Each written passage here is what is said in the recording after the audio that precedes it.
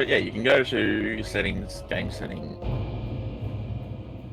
and then pick your flavor, and then It's been nice, doing this challenge, recording everything, and actually watching WoW Classic in the throes of death. I mean, that's a bit harsh, but yeah.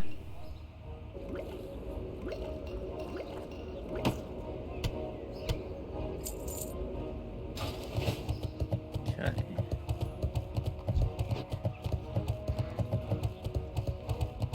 Well, there used to be an option to check the game for the integrity of its files. Apparently they've got rid of it.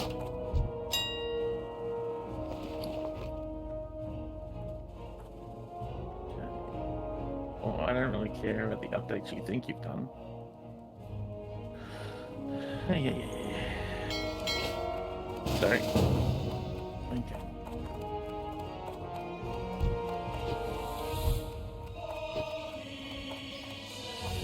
Right, let me just sort my bags out. Try to take your time. See you around.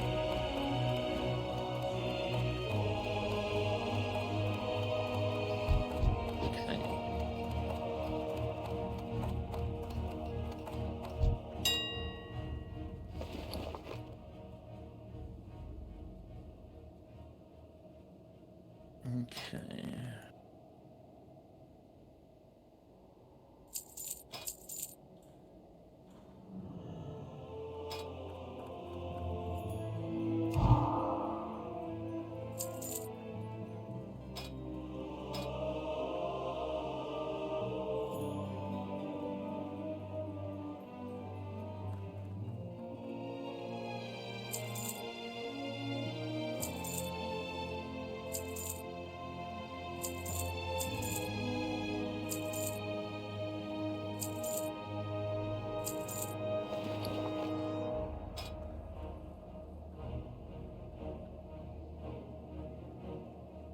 Okay.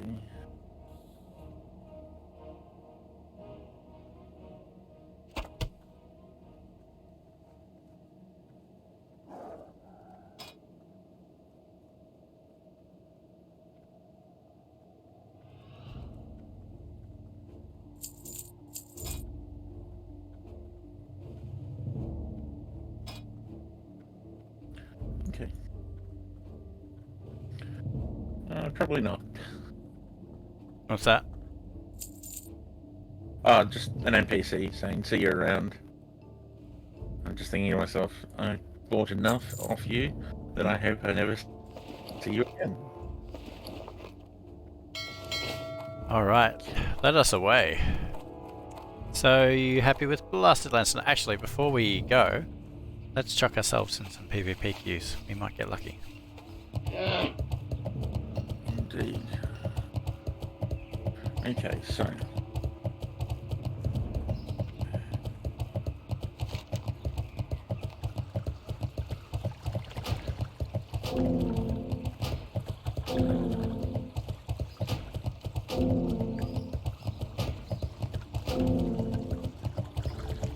Also, you'll want some quest space open. Yeah, that. Okay. Oh, well, we can get rid of that one. It's a PvP quest. Which might be picked up again. You can probably abandon the Searing Gorge ones, because we'll come back to those once Caddy returns. Likely. Greetings, honor friend. Need help? Greetings. What can I do for you? Interesting on the fight. Interesting ways. Walk with you. Watch your back.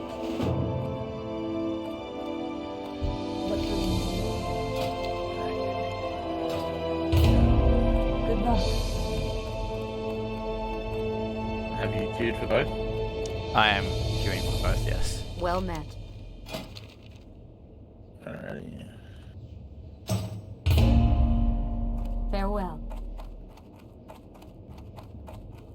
So where are we headed? I figured Blasted Lands. That's good. Age appropriate for our level. I meant what is our path to Blasted Land? You don't have the flight path for it? Greetings. Not likely. Alright, well in that case, Darkshire. Darkshire, okay.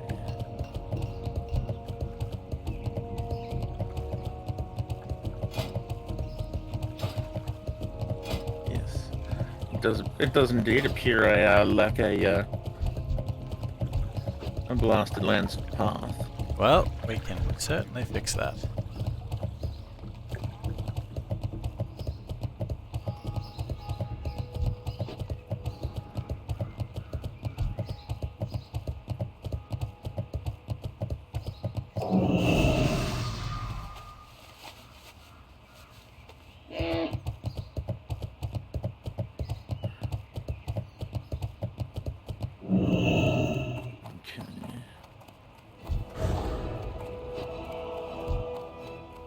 Well met.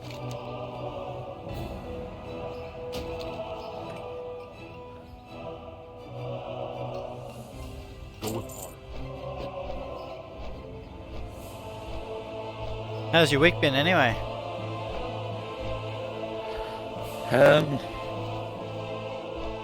Well, it's a new week, I guess, so... Yeah, terrible. Not bad.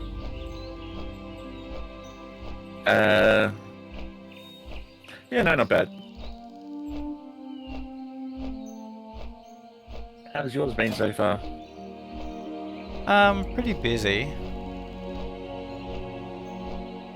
But getting there. Started my next 2 subjects. I've only got 4 units left and then I am done. Until I enroll in my next course. But still.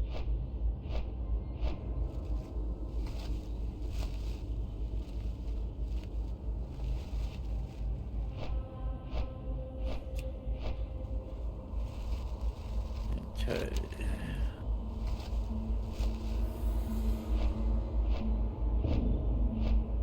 So I am running.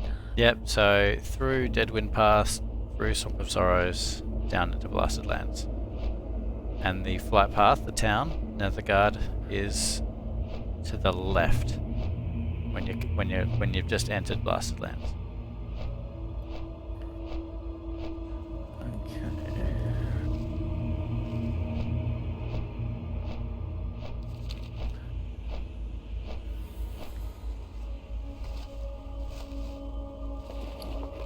Always to the left.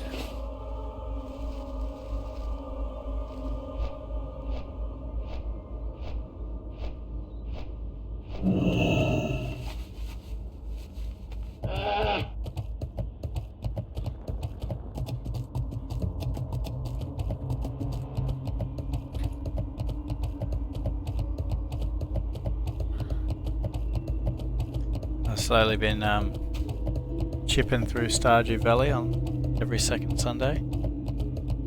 Yep. How's that been going for you? Pretty enjoyable, actually. But I don't know. I don't know if it's quite my kind of game. How's that? It's just I don't know. The funny thing is I really enjoyed Harvest Moon, but I think for my taste, Stardew's got just a little bit too much going on. It's a very management heavy game, and I find it just a little overwhelming.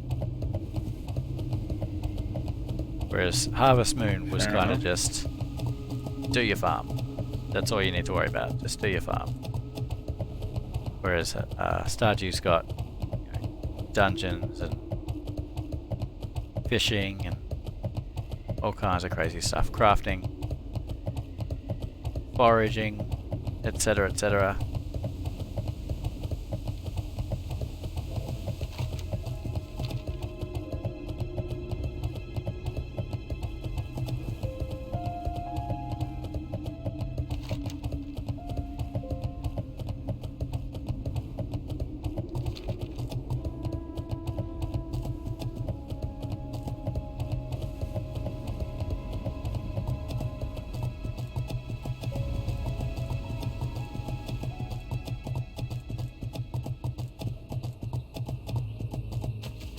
How's that?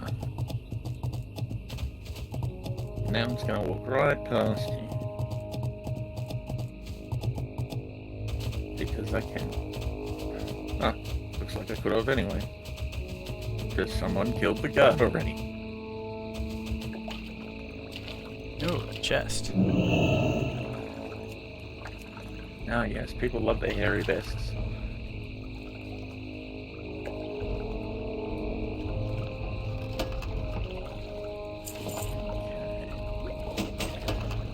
Ugh. Chests are always a letdown in this game.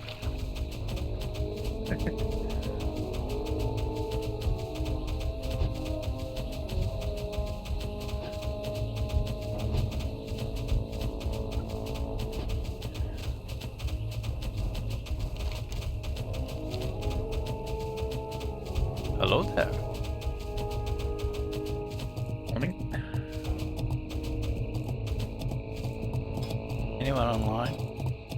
Oh yeah, we've got a level 60 online, that's kind of cool.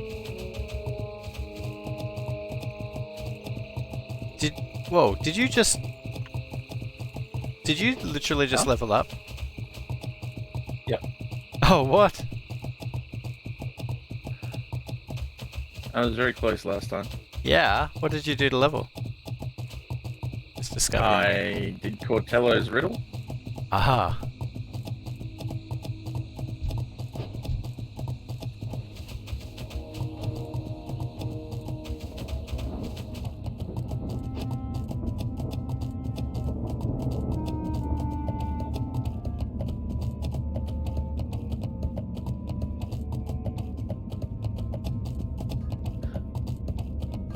How are you?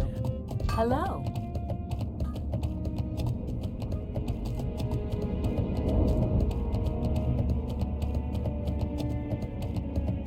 It's weird that this guild is quote unquote more active than our last one, but hardly anyone's ever on.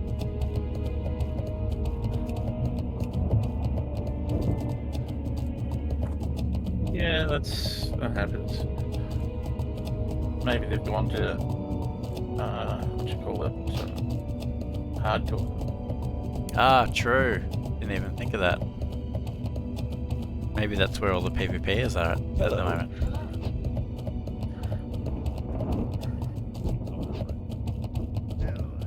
Alright, so flat point's up there. Yeah, I'm tempted to start a hardcore run. Yeah, no, I am intrigued by the idea of it for sure. Well, it can't be much different to what we've done this time Can I around. help you? No, you just gotta go a bit slower. Yes. Who am I talking? Ah, you're hiding over here, are you?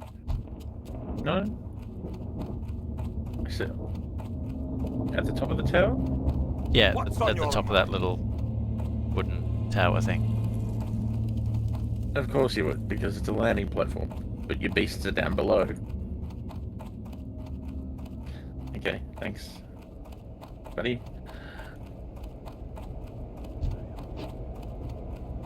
Yeah, I just don't know the rules for hardcore. Otherwise I probably would have. Don't know the rules. For hardcore? No. Yeah. Well, what are the rules for hardcore? I don't think there are any. Are there? I thought there was like you couldn't speak to certain people. Or... No, I don't think so. I think all of the restrictions have house. actually been programmed into the server. What can I do? Now, I don't know where any of the quests are. There's something at the top of this tower. And it's running in circles. Thaddeus Grimshade.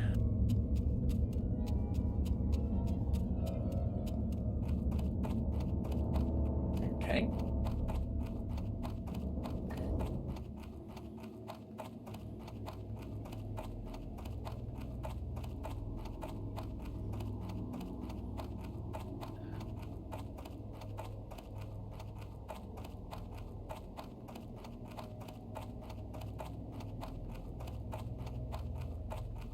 That's one. Oh, I can't do it yet. Not a high Oh, enough. you may not have. Here there. Oh, no, I don't. I was going to say you may have a prerequisite item. I need Necrum's medallion. The heck is that all about? Hello. So I got a feather from someone. Right. I think it was in Ironforge That brought you here. that told me to come here. There's gotta And be then he quests gave me here, surely. What can I do for you? Oh, there is. There's a ton. I saw him on the way in. How are you? Okay. Yeah, so just near the entrance. Look at that.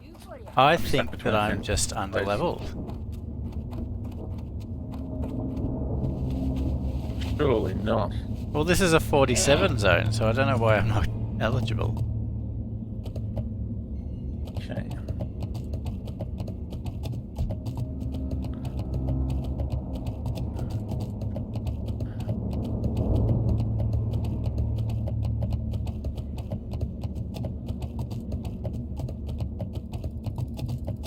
Okay.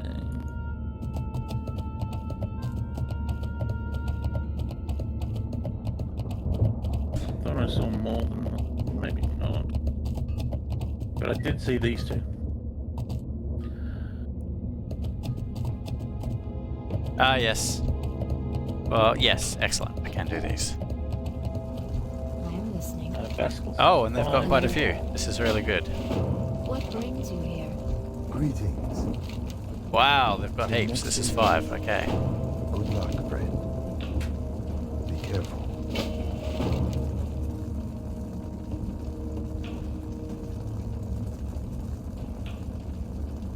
Just takes time to accept them all.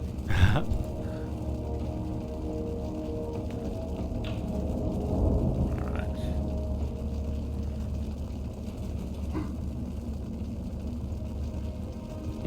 Yes, give me your damn quests. That's weird. They're all asking for... They're all asking Vulture for... gizzard. They're asking for pieces off the same mobs. I've never seen that before.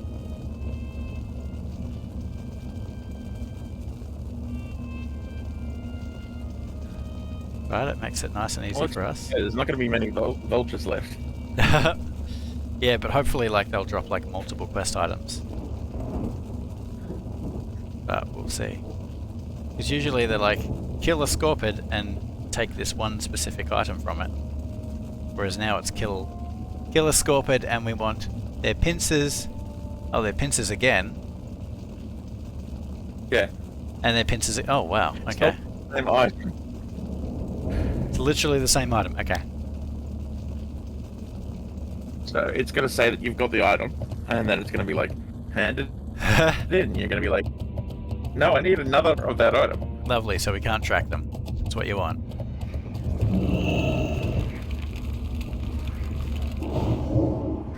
Oh, goody. This is going to be fun. Why? I'm just thinking, backspace-wise.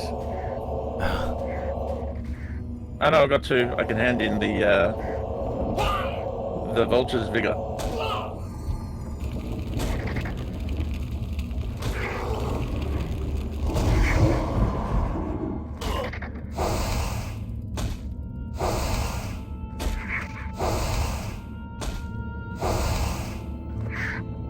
Okay.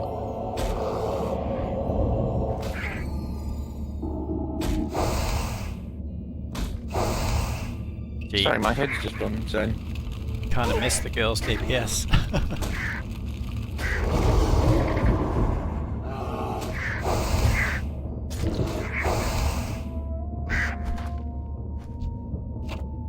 Okay.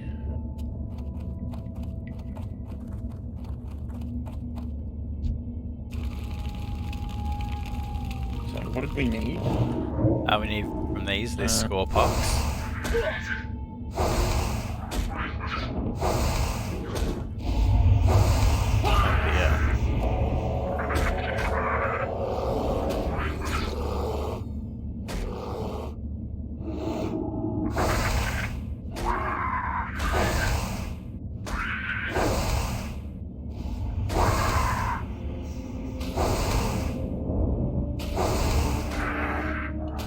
Sorry, my eyes just randomly started watering.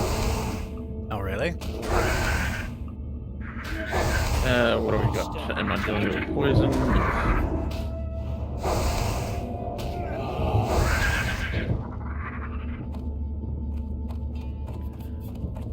Okay. What are these things? Snicker. Yep, we need gels from these things. We probably want to avoid pulling 2 though. Too far away. Let's pull 1 back. Just give me a sec here. Okay.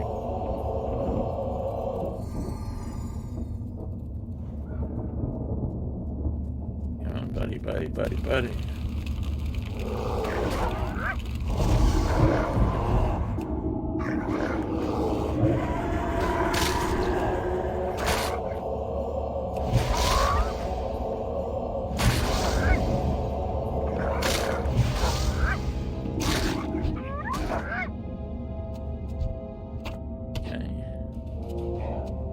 No quest items yet. Hang on. That's weird. Do we need buzzard wings for anything? Buzzard wings? No. Yeah. Okay.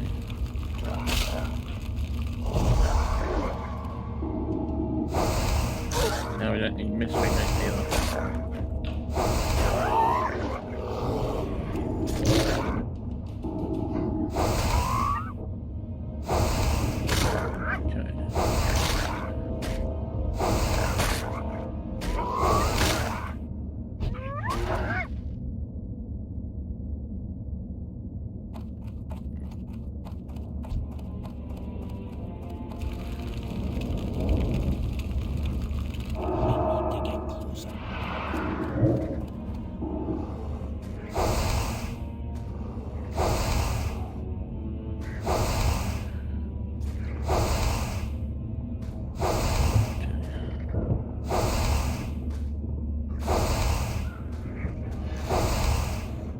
Oh boy.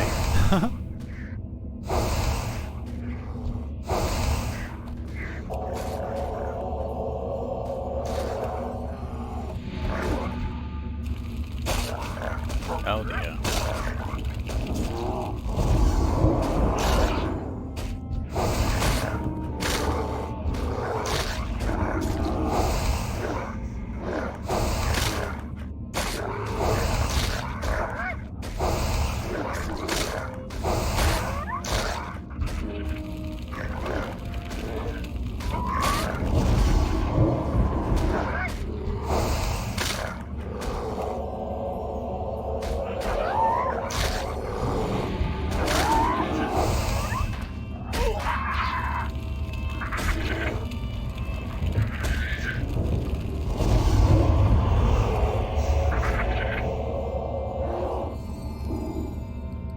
So place your bets. Do you think we'll get into a PvP match tonight?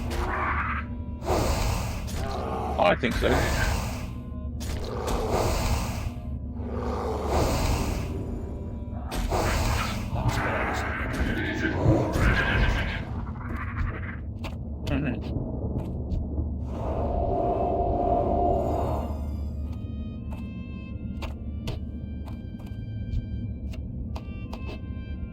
Oh, there you go. You got a pincer? Well, that's good. Do you want to turn it in? Oh, what do you need that for anyway? That's got to find out. And that one's useless. Okay, so a pincer is a part of. What's part of all of them? Yeah, so that's no help to us.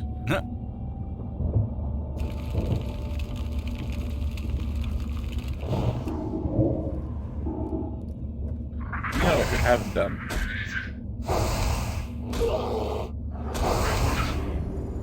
We have not buffed up. I should probably take that a little more seriously at the moment.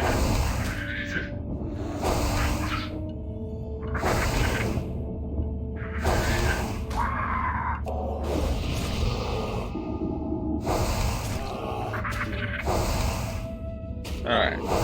Come on. Just die so we can. Okay.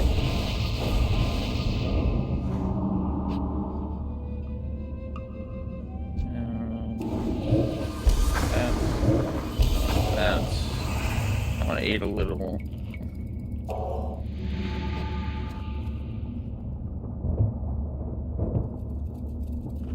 And then I want to drop one of these. Speaking of which, probably wouldn't be a bad idea for you to drop one either. Ah, come on.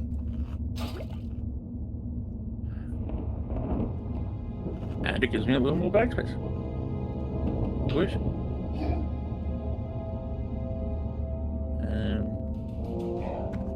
Okay. So I'm back in bear form, and we're just killing mobs. Sorry, not the Deathly Usher, the other mobs.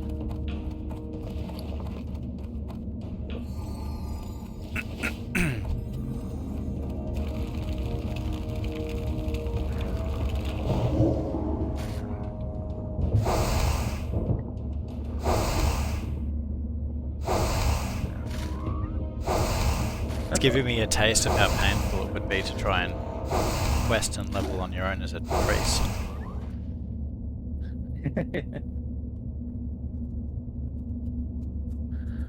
Okay. No, we wanted the gel. It was the mystery meat that can go jump in the lake. Yes.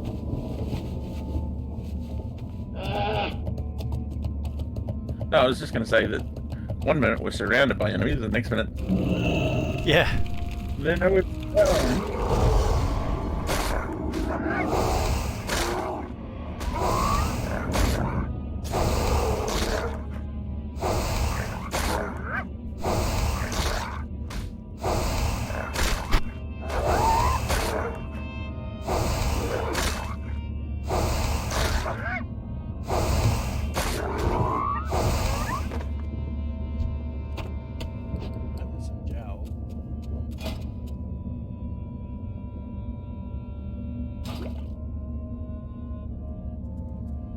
Okay.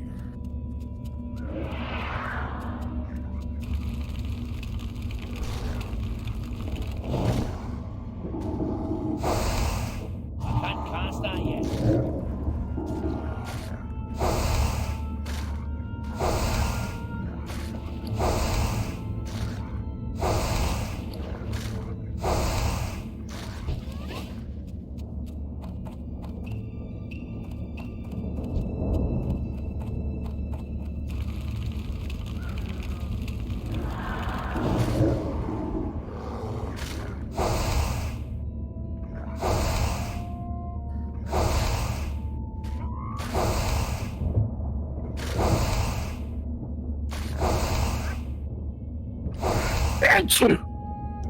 Isn't it?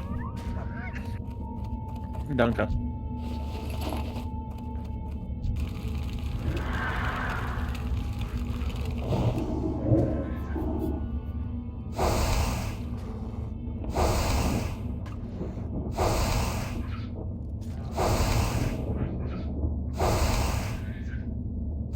I think Cloak should make a comeback. What are your thoughts?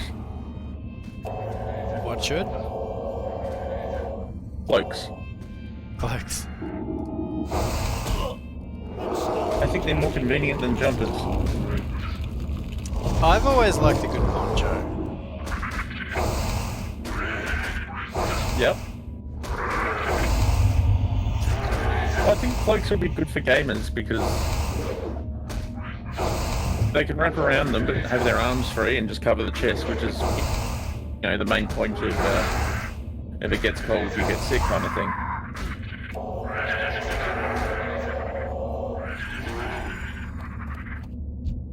But it covers like the shoulders, but you know, your arms have got that freely accessible movement. Like Admittedly, I could be overthinking like a it. cape? Well, you can do a cape. I'm not against capes. I just think capes are a bit fancy. And I mean, depending on the material you make them from.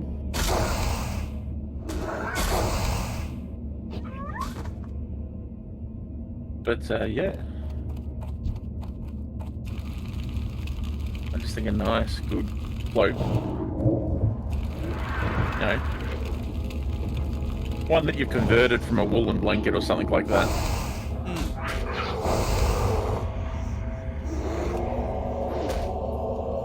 Because that way it goes down your entire back. Because if you think about it, when you start to freeze, the body gives up on trying to eat the extremities and goes to the core. Lets your stomach eat. So if you can keep a bit of cloth on all other parts of your body. Oh, it's a good point. What's your place like? The temperature.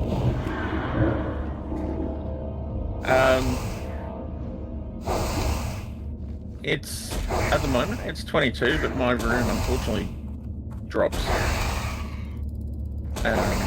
Yeah. We are able to heat the house, but it leaks like a sieve. Ah, And my room is the worst of the offenders when it comes to leaking. that sucks. So, Buzzard Wing, Vulture Gizzard, come on. Surely I've got. Ah, yes. An errant piece of meat. Giant egg. Like giant egg's great for cooking, but I don't need it. You got a gizzard on your questy arm.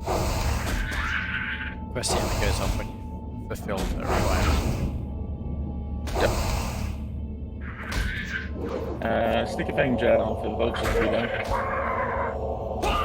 Apparently I've got two of them, so I've got 2 jowls.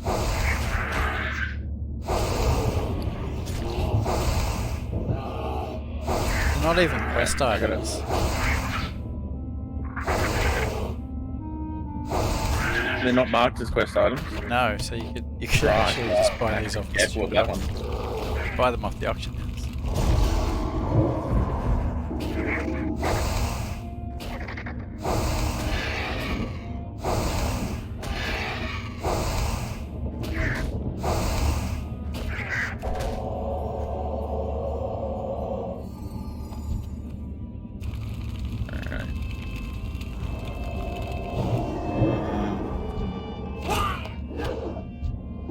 We don't have to kill him, but why not?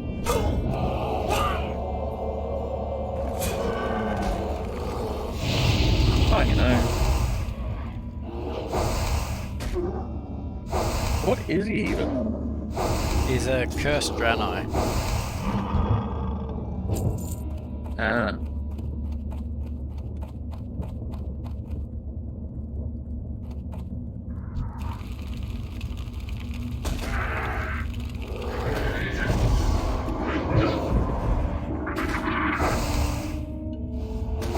You been playing or looking to?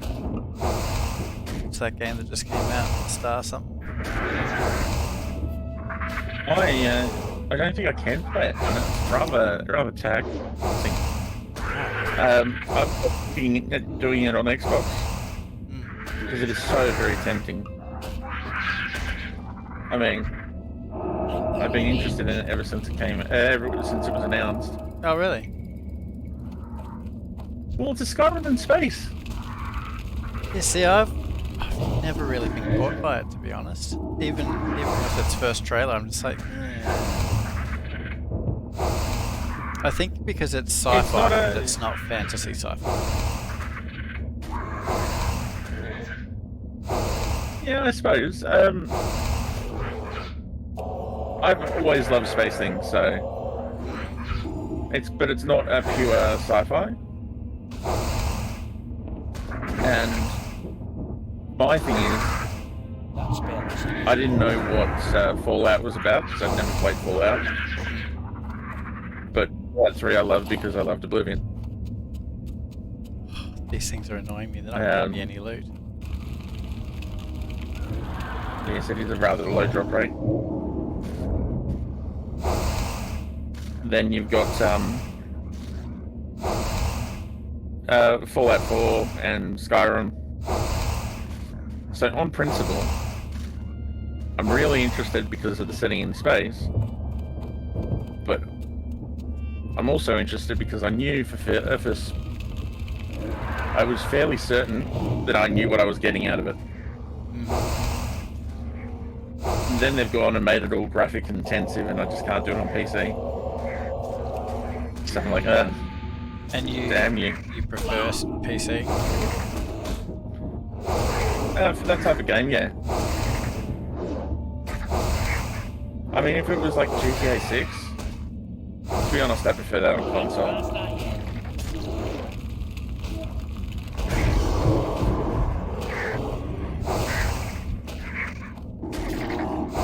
I think overall, as much as I'd say PC Master Race, I think every game has its place and every platform has its need. Yeah, I agree. Because yeah, like PC across the board is almost always performing better than console, but like, I gotta be honest, I just want to flop on a couch and have a game work. Just turn it on remotely, boot it up. Yeah, I don't want to. This is the thing. The devs have now picked up on that, and because it's easier to develop for console only, that's what they've been doing. So now we're getting ports, Yeah. and it's just like, but I've you got, can understand I've got that loot over here. I'll intercept this other skeleton. You go grab your loot.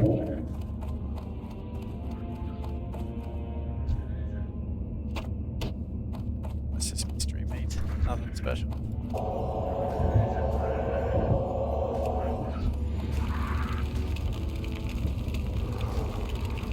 Mystery meat, the meat that can be beat.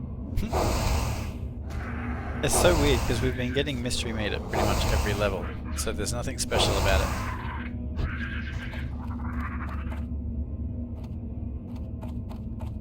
Do we need a huge venom sack for anything?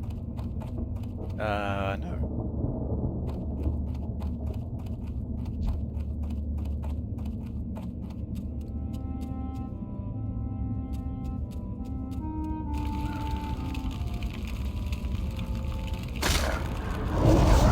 There's a level 60 human warrior over there killing scorpions. That's going to be really, really annoying. Yes, it is.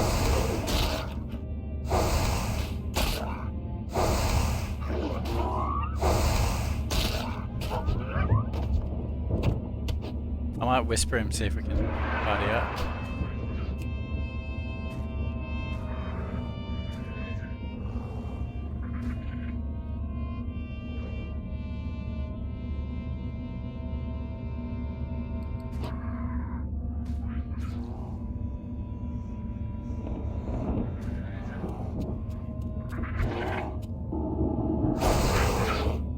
Can't start yet.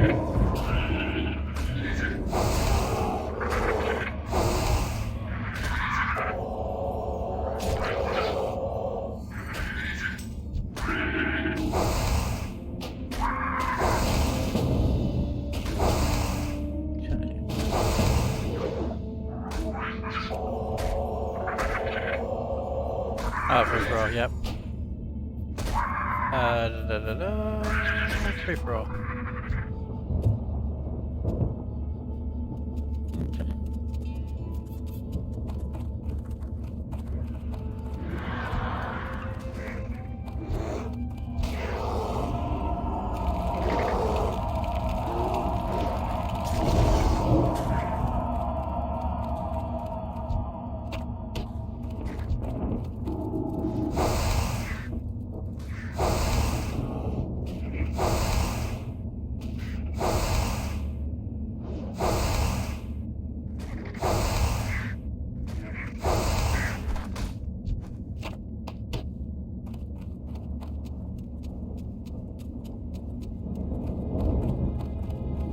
Oh, look at his mount. What the heck? He's got the Swift Zulian Tiger.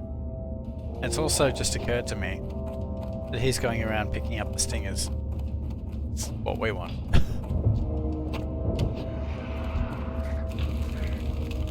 It's alright, we'll just get everything.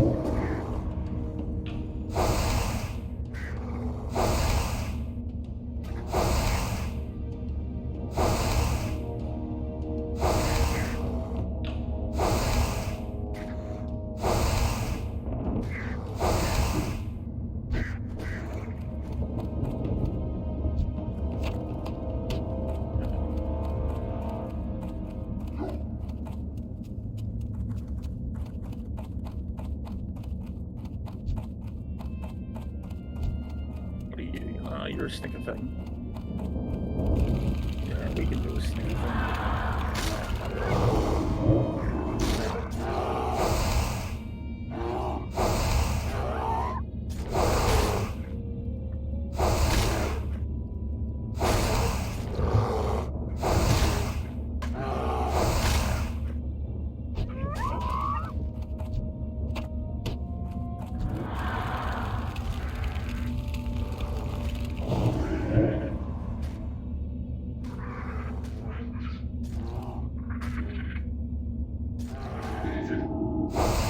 Okay.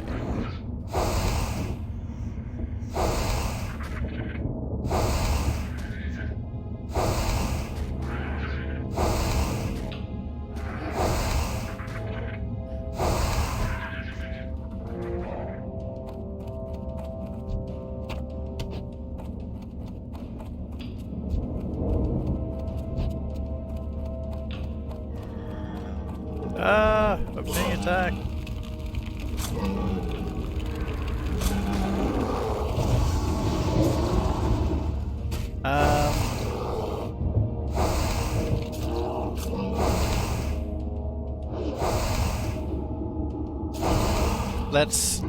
Let's see.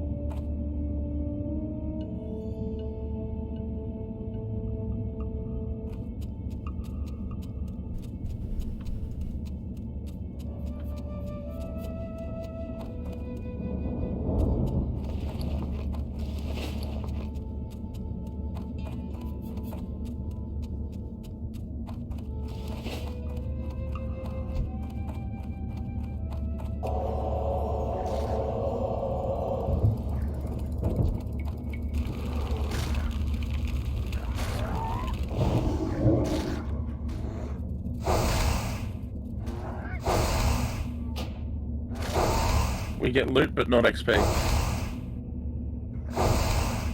Not ready yet. Yeah, but he's killing things for loot anyway, so there's no point.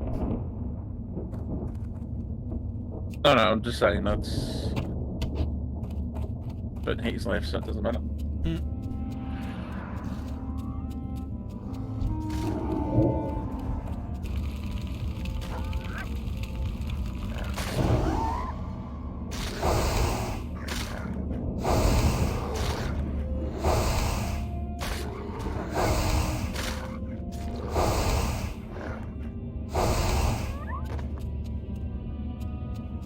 These are still such weird quests.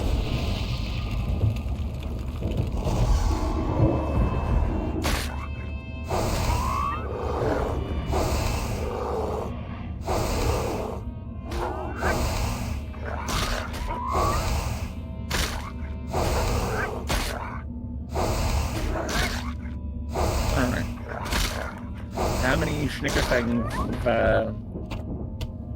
gels do you have? I believe I have 2. You have 2? Okay. I have 4. That's right, because it looks like you need 5? Yeah. Well, they're fell beasts. We're looking for keeping our eyes open for the wars. And they're level 51, so they're a bit scary.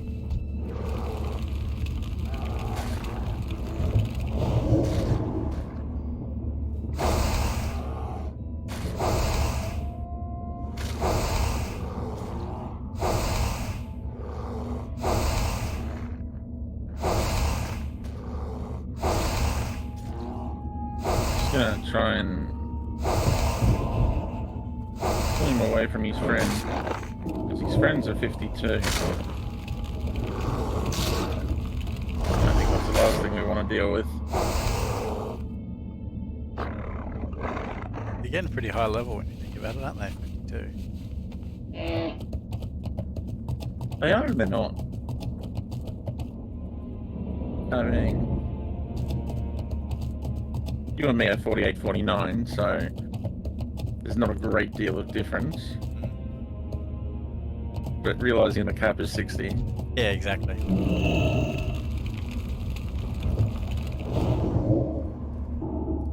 Getting closer and closer to fighting the strongest mob in the game. And that's a bit surreal.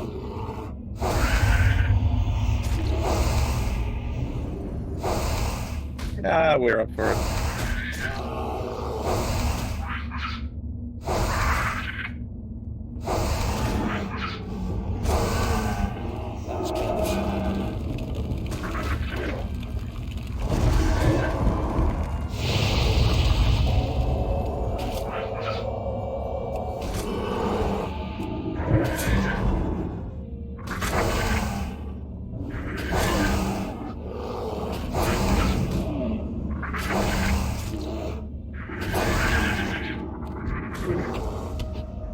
I need a target.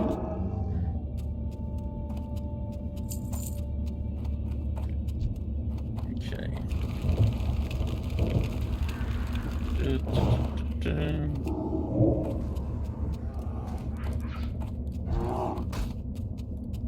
Oh. You made that? It did.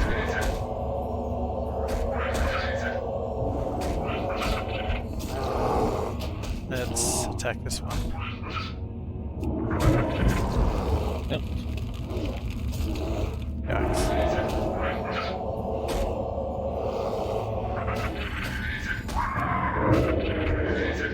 Oh, come off it.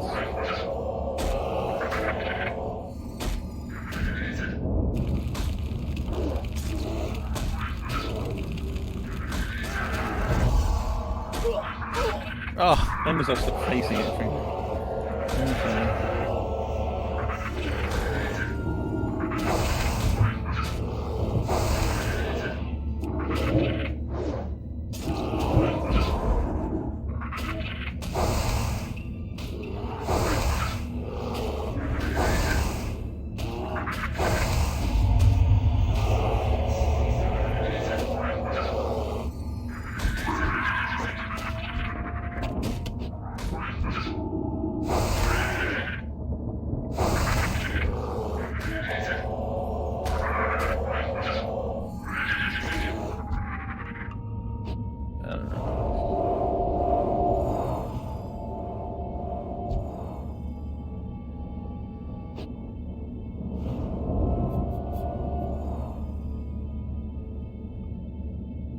Okay. Oh, bounce. That's the one. Okay, let's do this.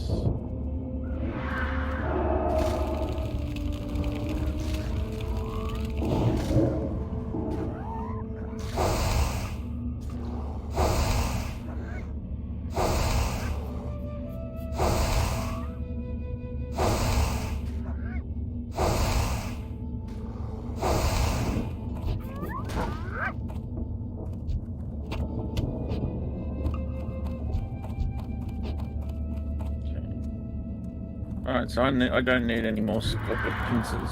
okay. So the rest should all go to you.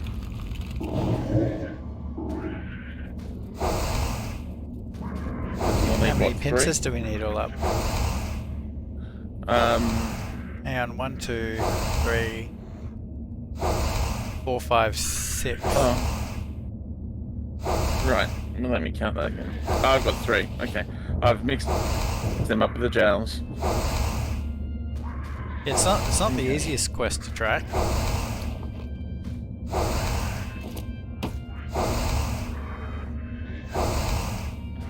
I start putting the things I need in different bags so I can see them easier.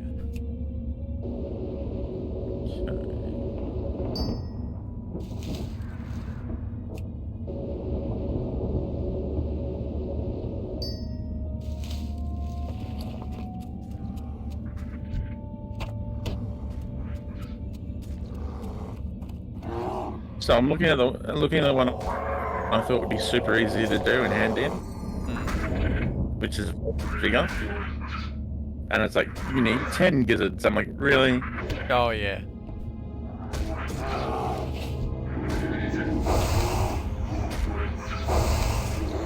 So we'll find the boars and we'll find the basilisks. It'll all come together eventually.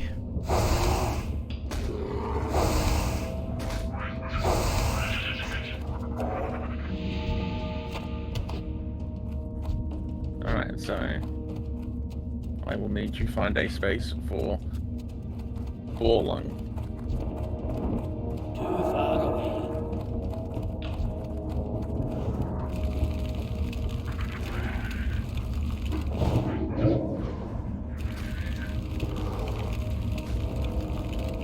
Yeah, 6 pences.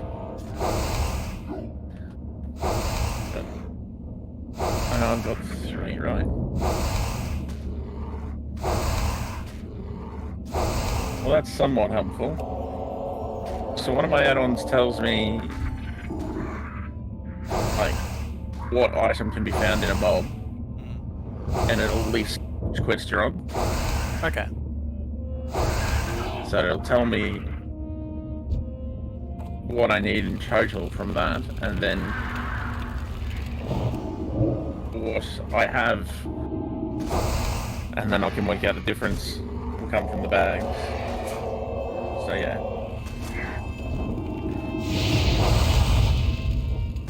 It's not intuitive, a little backwards, but you know.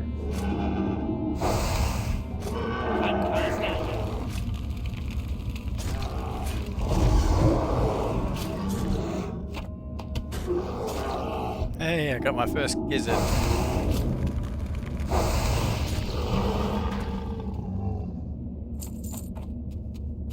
Ooh, Mage Weave, that's good for you. What level's your first aid at? 275. Jeez, pretty good.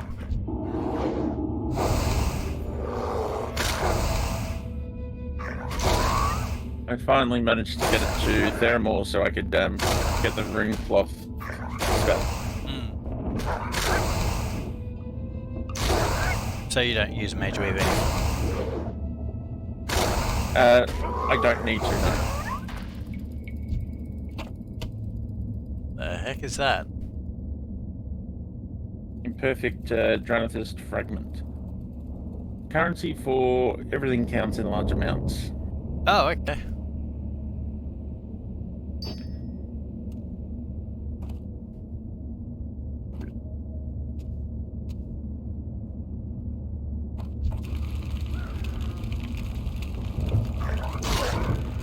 Weird, doesn't seem to be soulbound.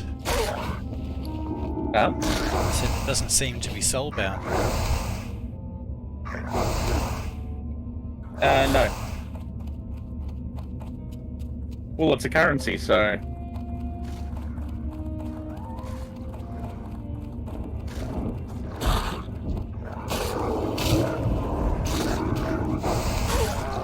Attack, yeah, that one next.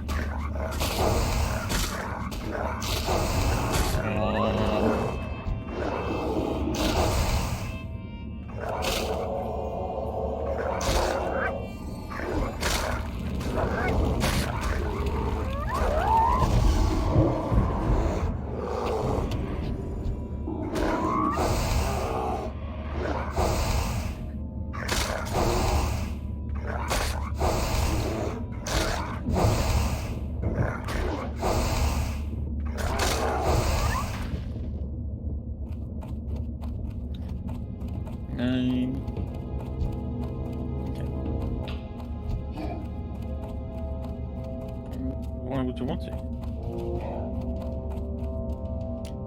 Okay.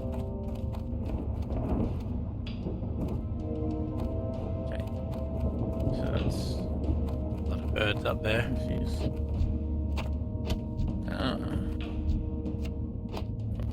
Okay. I suppose that makes sense. You're there. Now we can hit the birds. The birds. So, what are your thoughts on Starfield? Apart from not being overly excited. Yeah, well, I haven't looked into it much just because the setting doesn't interest me. But like, I was the same with Fallout as well. I didn't touch Fallout for the longest time because the setting didn't catch me. And then I forced myself to play it. And I think I taught myself a valuable lesson. If you think that you're not really going to enjoy a game, it's not for you, then you're probably not going to if you force yourself to play it either. From the feel of it, from what I've seen, oh, sorry, not the feel, the observations would be that it's very similar. So it's the gather, make stuff. Yeah. And like I can see that Fallout is a good game. Like it's put together well and I understand what it's trying to do. It's just not my interest, I suppose is the best way to put it. The setting just doesn't interest me that much. Let's Yeah, no, that's wander over this way, see if we can find those boars. all good.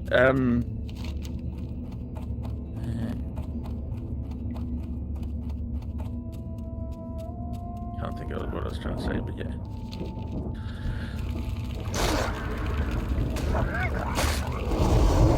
But as for yeah, I'll probably end up playing it on the console, but almost definitely. But it's heavy on resources, and the Xbox Series X can play it. So Hey, it'd be more like, gels. Good luck. Good going. thank you. It's simpler than trying to upgrade the PC. Yes, this is true. And I do appreciate that about console gaming quite a bit. And that's why I've also been very happy to just play on this laptop. It plays pretty much what I needed to play. Well, that's why I'm trying to go through. I'm going to say indie games, and I haven't played an indie game yet, but on my stream, the non-Fortnite game, Yeah. either old or low-key, just so that they don't require the huge... Yeah, exactly. What will you play after XCOM? I want to get back into Luna... The Luna game I had on one night. You just quickly pull that up. Surviving Mars, sorry. You know what you should do once Zach's got a hold of his graphics card. Oh, he has got a graphics card. Just needs a better one. You should have a Sins of a Solar Empire grudge match on stream. I would watch that. Oh, I would get slaughtered. I would so watch that. That was just the funniest. He could get his revenge. It would be hilarious.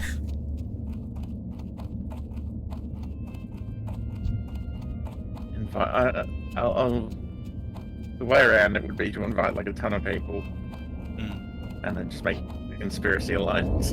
But no, mate, There's the boars. that's an option. And we need buzzard wing.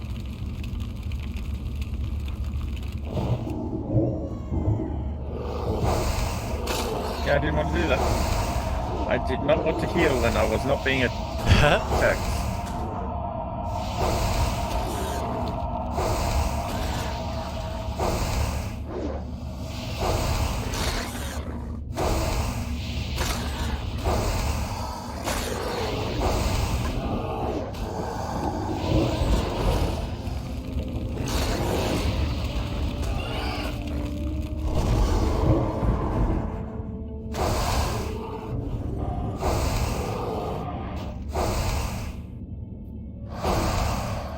Stunned, eh? Oh,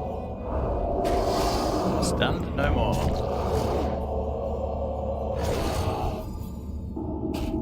Let's try stun, be gone. Get rid of those worries and Cheers. stun. With stun, be gone. okay.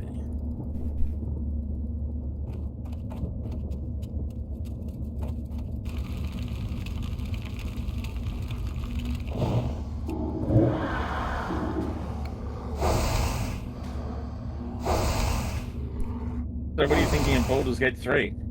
That's another one I haven't tried yet, but I'm hearing very good things about it. I am too. I'm thinking, because I probably won't be able to play that one either, that it might be a good time to go to GOG and like buy the first two. Well, I'm trying to remember maybe the name the of the enhanced one. edition. Trying to remember the name one that I bought on Steam. It was a recommendation. Probably look it up actually. Oh dear, you've got one over here. Alright, let's consolidate our boars. Yeah, so we've got a few balls. Some would say we're boring around. The boars bore. The bore is definitely the word.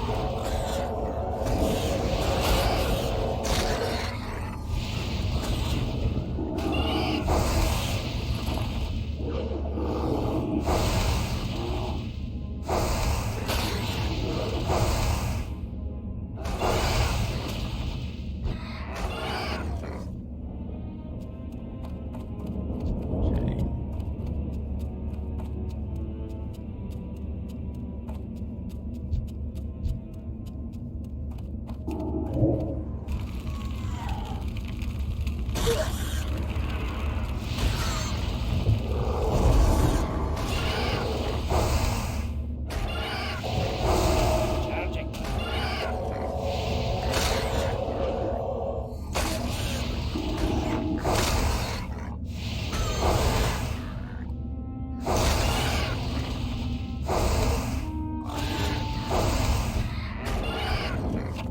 There we go, blasted boar lung. One more of those and I can turn in one of the quests. Huzzah!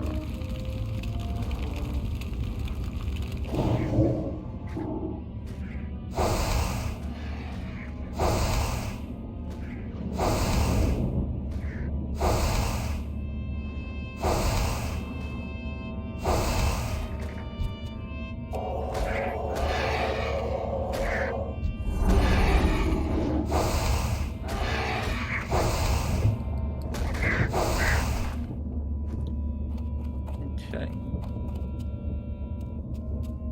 A buzzer ring, huzzah!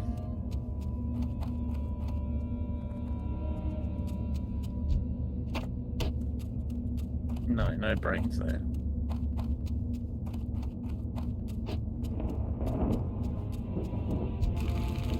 Hang on. Do I need a buzzer ring for anything? No. Damn it, I totally forgot about these damn buzzer wings.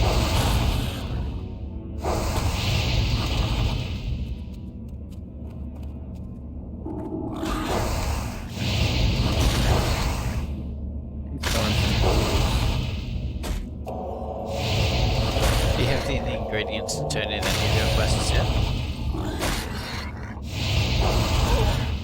No.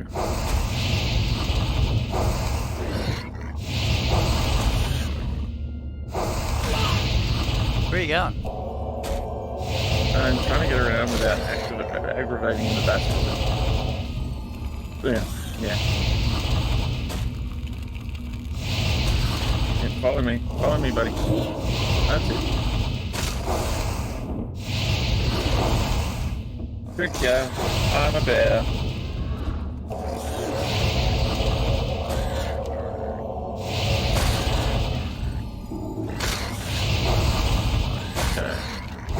You're not looking for me, are you?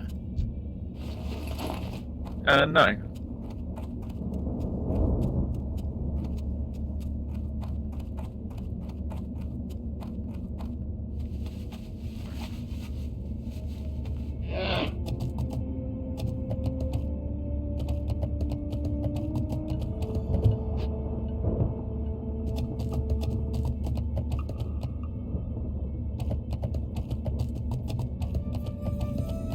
Really? Who are you? Oh, you're Whoa, I 53. can't be here. Why did you come this way? I didn't realise they were going to be so bothersome about it. But what was it over here that drew you this way? The boar. Oh.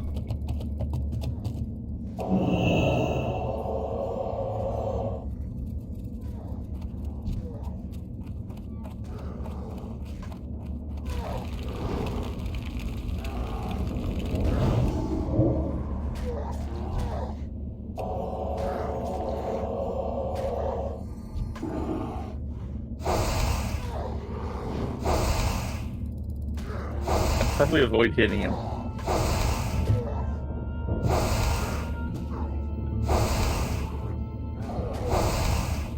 That spells.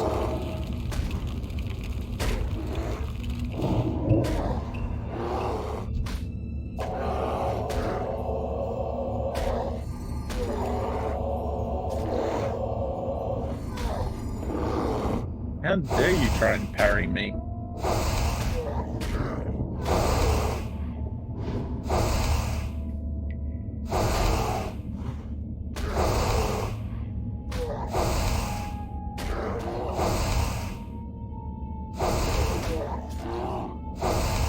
Mistakes were made.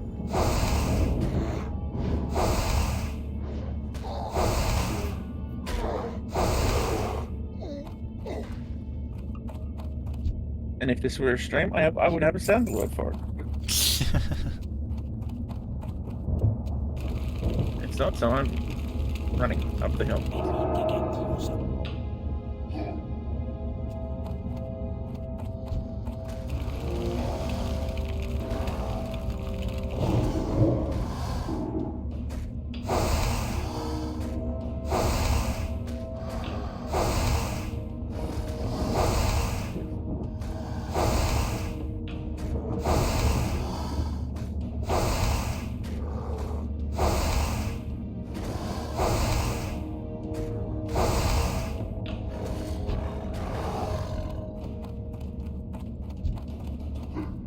Hey, best look brain. Well done.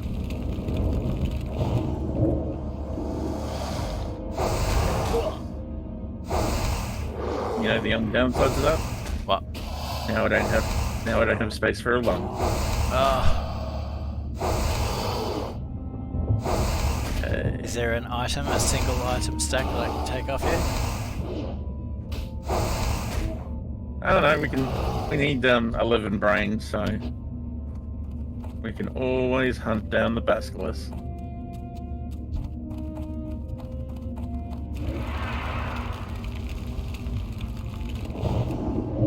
Gizzards and brains. Apparently. Hey! Sounds delicious. I hope it's a cooking quest. Imagine if it was. Would love that recipe.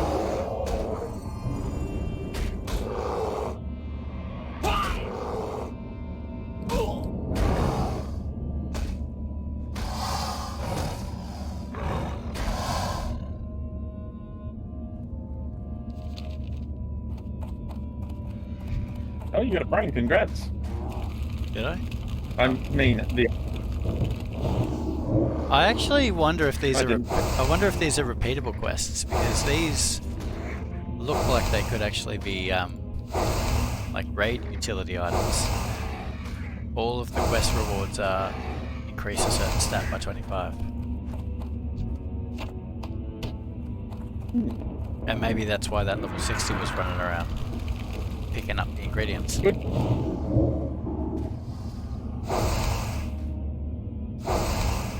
I don't think they're repeatable though. Like they came up as Oh yeah, gold, but not sometimes they're repeatable after you gold. turn them in for the first time. Mentally, second, yeah.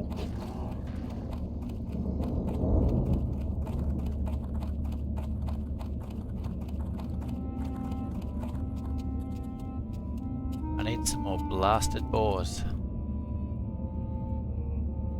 There's one. We need a bit of everything. Need a lot of everything.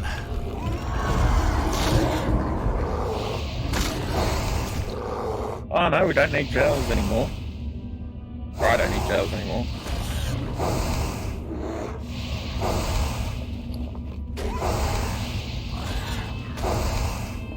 How many jails do you need? Let me check.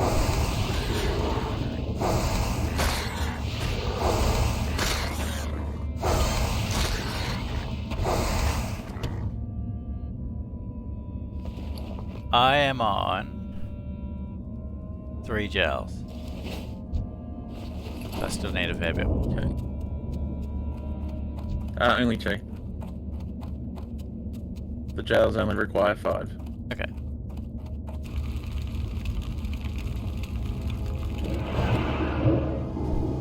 But if you really want, you can start collecting jails to the nth degree. Makes me wonder if these are raid items, if they go on the auction house at all. Well, that could be interesting. I mean, what would they be a part of? Like, are they a cooking recipe? Because if that's the case, I want the recipe. Well, if they are repeatable quests, it may be like you do this quest, you get the item, and then you use the item when you go in a raid. But if that's the case, then, and these aren't quest drops, they may actually be worth a bit on the auction house for people who can't be bothered running around doing it. Great. Stun be gone. Can't cast that yet.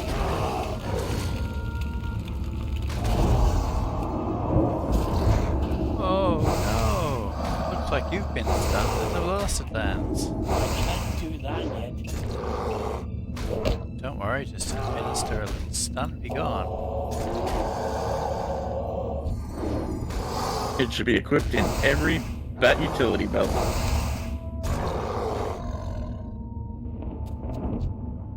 Ooh, I got a brain.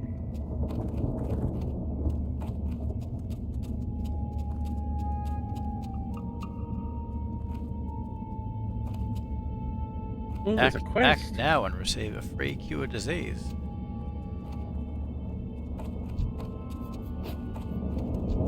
Okay. Hey, questy quest. Ah, this is the guy that takes your thingy thing. What? Everything counts in large amounts.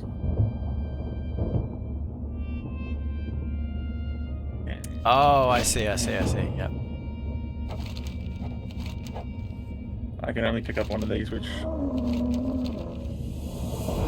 Can I pick up the serve commissioner? Although I know I have to come back for the other one. And you're a hellbore, no more. Yeah, I think I'll leave you till later, Mr. Hellbore.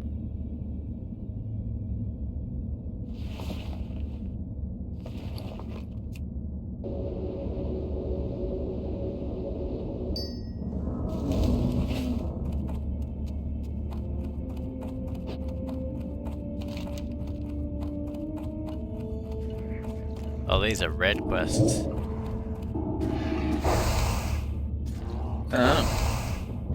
14 gizzards.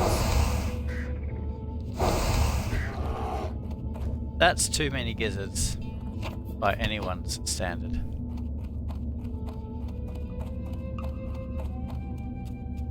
For such a low drop rate, they sure do spawn slowly.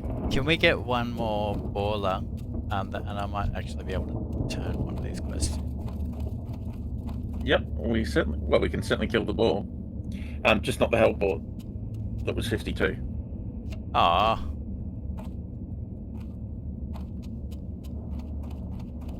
I mean, we can do it. It's just, it's big. There's one.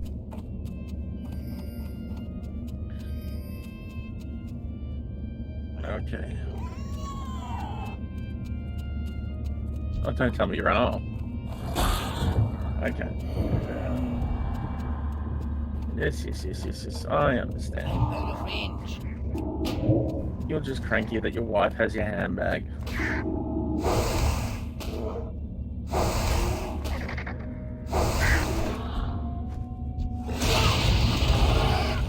What a convenience, he brought it with him.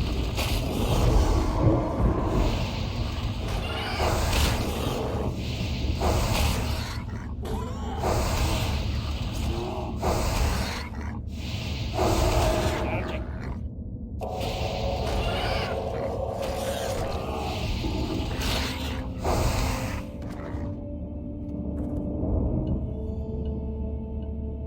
Just having a look.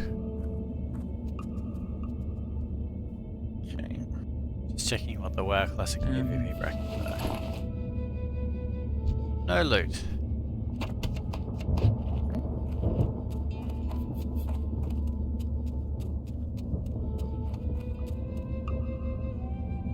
Level brackets are 50 to 59, yeah. So maybe the queues will be quicker at 50 because 50 to 59 is a grind. I need to get closer.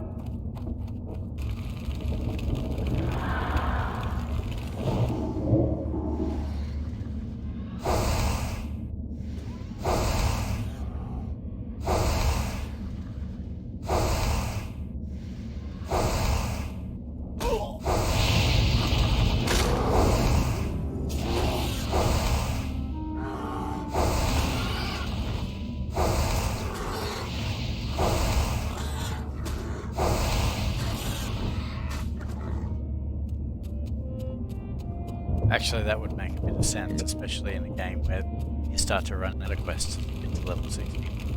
People would start queuing for PGs a lot. Yes.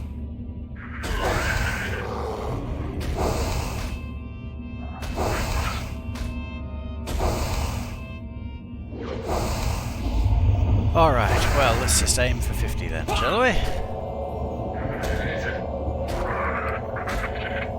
I'll do my best. You can't aim any lower. This isn't Final Fantasy 11. Where you die and you can actually lose a level. Oh, that's fortunate. Sorry? I said that is fortunate. Ivy Ball. No, I can't do it with Ivy Ball Tusk. Okay.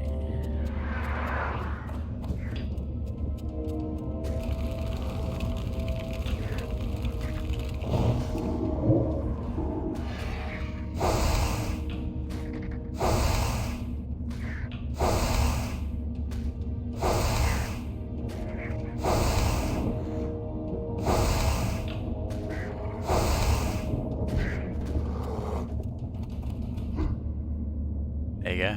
You turn this one in this time. One, two. Oh, you're not going to do it? I'm not. I'm not on that quest.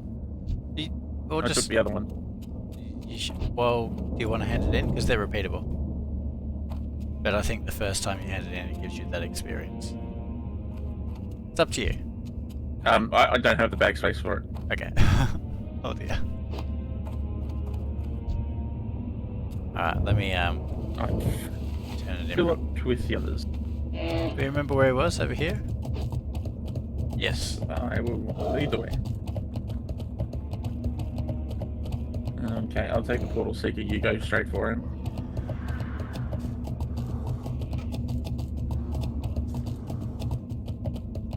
He was just to your left.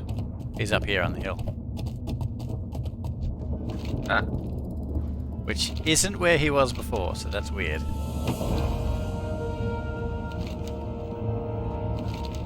Yeah, so I didn't actually get experience for that. I still got the bag of loot. But no experience. but there might be stuff you can sell in the bag. But you probably can't open it because all the things you need for the quests.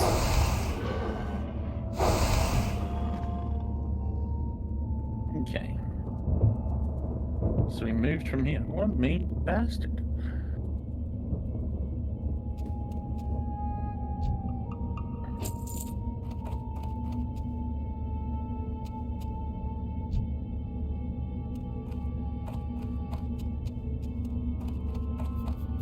Okay.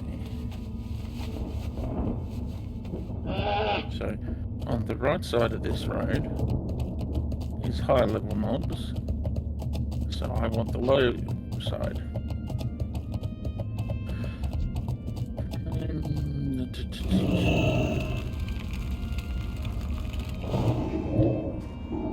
So what are some of the things you're thinking for next year's playthrough? I've got a whole list.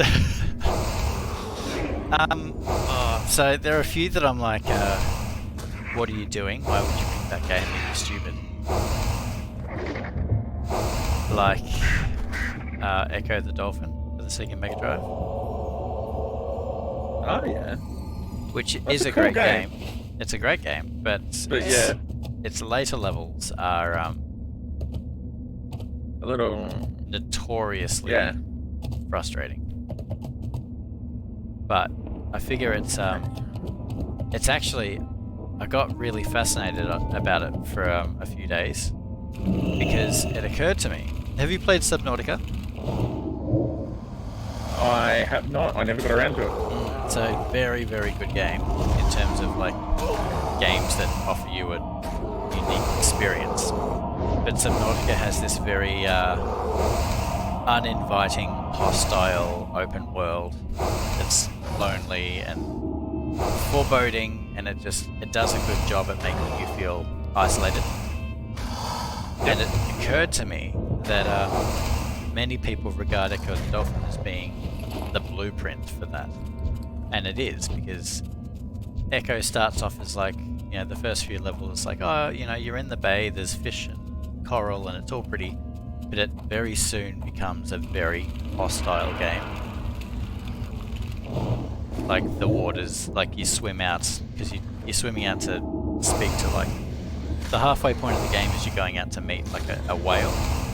So you're swimming out into deeper, more hostile water with like more alien creatures, and it just feels very, it's a punishing game. It's difficult. Things will kill you on sight, and you just feel alone and trapped and scared of everything around you. And it's the Subnautica feeling. I played Echo many, many, many years ago when the hardware was technically current. Yeah. And I got upset because I thought maybe it was based off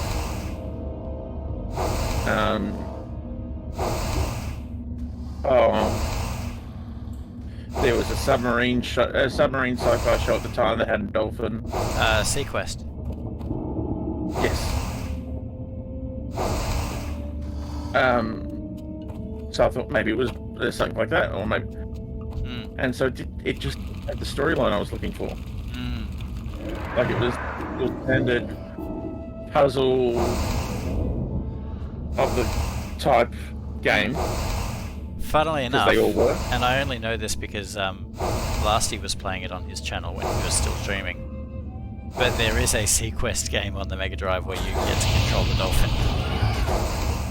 Yeah? Yeah. It's not as refined as Echo, but it's the same premise. You know, oh, I'm healing the wrong person. I'm healing myself, I'm at full health. Yeah, no, it's just... And then the other thing was, Echo just wasn't advertised well, because it had that whole, you know, ecological, save the world kind of backstory. It's a strange beast. Yeah, it was meant to be educating you about that. And then I watched someone play it, and someone said that there was aliens in it. I'm like, yeah. Wait, what? Yeah, like Lovecraftian horrors. And then it's like, well, was it based off Star Trek? Yeah, yeah. Star Trek had the movie with the, wait, they call it? Oh. The cetacean whale probe, or whatever.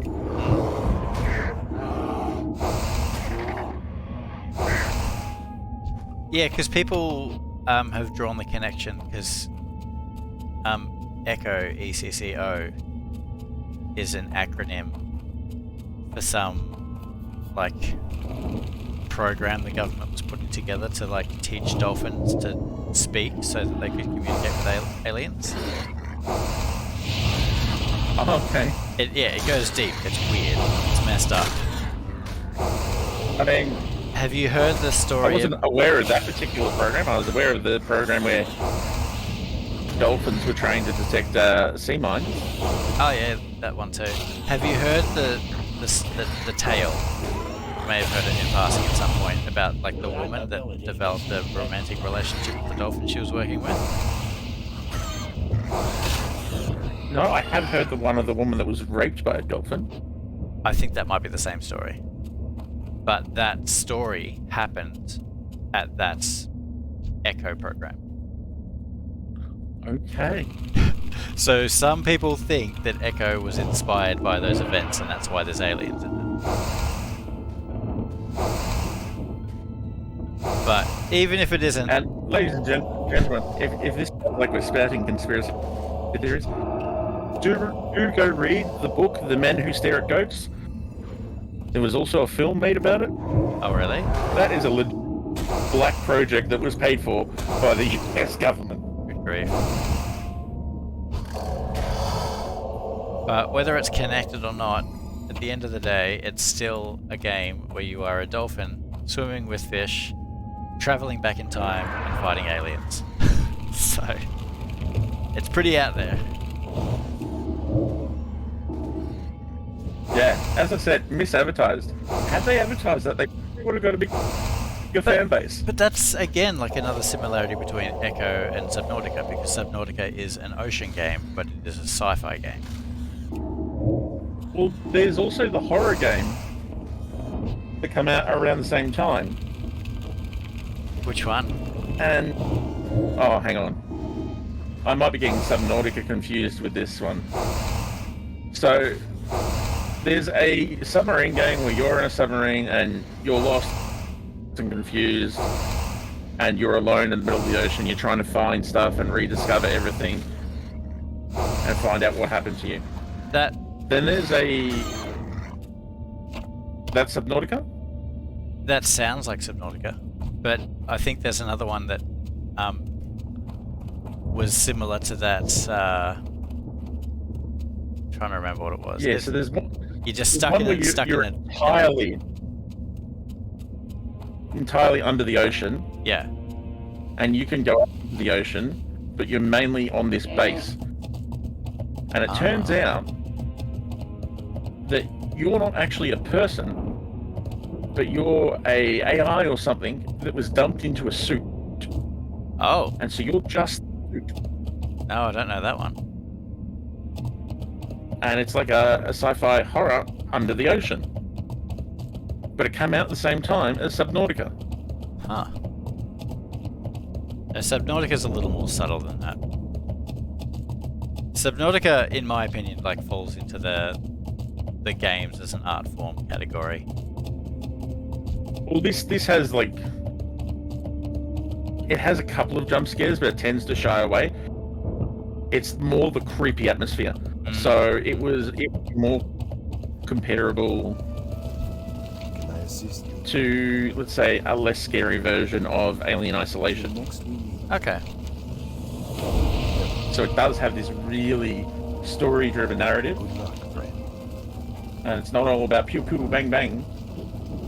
Alright, I can confirm these quests are repeatable. So that's what they're doing. They're here looking for raid stuff. Because I got this. Yes, roids.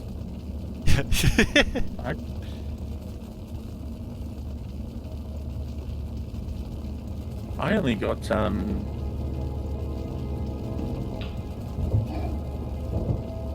on. Okay. No. The ground scorp up per se.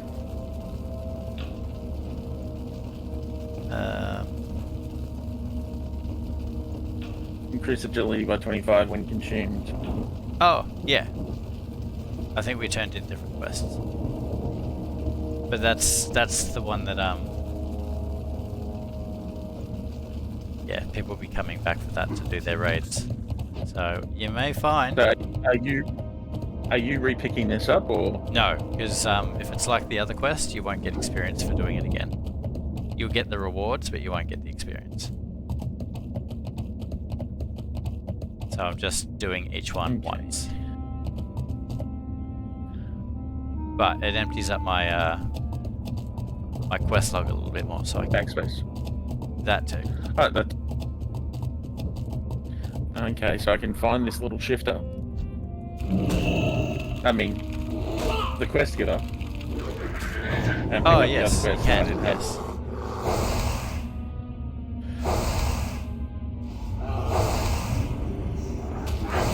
But now I'm. Yeah, there's.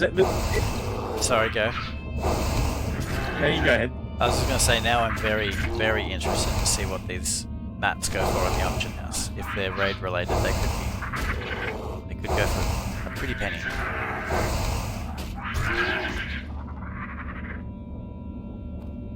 And no, you can take your mystery meat and shove it where the meat don't shine.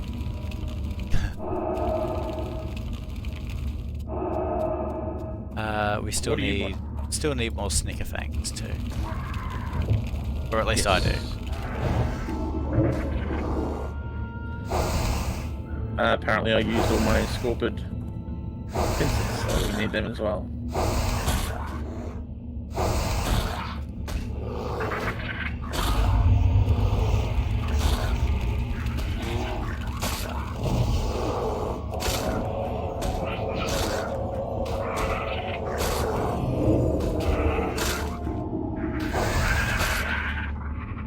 But yeah, so I've got like a ton of little games that I want to try out. I want to raid GOG and get like a head of games from GOG. Anything from like the DOS era at all? Oh, certainly. But I'm probably gonna have to go back for that, and I don't know whether I'm gonna virtual machine it or DOSBox or.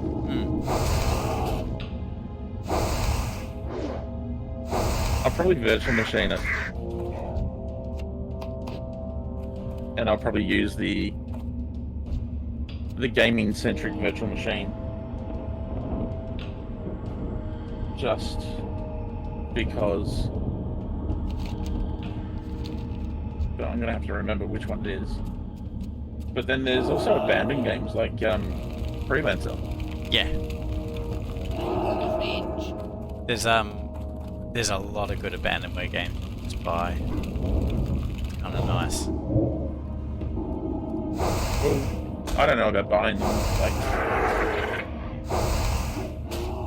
I mean, some of them are on GOG, but like Freelancer's not. I think you have to, which is stupid because why?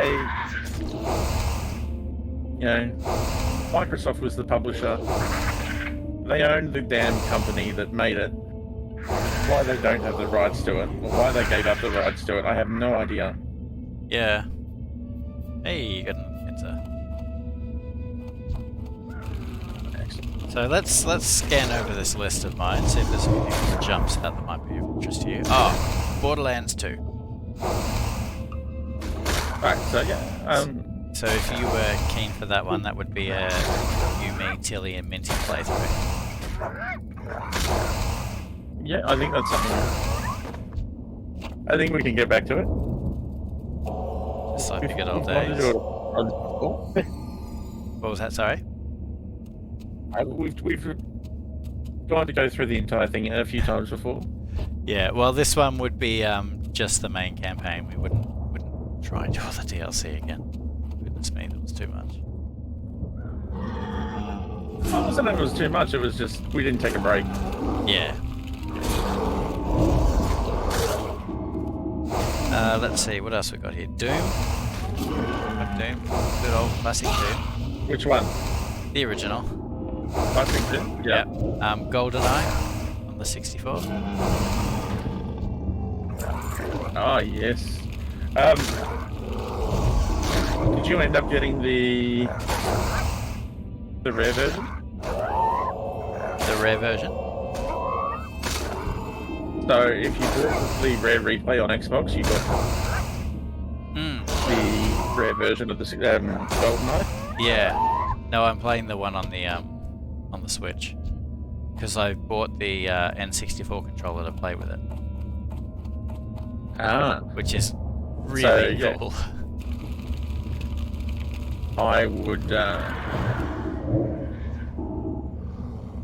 if that one to be later in the year, give me a chance to acquire the game on the Switch. Oh yeah. Well, it's part of the Game Pass. Ah. Well, that's even better. Yeah. What else we got here? Did you ever play Morrowind? Yeah? Yes, I've got that on my list. That'll be real obscure. Are you going to, like... Because I know your opinion on these things. Are you going to, like, old school without mods, or...? Oh yeah! And I know This will be interesting. Morrowind is very unfriendly.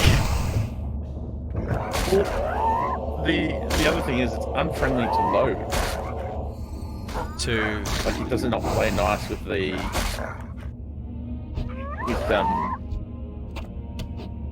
computers of the era, let alone computers of nowadays. I didn't even consider that. I stuck this one on with you in mind. Prince of Persia.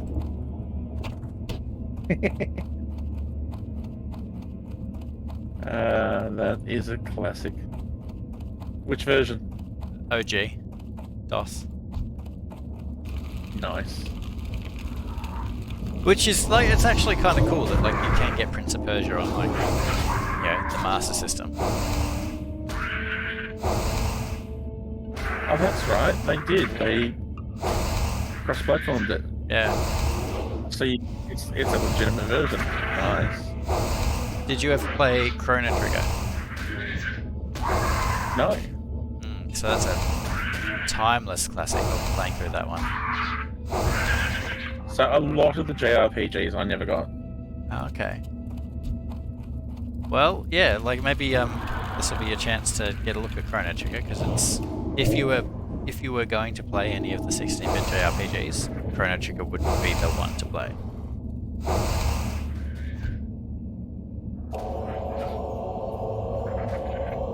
And then, oh, what is it?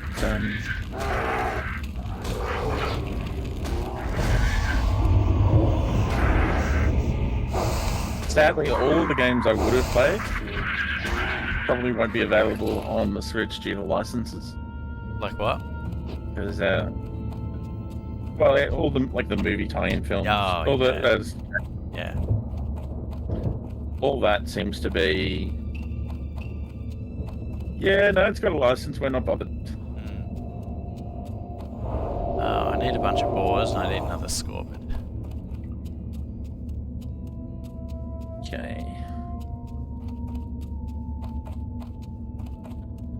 Yeah. The Incredible Machine. You ever play that one?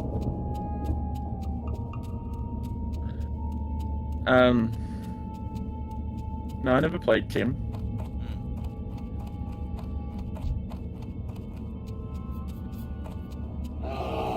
I've heard of it, but I don't know why. Like, it's not connecting to anything in my head. Okay. But yeah, that's a smattering of the games I've got on the list anyway. Along with a few Mario and Sonic ones for good measure.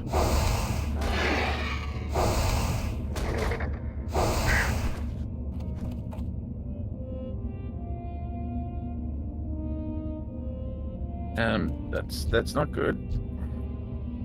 You found the item?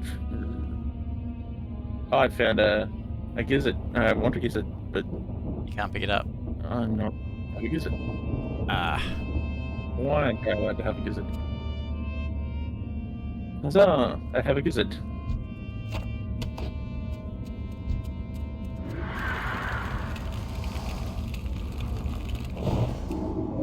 Warcraft 3 is on the list. Yep. Oh, and of course, So, FF14. yep. Are you going to do Warcraft 1 and 2? Maybe at some point. But I'm most nostalgic for number 3, so I'll start with that.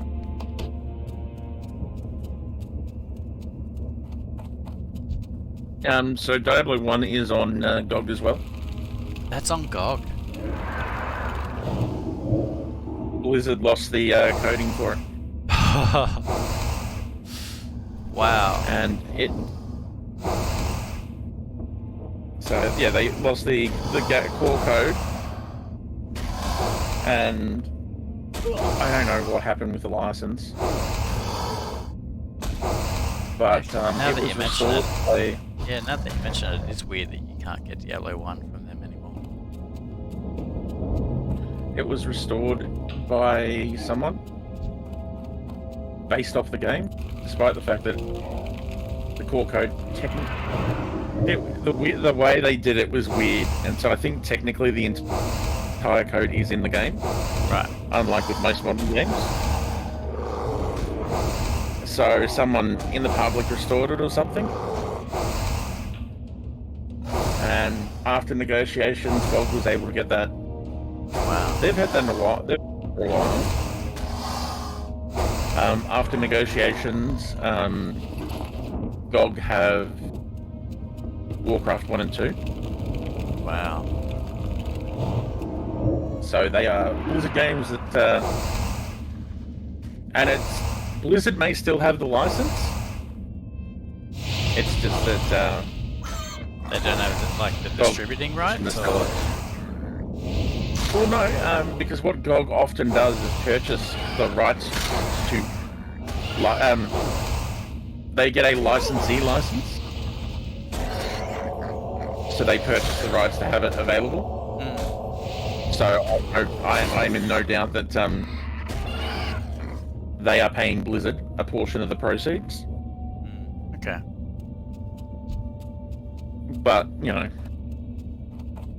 it's a lot better than not having the game available.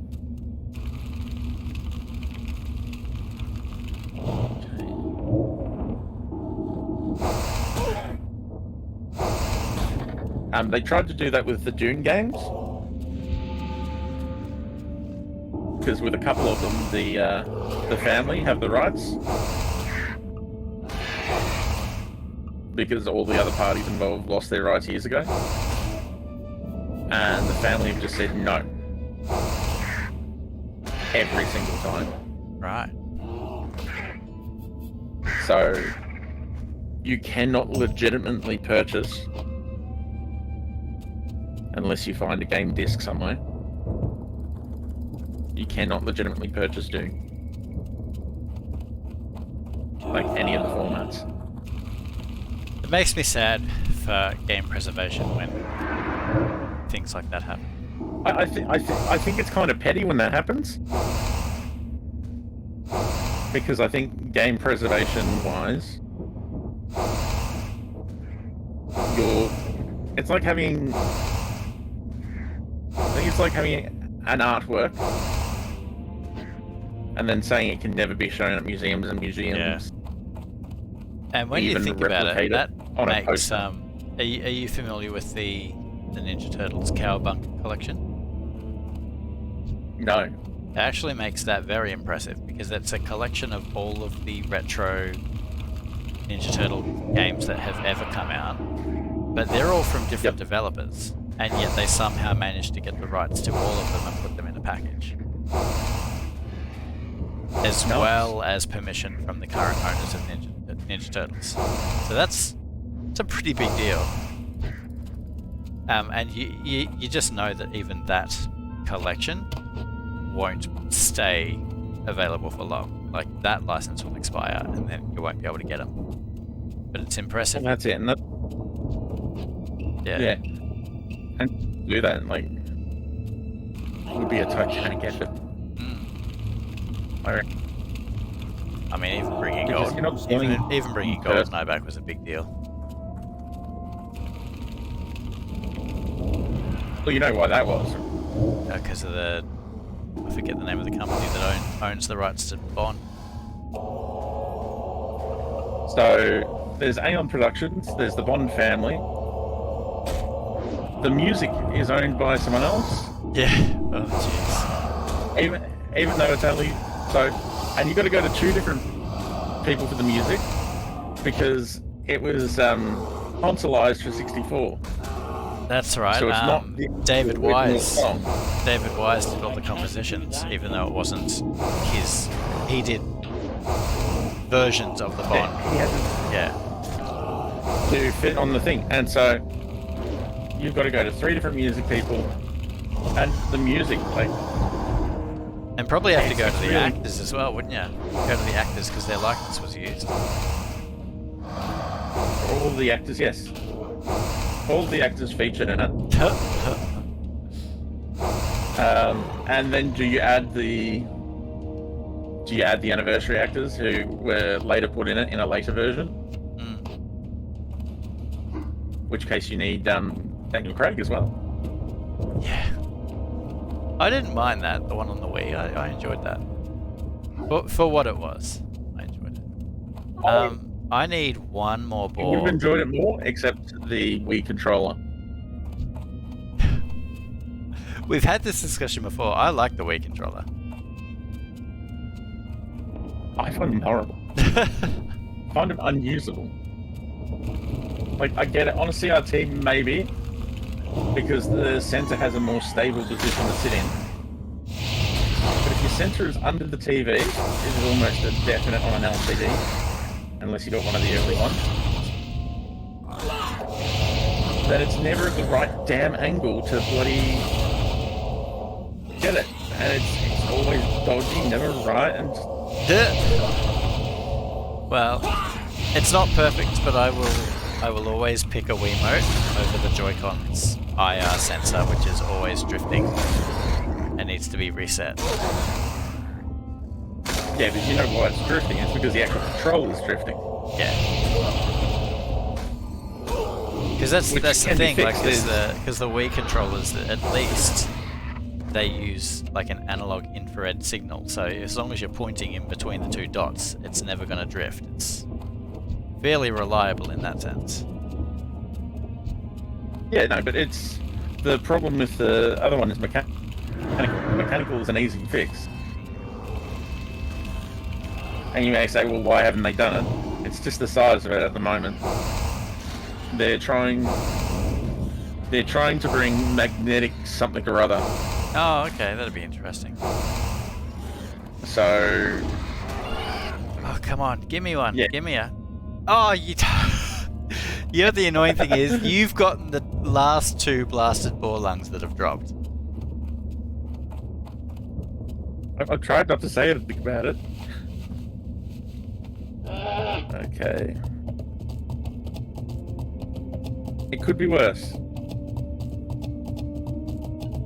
It could be the gizzards that we're fighting over. Okay. I don't think there's anything we need this way. Do you need more gels? Not at the moment. I don't think, but I'll know after I turn in the quest. I need the blasted ball lung more than anything. Yeah, I've only got one to go myself. So 1 blasted ball lung and 1 scorpion pincer will allow me to turn in another quest. Okay. I need one boar lung and gizzards. Oh, so many gizzards. Alright, let's head back then. See if we can get a boar on the way, but... Go away. Alright, fine. You can die.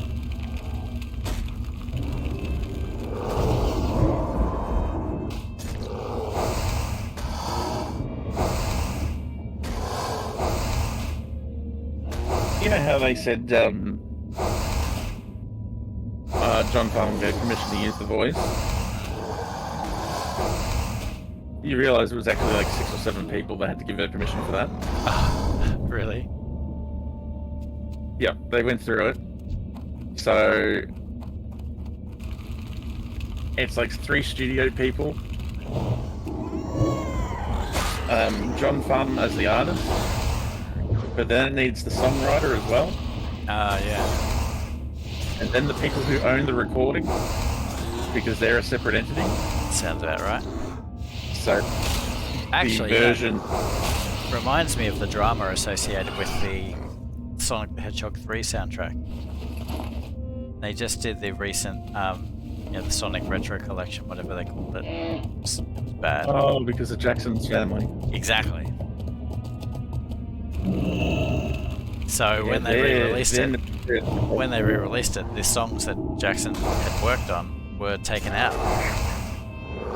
They chucked in the prototype soundtracks, which are quite bad. But again, that's another blow for game preservation, isn't it? You can't get the originals anymore because of licensing. So yeah. Well, no, that's a sign of how the Americans work. Because you think about everything. They're not thinking about it, they're thinking about the bottom line as a family. And as much as I can be annoyed by it, like, I kind of get he's no longer going to provide for them. So they're going to skin you for everything they can get you. Yeah, but I mean, part of that family if they is can't make a notorious deal, for being very... Yeah. But if they can't make a deal, then they don't get their money. At the moment it's just, no, you can't use the music that he worked on for Sonic. You can't have it. No one profits from that.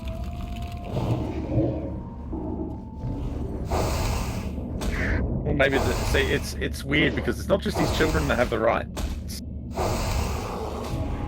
Well, what's actually really weird is that they've omitted the Jackson tracks, and I use Jackson tracks in giant quotation marks because he's not actually credited for the songs anywhere. It was off the books.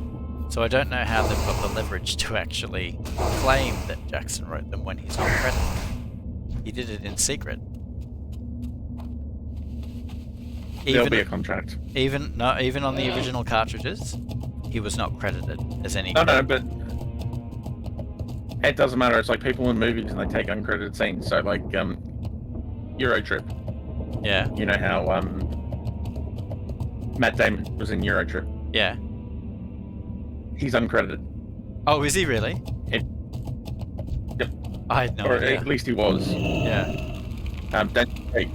In Star Wars credited, but you'll never see him. Not because his scene was cut, but he went as one of the stormtroopers. Well, supposedly, and again, like this is why it's so weird, is because there is no solid documentation to suggest that Michael Jackson ever did it, aside from interviews where people have said that he worked on it. There's no actual solid documentation. Had no contracts or anything like that. And supposedly, that's because when he was actually there's 2 theories. The first being that Michael Jackson was unsatisfied with the sound capabilities of the Mega Drive, so he just said, "I don't want to do this anymore. I'm off the project. Take me off it." And they just kept what he did. The other one was that was when all the drama was coming out with its lawsuits, and Sega wanted to have nothing to do with it. So, if I remember the timing, which is difficult because the Americans had the Genesis a lot earlier. You better not get it. It was around the time. Don't you get a blood? You son of a... I can't believe this. I'm going home. But the timing of his 90s lawsuits. See, there was the early 90s, which is like the Macaulay Culkin era. And I'm believing that was the timing of it.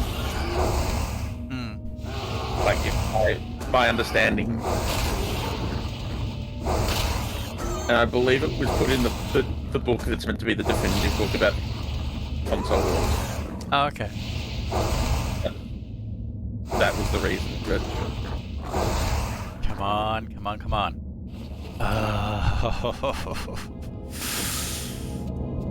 Kane's getting upset. I swear, if you get another one off this one. How can I get another one? It's not even like It's I because have no more need. well, we're alternating loot, so this is your loot, and you're going to get one. You watch. I can't. It won't be available on my list. Why not? They're not quest items. Ah.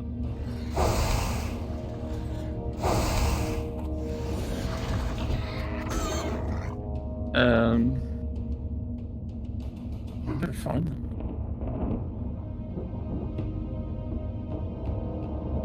Okay. This is hilarious. So, yeah.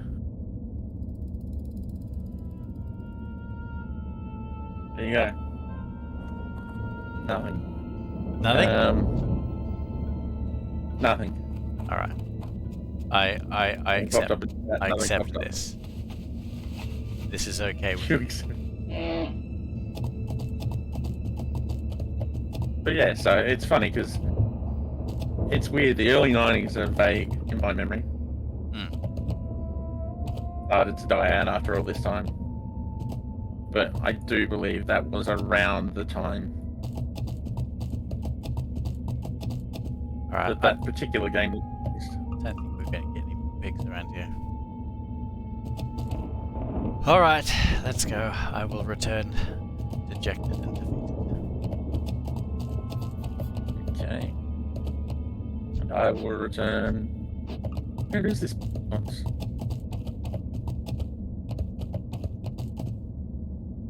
What are you looking for? Come on, little. Oh, the guy who does the quest who moved. Oh yeah, he moves around. It's very annoying. Kind of hangs around in these craters. Yeah, we'll come back to it.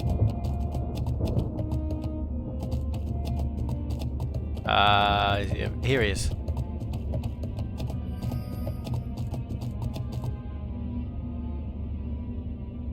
Of course he is. The moment you think you don't need him, the moment you give up on him, I'm here. No, this is fine. The pigs can respawn when you turn that in. I think I'm going to need more pigs, to be honest. So I don't think it's exactly a good thing.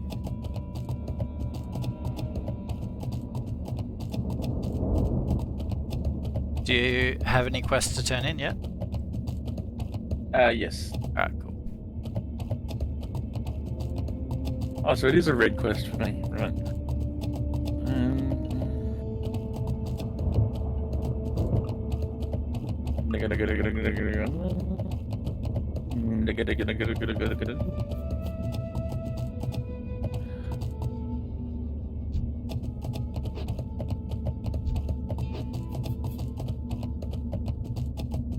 Alright, well that was half a level. That's not too shabby. I think I got a quarter of a level out of it. But then I did dig before we began, so...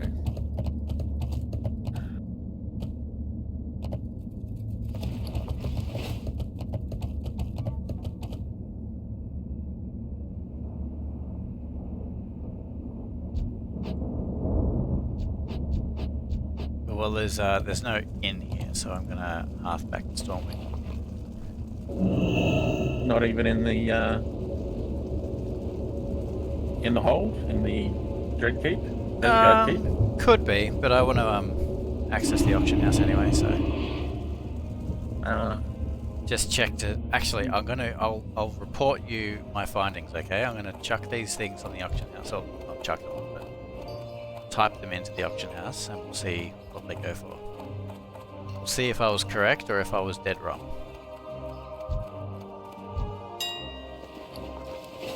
I have been wrong before. Oh, there you go. So the pincers are going for 3 gold each. The basilisk brains are going for about 1.5 gold. Yep. What What else have we got? Snickerfang gels. Nah, they're no good. They're like 30 gold each. 30 silver each. And what was the last one? Oh, that's right, the boars. Oh, gizzards. Gizzards are 3.5 Yeah, gold. how because of their low drop rate. Yeah, So if you wanted to spend all day, it would be a good place to. it's probably comparable to stone scale eel. Really.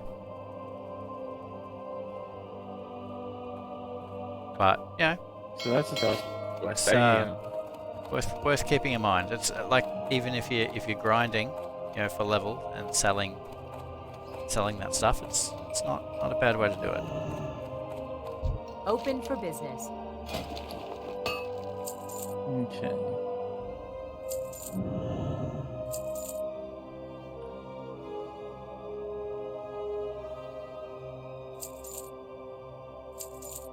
Freaking mystery meat. Yeah, I had a stack of 10 of it at one point. I was It's so useless. I don't understand it. well, no, there's recipes that take it. It's just it's the least appealing. So is the inn in the keep? No.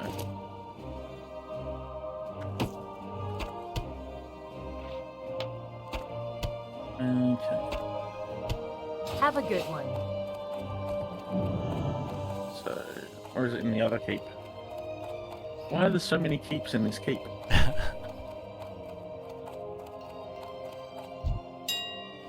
Alright.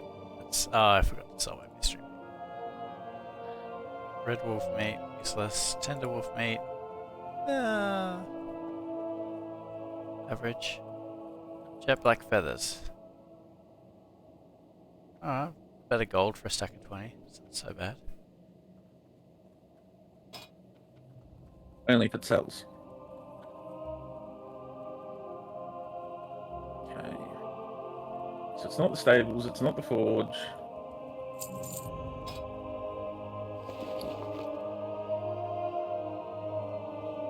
And it's not the tower. Alright, so there is no resting place here. Ah. Well, glad I came back.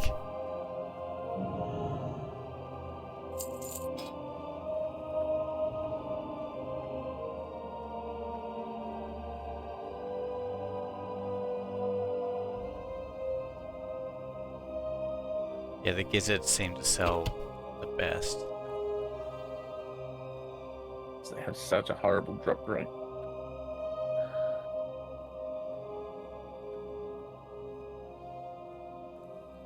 Oh yay, I can put 5 cat's eye back on the market. But apparently no one wants cat's eye elixir. Which scares me a little bit because from the looks of it, I think it's good for PvP. Yeah? What makes you say that? It increases stealth detection for 10 minutes. Oh. But it's like not selling at all.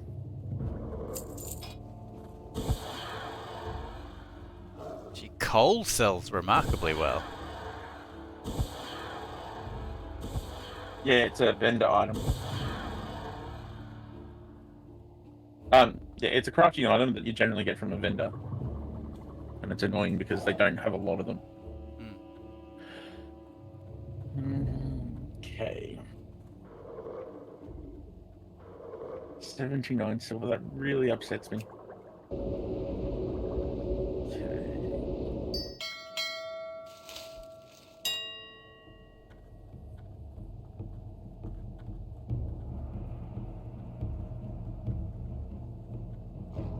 Giant eggs sell pretty good. Yep.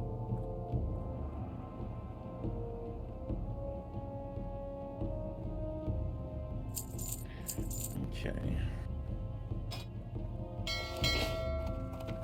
Okay, chuck those up, see what they do.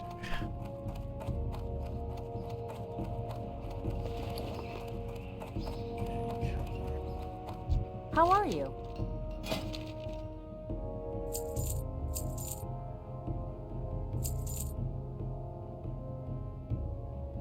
Okay.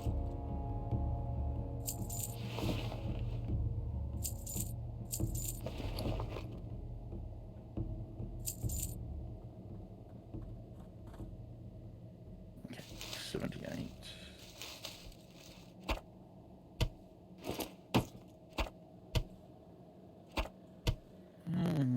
Okay. Safe travels.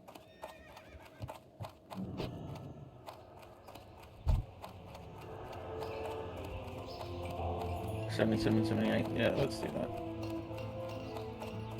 How's your gold situation these days?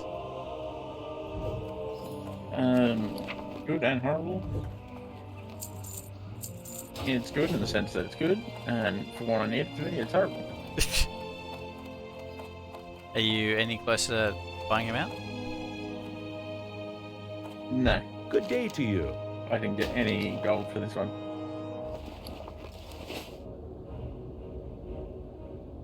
I didn't make any gold from tonight's shenanigans. Ah, that's rough. Safe travels. Light be with you. But I did get to use the word shenanigans. This is true. This is true. Alright. And I didn't get hit. Do you, let me check to see if I can do any enchantments for you. Okay. Tell me, good sir, what can you enchant? Let me check my mats. You need something?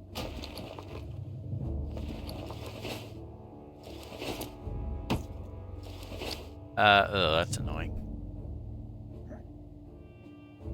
Yeah, no, I've gotta store up my mats a bit, unfortunately. I can do boots, stamina 7, and braces, strength plus 7. Stamina 5. Stamina plus 5 for your boots, or strength plus 7 for your braces. I can also do plus 50 health for your chest. Boots. Braces.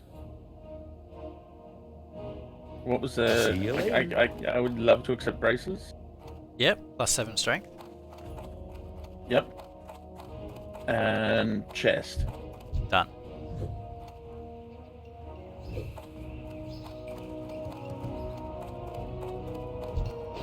Where do I need to meet you? Are you in the auction house, are you? Yep.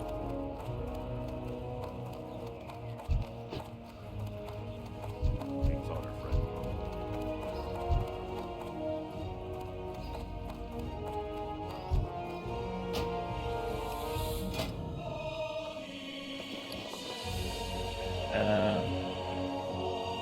Top.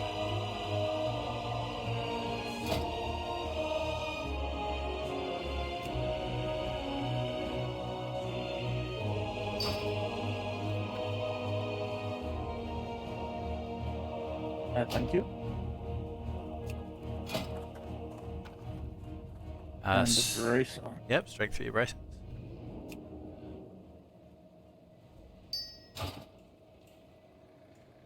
And stamina for your Is that boots. No, I've got armor on my boots. Ah, cool. What about gloves? 32 armor. Gloves. Yeah, I could do the gloves.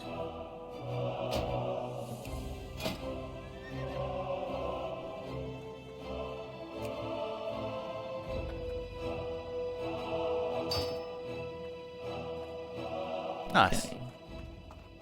So I'm looking. two-handed. Would that help at all? An additional 5 points of yes. damage? Alright, let's do that. Two-handed.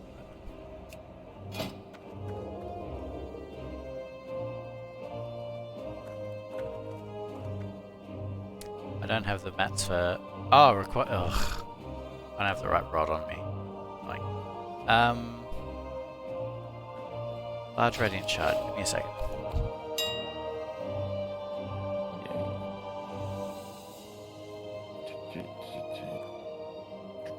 Oh, yikes. They're expensive. Never mind then. If you come with me to the bank, I'll get my golden rod out. I can do that.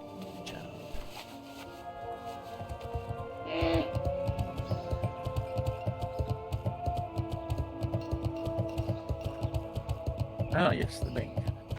The bank. What can I do for you?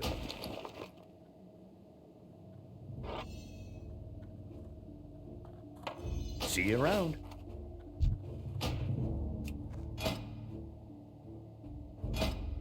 That's right. It was the weapon. Okay. Every little bit helps. Oh, thank you. How are you? Yes, it all adds to my stats. Have a good one.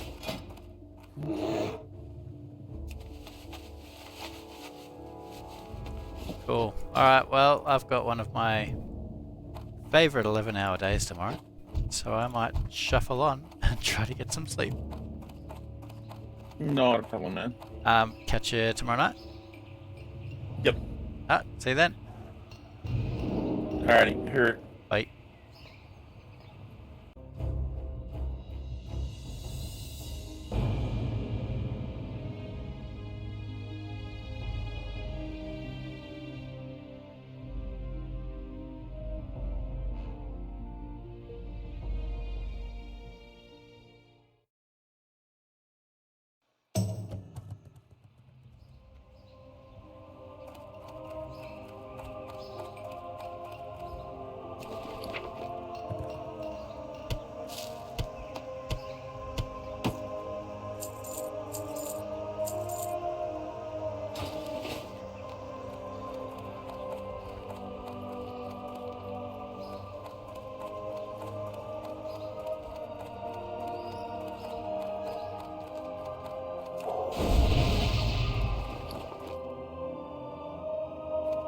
How are you?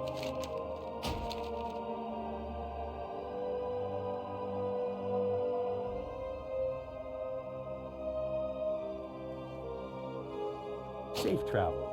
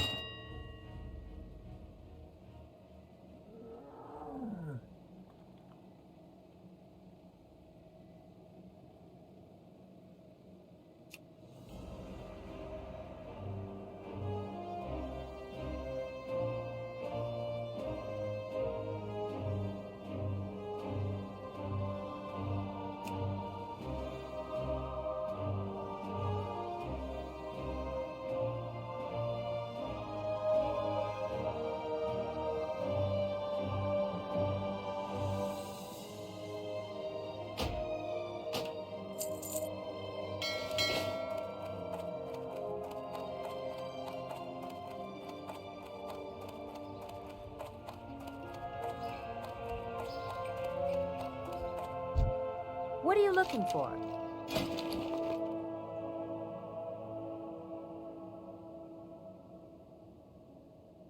See you around.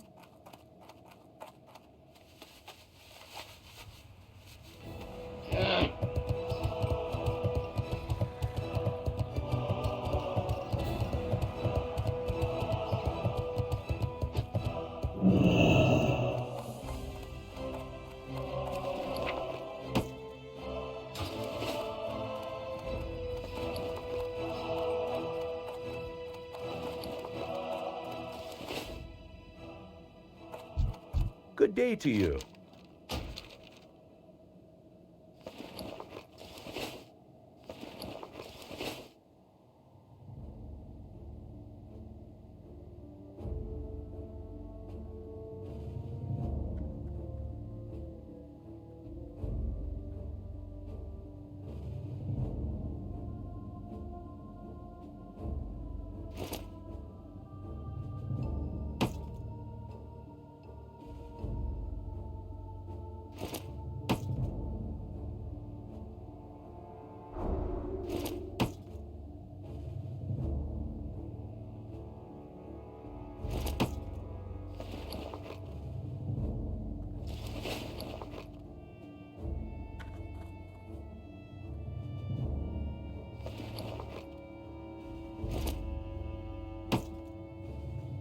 See you around.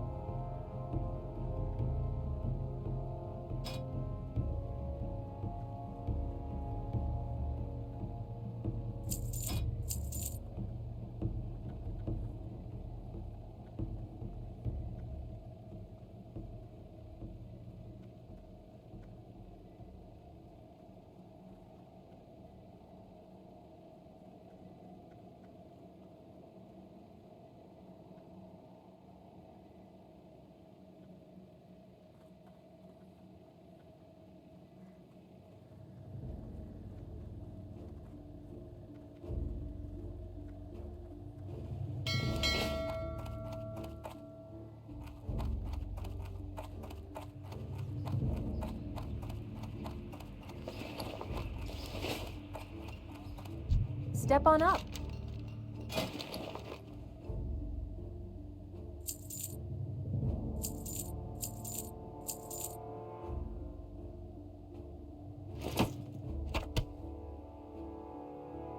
See you later.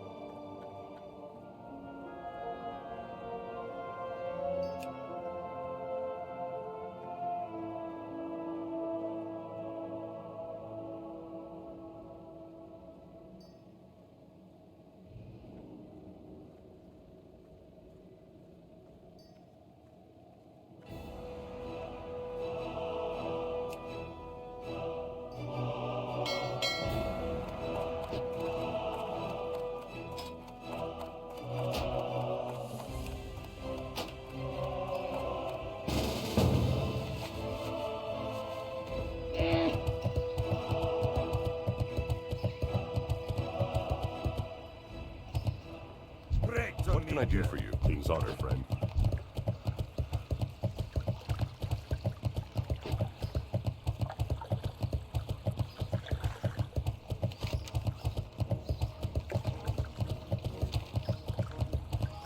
Greetings.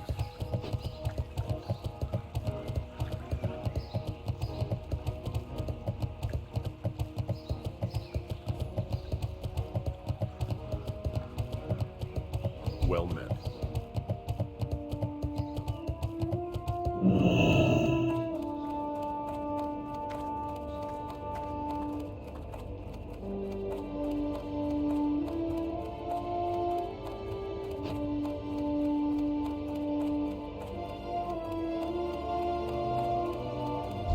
Hello. Del Nades. You need something? Be careful.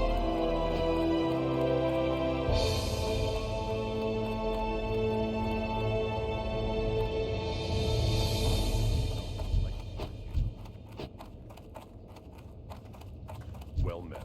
Need help, All right, King's Honor, that's better. friend?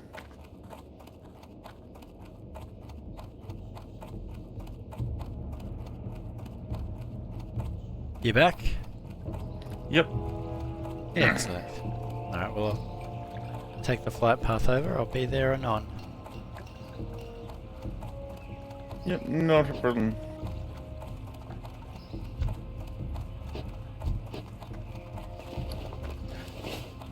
This is really disappointing. The keep has a guy that sells food, so you would think maybe that's counted as the inn.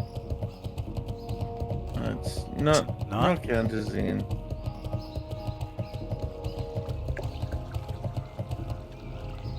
It's just some guy in what effectively what's a broom closet. With all the supplies.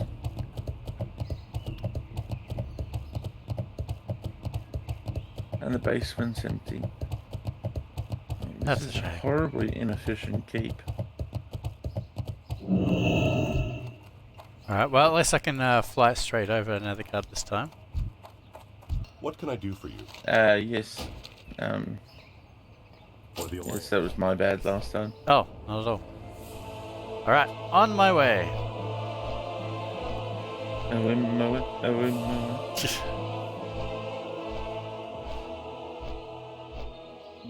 Okay. Oh.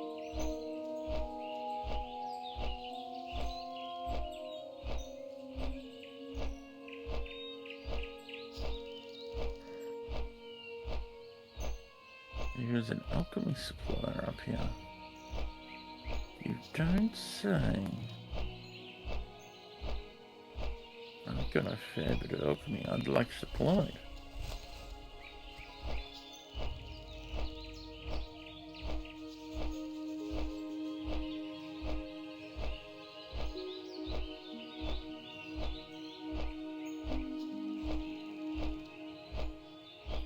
Well, more than just bottles. What's this, I'm sorry? Oh, she said to me, what are you looking for? Because I found an alchemy supplier in the tower of Nevergard Keep. Hmm. And I look at her selection.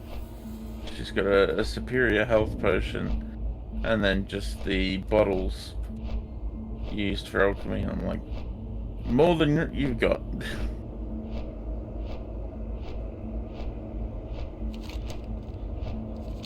So you're going to leave any of the poor lungs for me tonight? No.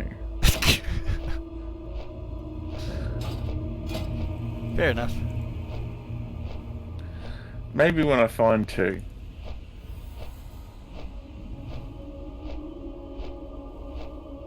Okay.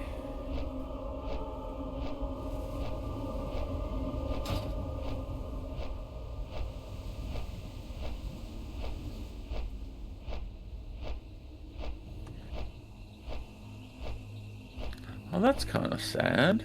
What's that? Well, they've got the two keeps in Nevergard Keep. and one has absolutely nothing in it. One has like the storage room with the guy that sells food, and the other one just nothing. It's just got the stuff that would make it look like it's full, but no actual trades, NPCs or anything. Poor old Nethercard. Oh, it's such an underutilized space. I suppose they had NPC counts to worry about back in the day. But, yeah. You got my attention.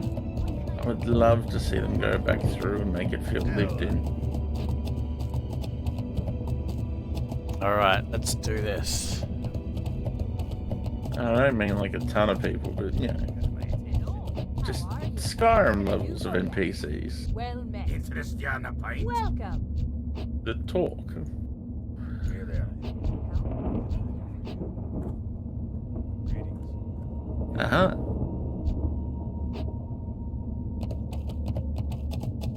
I see a dot. Excellent.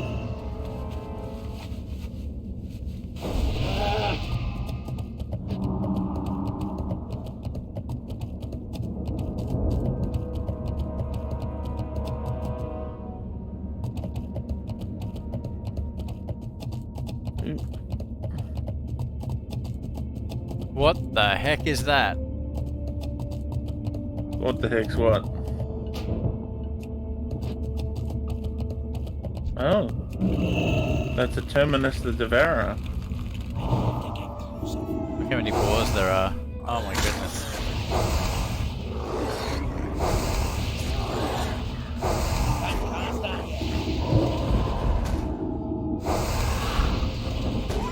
Yeah, he's a rare. But also well beyond this.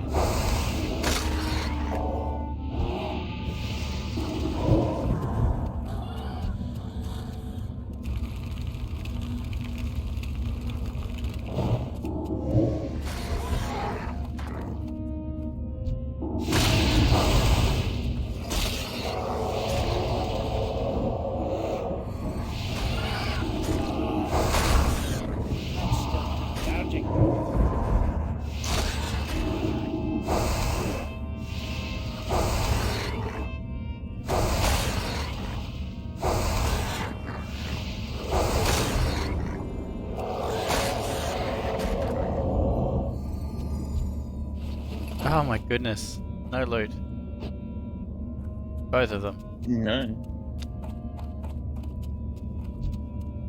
How am I so unlucky?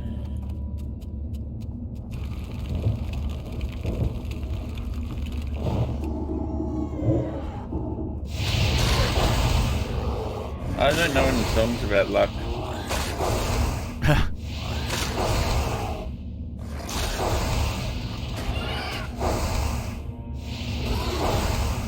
I do know the one from The Lion King with the birds singing in the rib cage.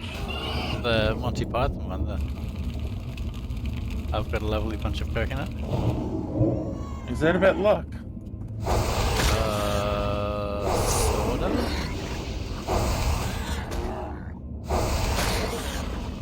I was thinking, you know, Zazu or whatever the bird's name is singing. Yeah. Nobody knows the Oh, that trouble one. I've seen. But you know, that's like tangentially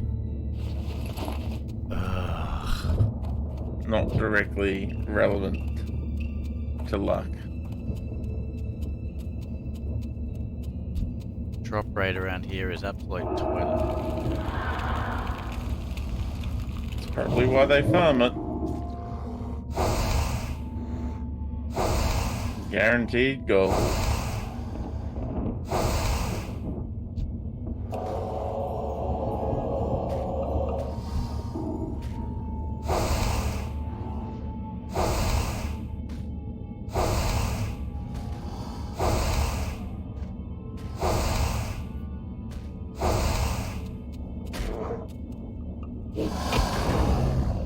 Been rather unlucky lately. Been trying to find this. So, as you know, I've been playing through the Animal Crossing games. Yep. I'm trying to find a scorpion, which is a rare creature that only appears for 3 months of the year at night time. And I'm in the 3rd month before it nicks off, and they're just not appearing anywhere. Not good luck. And the frustrating part of it is, it's one of the few bugs that can actually sting you and like cause you to pass out. So even when I do eventually find it, there's a semi-chance that I can fail to catch it and it'll sting me. Ouch. And the longer it takes for me to actually find one, the more anxious it makes me, because it means like there's more on the line. Like failing to catch it would be worse the longer it takes for it to actually show up in the first place. And then you have that self-imposed pressure. Exactly.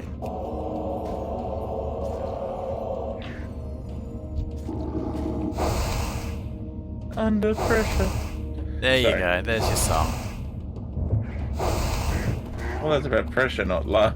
No, but yeah, you got your lyrics.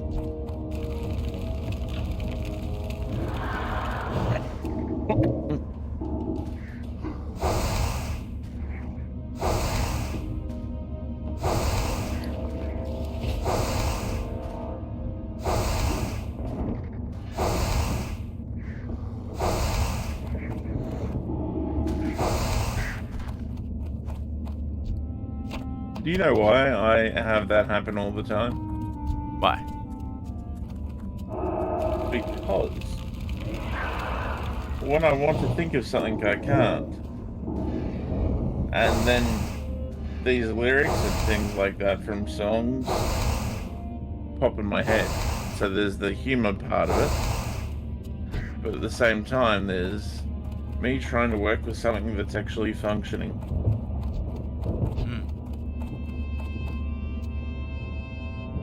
Is it like just memory by association? Well, it's making some kind of connection, and I'm hoping by allowing that connection to run through that eventually I'll be able to restore my ability to do what I actually want. Like getting caught with like words on the end of your tongue that you just can't think of, and then having them appear 6 hours later and thinking, I felt like an absolute moron for the last 6 hours.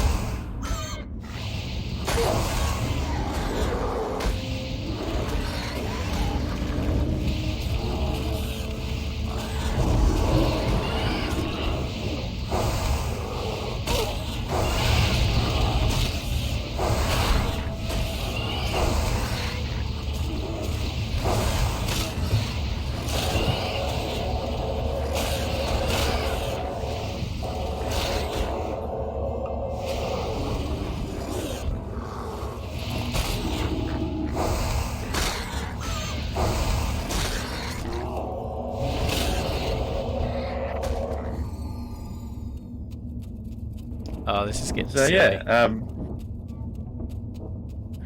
how's those taxes? Uh-huh.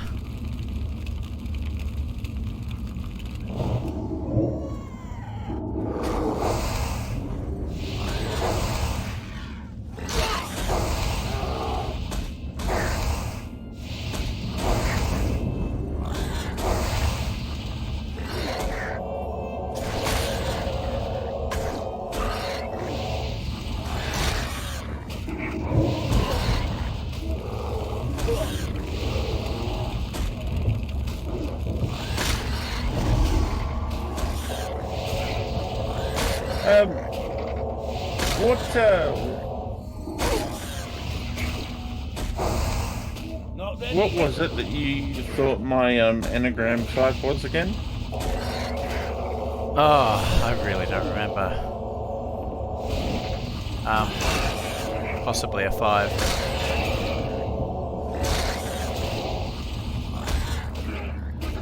So even though that we've done it a couple of times before, I think we're getting different results each time, but I did go through it again because hey, that's not on me. That is not on me. Are you kidding me right now? That is not on me. Oh, that's the last 5 boar drops. The last 5.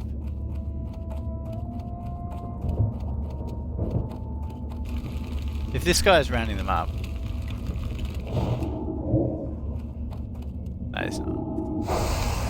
He was. We just messed him up.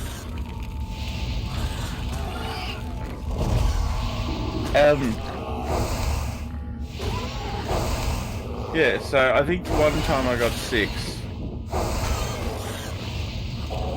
Now, I do know you went through this, so... Didn't you say they were connected in some kind of thing? Like, yeah, they are. So, basically, the Enneagram types that you're connected to, when you're integrating or being really healthy, you move towards the next one that you're connected to in the Enneagram, and then when you're disintegrating or doing crap in life, you go back to the previous number, but they're all connected to different things. So for example, if you're a 6, I don't know which direction because 3, 9 and 6 are connected, and I forget which direction they're moving. But yeah, if you're doing well, you'll be like a 6, a 3, and if you're doing bad, you'll be like a 9, but I don't remember if it's vice versa. Probably actually look it up on my app right now and tell you. Enneagram, there it is. So if you think you're a 6... well, I think one of the previous results was a 6. I think I've got a 5, and I think I've got a 6 before. This time around, I actually got a 4. A 4? Huh. Oh, there you go. So 6s move to a 9 when they're doing well, and they move back to a 3 when they're not. 4, 5, and 6, that's very unusual because that's one emotional quadrant, which is a 4, and 5 and 6, which are both logical quadrants. I would have thought that you were a logical quadrant. If you had to guess what your logic center was, would you say that you are head, heart, or instinct? Well, I tend to say I was. So this is the problem. I'm probably more instinctual. Okay. I look at the situation logical, and then I go with what I feel. But I also second guess myself, and then tend to go with the fear-based reaction. Well, that seems like overthinking to me, and just in the way that you conduct yourself, I would have thought that you were in the logic quadrant. If you were in the instinct, you would be doing a lot more without necessarily being able to articulate why it is that you do what you do. You would just do. Well, you've got to look at many years of therapy that hasn't gone completely well. Yeah, and that's fine, and that's the thing. Like, the thing about the Enneagram is it's not like a personality that you're born with. They are personality strategies. So your Enneagram type can change because it all comes down to how you have your needs met and how you avoid pain. What I find is in the last couple of decades, why isn't my button working? No, it's better. I listen to the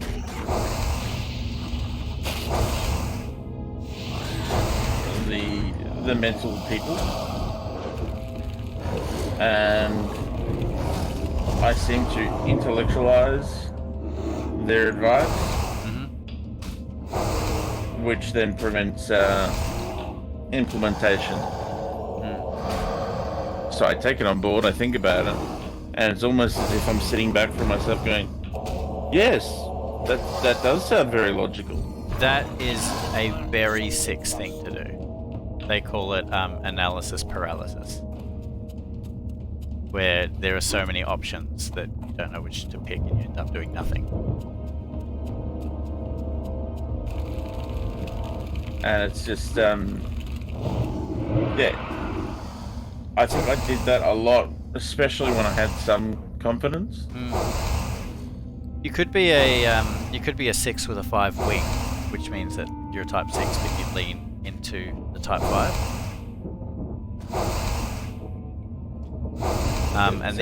What makes it even more complicated is 6s have 2 subtypes. One being conforming and one being like defying. So at the crux of the 6 experience is that the world is a dangerous and threatening place. So if you can kind of observe the world around you and perhaps predict what can go wrong, then you may be able to prevent it. So 6s are always kind of looking around them and analysing in that way. But where it comes into the defying or submitting is in response to that danger, they will either fall in, like submit to something that can protect them, or they will take the offensive and be more contrary in nature. Which I think if you were a 6, that's probably what would be you, because you go on. I seem to do both, which is the frustrating bit. In the sense that people have, for some reason, just called me contrarian. And while I disagree, but well, there you have it. If you look at a lot of things, I will not get into things when people are into it, because people are into it. 6s are also well known for having good sense of humour. Me? Funny? No. I'm a funny, laughing at you kind of person. Well, sense of humour doesn't with me. Sense of humour doesn't strictly mean that you make people laugh. It's that you are able to find humour. Whether you're the one telling the jokes or whether you're finding things amusing. Having a sense of I know, I didn't mean I was laughing at you thing. I meant my humour is people laugh. Yeah. I'm funny, haha, funny, not haha. Now I'm just getting like Joe Pesci in my head. Funny how? Funny like I'm a clown, I'm here to amuse you. How am I funny? So yeah, funny, not ha-ha, as in, yeah, that person's kind of funny. So now I'm curious. So we established before that a 6 moves to a 3 when they're stressed and under pressure. When 6 goes to 3, they become driven to produce/achieve. Anxiety increases, possibly reaching a state of panic and terror. Emphasis goes to work/income or rigidly performing a role. Frantically attempts to gather resources that ensure survival. May tell lies or deceive, tries to appear competent or efficient. Well, I've long since given up trying to appear competent or efficient. I don't necessarily agree with that statement. Okay, so where's my competency? Well, you have expertise in a lot of things, particularly in your schools of thought. And unless I'm wrong, like you seem to actually place a lot of confidence in your reasoning ability. I do and I don't. My biggest problem is I'm told I come across as authoritarian. Huh. And not authoritarian in the sense that I'm telling you what to do. Authoritarian as in the sense that I believe that guy knows what he's talking about. Who tells you that, if I might ask? My brother. Okay. He said, if you told me something for years, I would not believe you simply because your track record of getting things wrong was so high. And it used to drive me nuts. You said that to him, or he said that to you? No, he said that to me. Oh, really? If I said anything, he would not believe me. Are you sure that's just not a smart-ass brother thing to say? Like, that doesn't sound true of what I know of you. There were a handful of circumstances where I got things pretty significantly wrong. And there are times where I make internal connections while speaking out loud. And those times have got me in trouble with him. Right.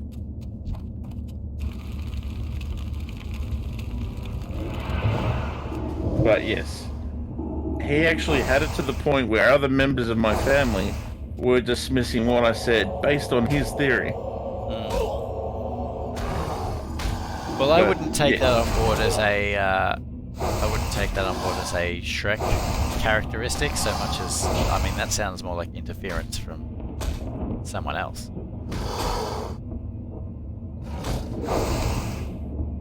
It's like, I mean, he's not the only one that's said that. He's the only one that said that in the sense of, I've dismissed you because you've been wrong so often.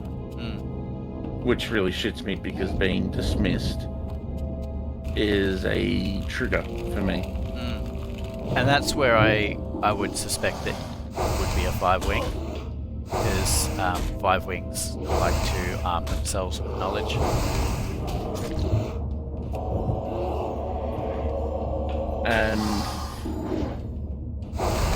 But the bit that's other people have told me is I just have an authoritative sounding tone of voice is their comment. Yeah. Well, that might be some people's perception, but I wouldn't jump to the conclusion that that's what everybody thinks. That's not what I've thought. I've never seen you as authoritative. I've seen you as self-assured, but not authoritative. No, not authoritative as in I'm in charge, just has a certain understanding of the topic at hand. Yeah. There's nothing wrong with that. But the problem is, I tend to talk up about things I've looked into, but I may not, what's the old adage? Knows enough to get in trouble. Well, allow me to provide some counter evidence for your brain then, okay? In a world where you're being told that, due to incompetence, disregard what you say. When Nat and I got married, I would struggle to tell you what any of our gifts were. I think that maybe one of them might have been like a frying pan. I don't know. I don't remember any of the wedding gifts that we got that day. However, I remember your gift, and that was that you took me aside and you gave me advice on life and marriage, and that stood out to me amongst all of the other presents, and I took it to heart, I took it on board, and I respected it. And I respected you for giving that as a gift. So... See, I took that as a failure, as I wasn't able to give a better gift. Oh, really? Well, it was a message that was important because it was something I'd seen in life. Yeah. but at the same time, the fact that I wasn't able to do the traditional thing of contributing to the building of your household. Yeah, no, I saw it as probably even more traditional than gifts, which are rather token and, you know, forgettable in my eyes. But I mean, I'm a 4, I'm sentimental. But yeah, I mean, the point I'm trying to make is, like, you know, while there might be some people that just be like, oh, don't listen to Shrek, he doesn't know what he's talking about. Like, I've always taken what you've said with a lot of weight.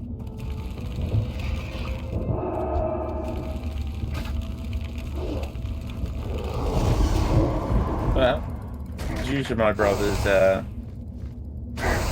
statements, I have tried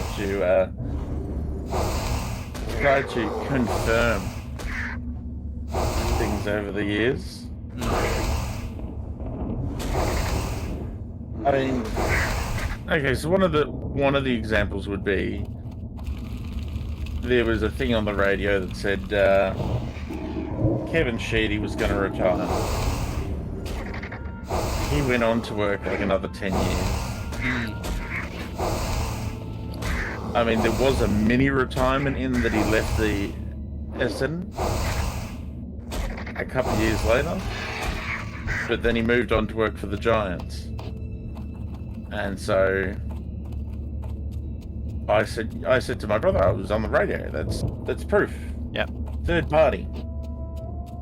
And it was never brought up again. There was no following news articles. There was no follow-up reports on the radio. None of the sports people were talking about it. And it's just like, I've really put my neck out on this, and I don't know, maybe it was an April Fool's thing that I never understood, or... Well, you know, being face. being wrong, or even just being mistaken, doesn't need to be a defining, you know, character-defining event. I mean, people are wrong all the time.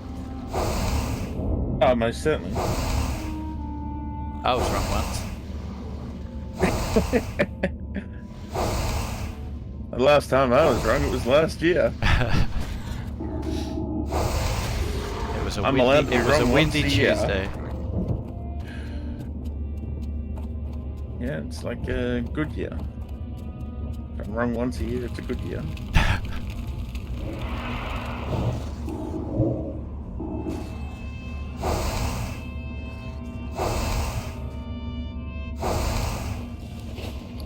I mean, my feelings on people being incorrect has changed over the years, obviously. You get older, you rely more on your understanding of the world as opposed to other people's, but I don't know, I hold a little bit of a blind spot when it comes to myself. Yeah. Well, that sounds more and more like a 6 thing. You know, you are sifting through the evidence and trying to navigate a chaotic world using the evidence that you have observed. But that's as I'll point out, that is second gear me. When it comes to functional me, I will function primarily. There's an element of thinking to it, but it's always reacting to a fear-based thing. I wonder, I'll look briefly at the strength points, the attributes that you would usually possess when you're doing really well. And see if you relate to it. When 6 goes to 9, they become more trusting and flexible. They can see all sides, not just the dangerous / negative ones. They are able to be more supportive and less suspicious of other people. Learns to relax, can stop waiting for others to can relax, can stop waiting for the other shoe to drop. It's an expression I haven't heard in a while. Trust their gut instead of endlessly reviewing mental scenarios. There you go. So yeah, that's That's interesting.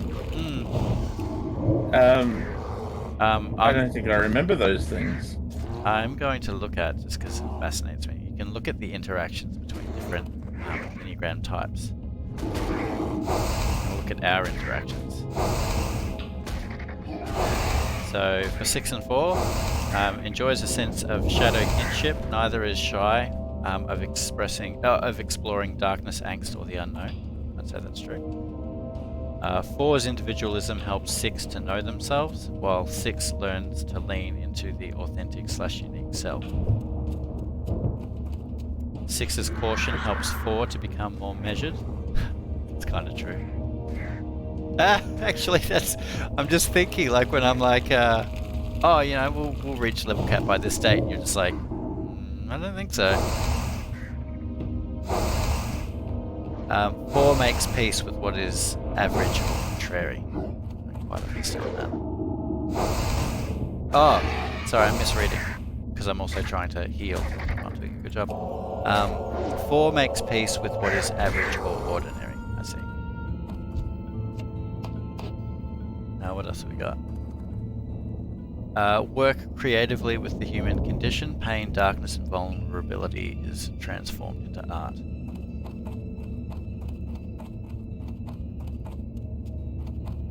That's your trait, is it? Yes. Friction points. Pervasive negativity.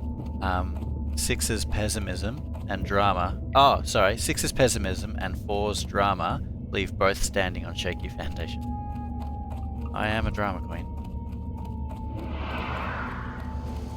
Both prone to inflate the issue. Full of dramatic debate, push and pull dynamics and misunderstandings. 4's unpredictably derails 6's sense of trust. 6 constant questioning impedes 4's depthful flow. Interesting. The last one is stuck on 6's personalizing and reacting to 4's feelings, and with 4 blaming 6 for what's missing. I don't really understand that one either. I don't understand the blame, but I think some of I follow those interactions are also talking about, like, some of those examples would be like in relationships, for example. Yeah, and I think that's probably what falls outside of the bounds of.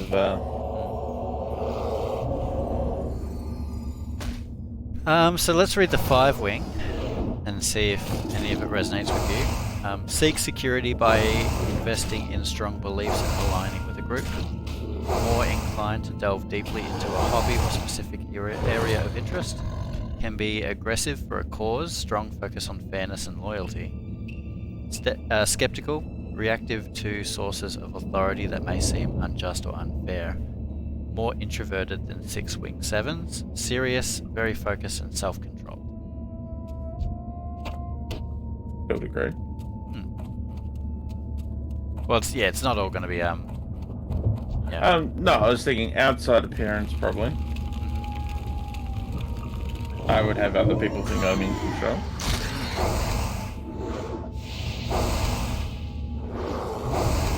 I see that a lot in that, like, when I say, like, when we use the term control, a lot of the things that you set out to do, you do independently, which is where the control comes in.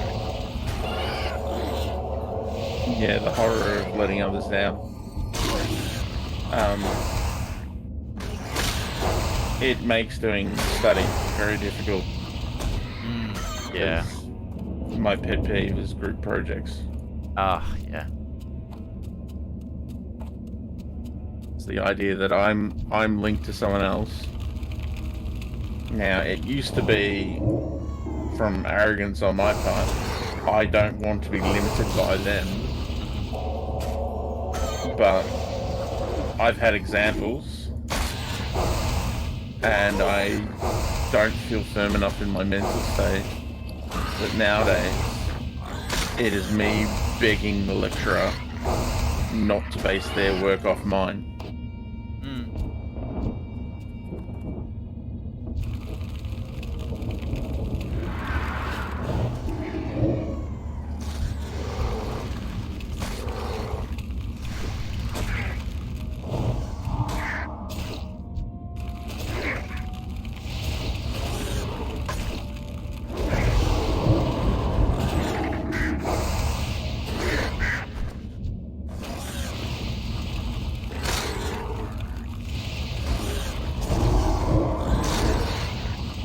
mean, I suppose the good example is in TAFE, we had a kid that used to go to our high school. Was in the same TAFE course. And I did not want to be linked to him. And I said, no, I'll do this really big thing. And in the end, another kid took over, like just said, yeah, look guys, you all do things so differently. I'm just going to tie it all together. And I was right and wrong. I was wrong in the sense that I was gonna pull everything together, because when I looked at mine and looked at what he did to mine, I could see everything he was saying, and I wrote so differently to the rest of them. But that kid we went to school with, I can't remember his name. Oh, really? Was His it your segment year was- level? No, younger. Oh, okay. Yeah, the second time I went to TAFE, everyone was younger than me, with the exception of one or two people.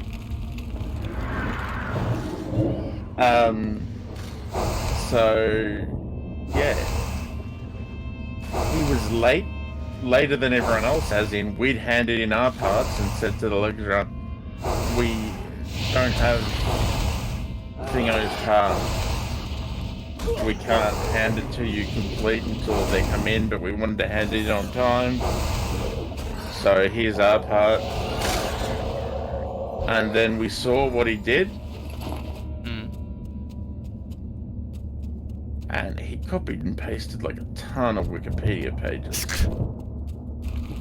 And like didn't even bother rewriting them. Just copied and pasted.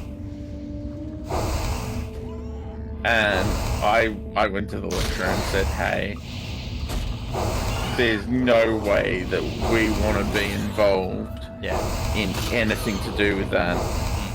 That's beyond plagiarism. That is fucking lazy. And the fact that he handed it to us so late, like it was a week late that he handed to us. So it was a week after the deadline that he actually handed it to us. Are you getting any of these ball lungs? A few. Have you got too many now? I'm just checking. Yeah, I think I've got a couple extras. Alright, let's after this we'll go turn in what we've got. And see what we can put together. Okay, so you want the good news or the bad news? The good news.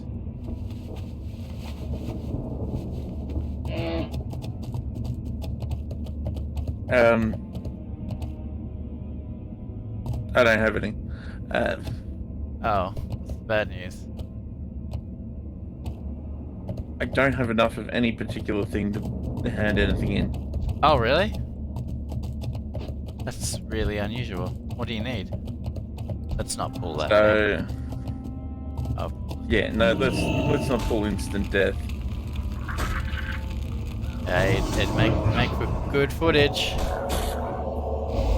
It would. I'm about to die anyway. Oh.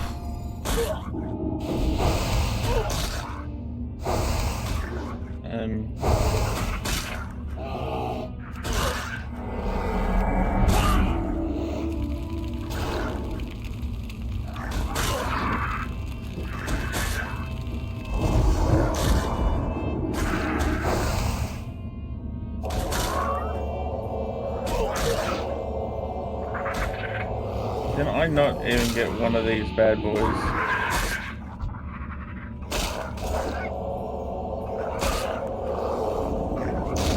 Got a lot of poison if you wouldn't mind chucking me a antivenom or whatever.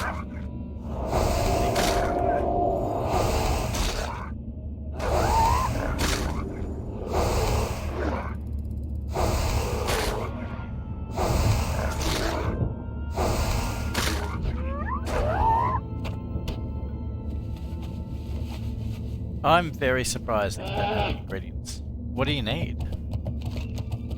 So I need a pincer, Right. but I don't have the space to pick it up.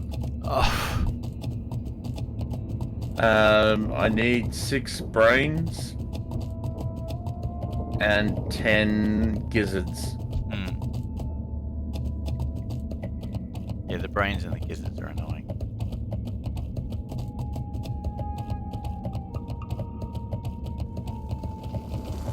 Greetings. Be careful.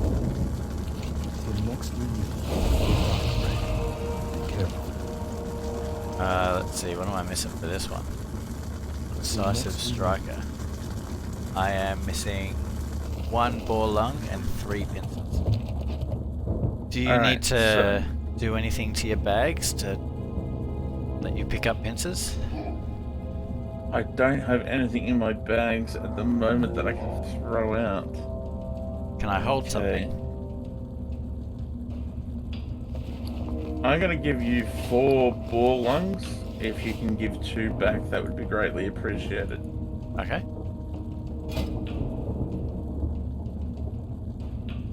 Yeah, I want to give that. You only need 2 back. Yep.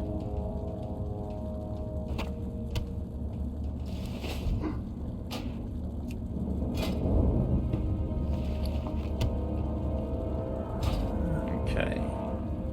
Now, if I So- give you 6 jowls, can you give me 5 back? I don't actually need jowls at the moment. Alright, not a problem. And then, yeah, I'm stuck on the gizzards and the brains. Alright, have you got space to pick up pincers? Because they're what I need at the moment. Oh, and gizzards. I really need gizzards. So. Yeah, we'll go for gizzards.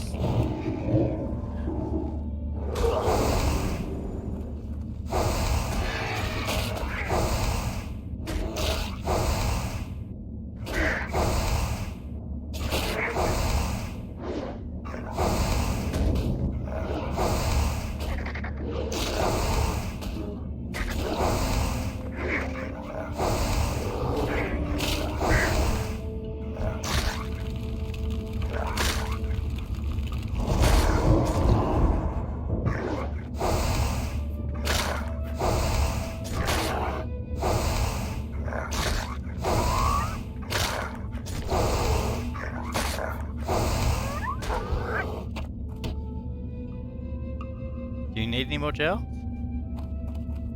No. They can go on the auction house then. Indeed they can.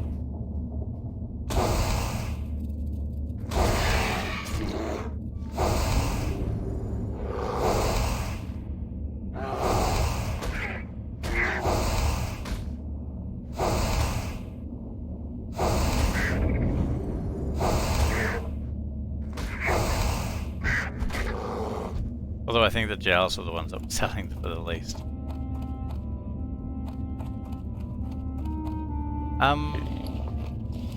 I also... Does your add-on tell you, you know that quest that you asked if I had, where you had to turn in the thing when we first got here? Yep. Do you remember where to get that? Because I'll probably go and fetch it. So I think it was... So it's not selling because it's missing from my thing. But I believe it was a...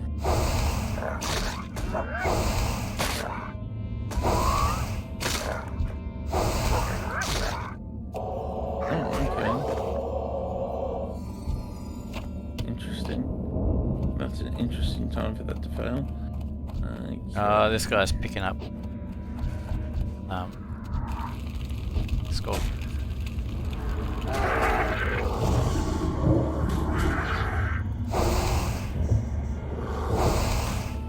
It's surprising how many max level characters there are around here for this farm.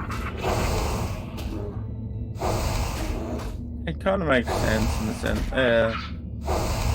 It's part of their raid prep. Yeah.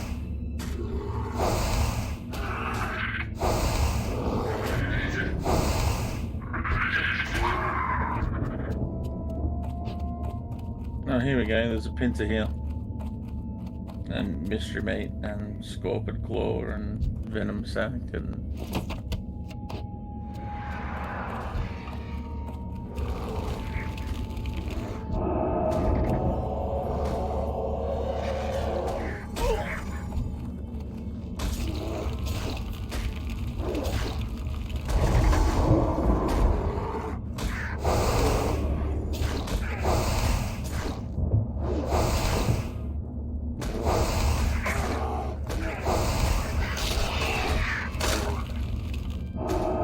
I don't know where you come from, buddy.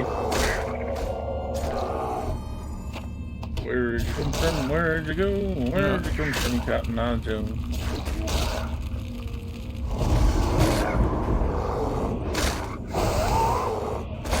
Actually, what's the quest called? I'll look it up right now. That's what I was trying to look up. I'm just trying to remember the item I got.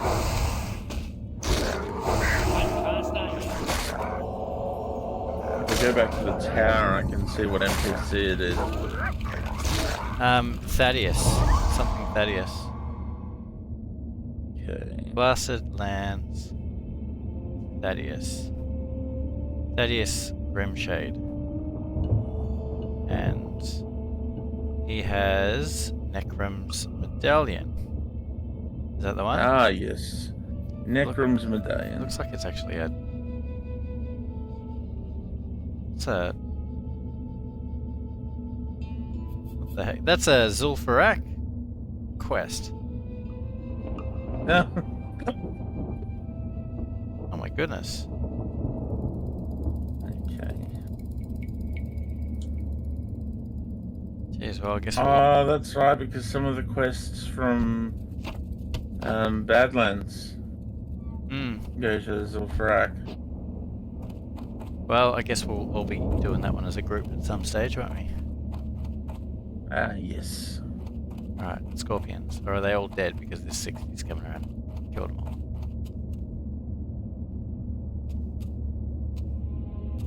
At Yep, least you can cook things with a giant egg. they're dead. What a jerk.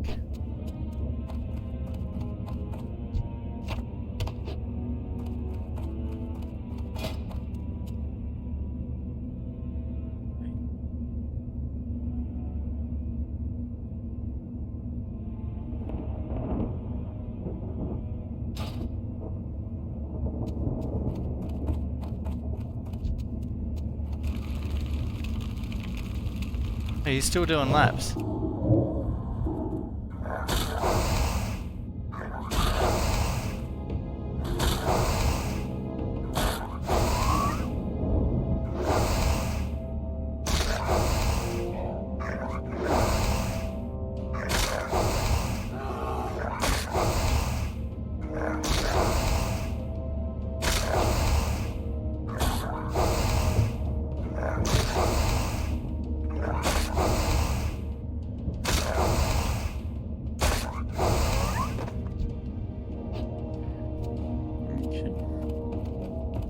Did I pick up?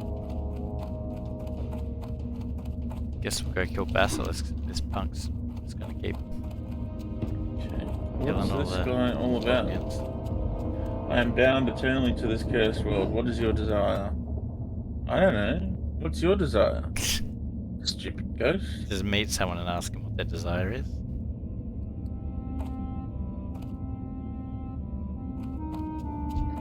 Oh yeah, no, he's killing all the scorpions. Alright, well, basilisks it is. Damn you, English.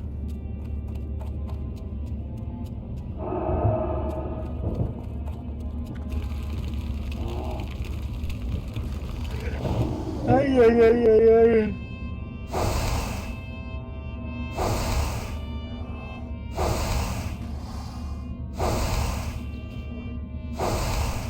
big scary dragons coming back. Huh? The big scary dragon's coming back behind you. It's slow.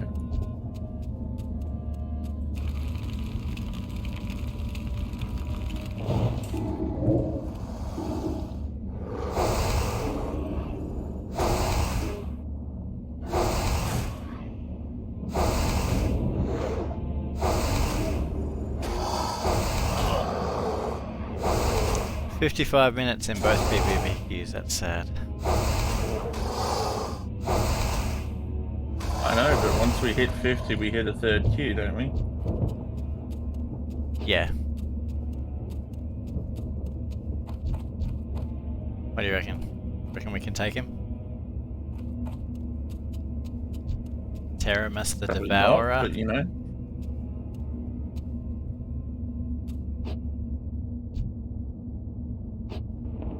Patrols all over the zone. You may even find him in Stormwind, thanks to clever kiting by a hunter. Yes, I have seen that before. I mean, sure, we can die.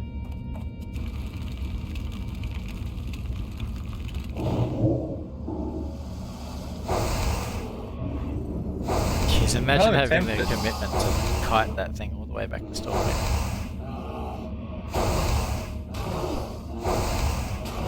Well, you know, something bugs you enough. Yeah, oh, yeah. Oh, you want to do patch day anal? Okay, 30, 40 minutes later. Hey, everybody! Die!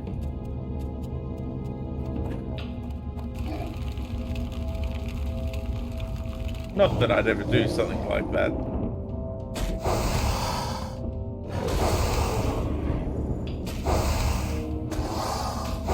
Be like passive aggressive to the nth degree.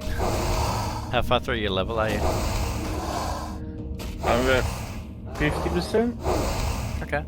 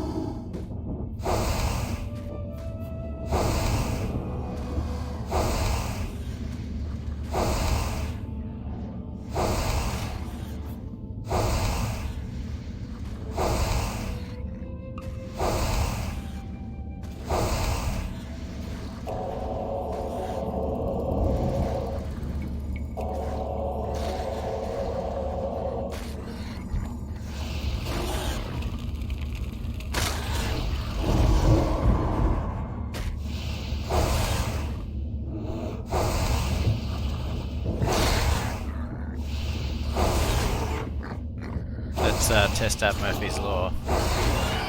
Watch me get... Nope. Never mind. Alright, let's go back and check the scorpions.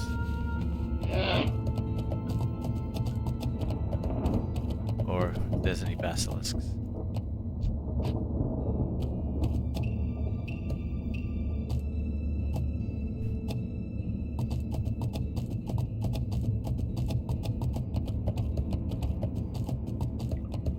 Oh, here's another one.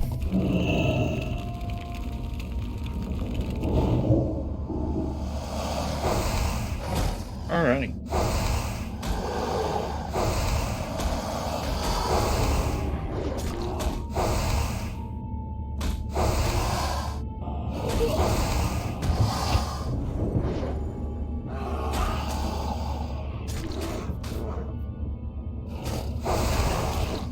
That ability isn't ready yet.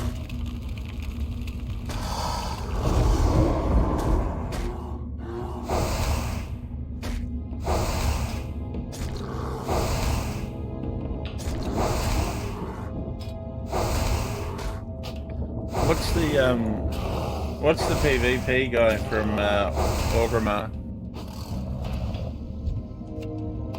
Not Gammon. Yep, Gammon. Yeah. I think someone needs to drop Gammon on Stormwind. Well, Gammon in Classic was a pushover. It was in Kata that he was super buffed. Okay, so drop the Kata version of him on. That was hilarious. Just they didn't announce that at all in the patch notes, and people just went and killed Gammon as they normally would, and just got their butts handed. It's very funny.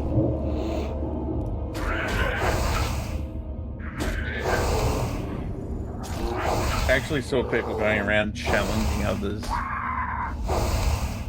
saying, "No, you can't PvP with me until you defeat Gammon."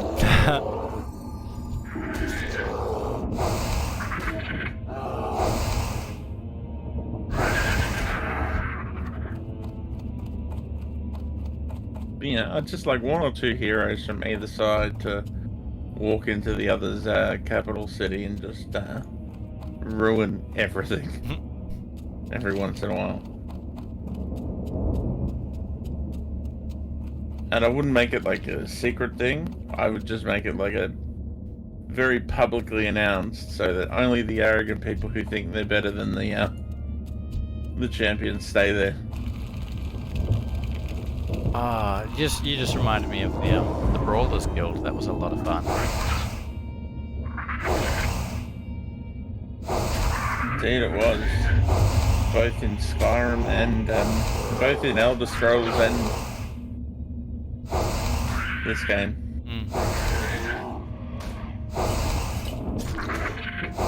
It's hard to know when it's active. Yeah, it is.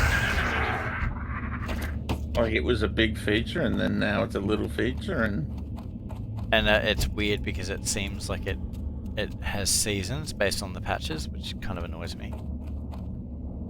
Or it might be based on the expansion packs. It resets every expansion pack. Your progress does, I mean. Well, so does the entire Brawlers Guild. Like, they move it too. They move it. In the sense that, well, no, sorry, that was factions. Never mind.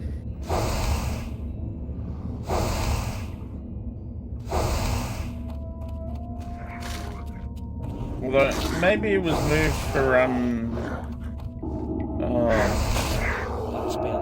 one of the expansions we weren't on Azeroth. I think it might have been moved for them. Legion. No, I'm thinking Dread. Battle for Azeroth.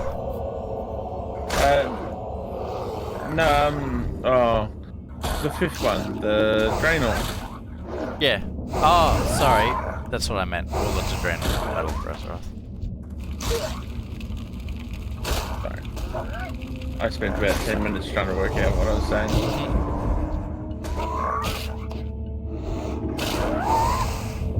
You know you got a lot of expansion packs when you get all the names mixed up and they just blur together.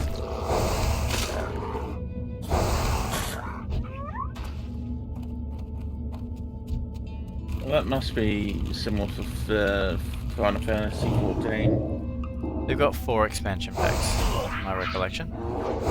Yeah, but they've only been around for what, 15 years almost? I think it's 10. So, which is so weird to think that that's been around for that long.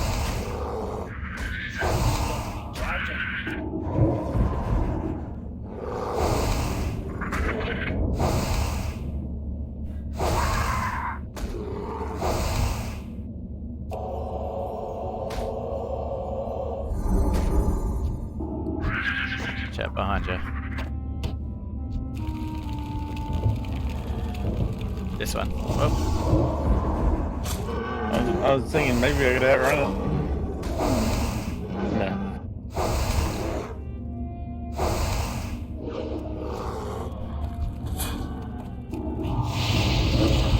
Just before anyone else does.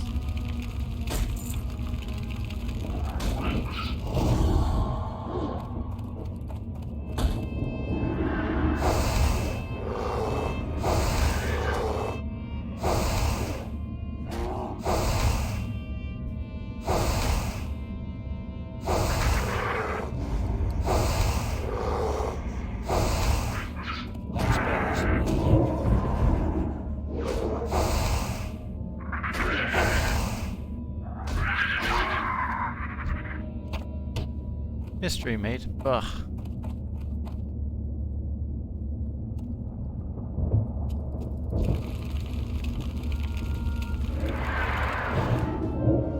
Oh jeez, that thing just resisted both of my dots. How annoying. There we go. Yeah, it's just a wee bit bigger than us.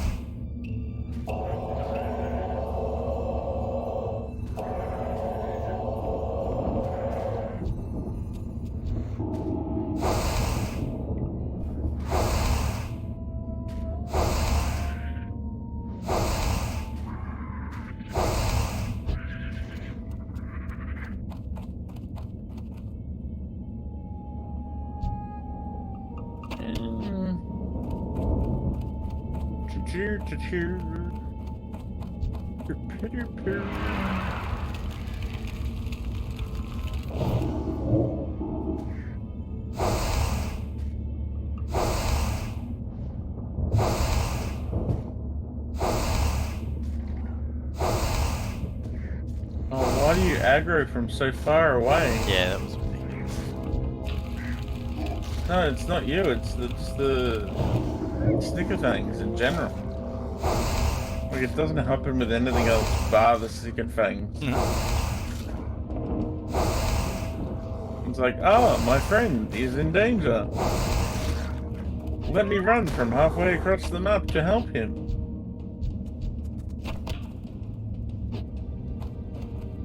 Scorpion over there. Oh! You got two of them already. Wait, I can do this, I can get the trifecta. Oh boy. What are you attacking first? I have no idea. Pick a target and I'll help you.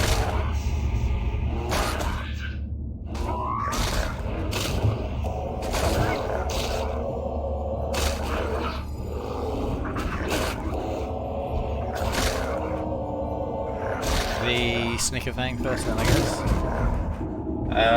Yeah.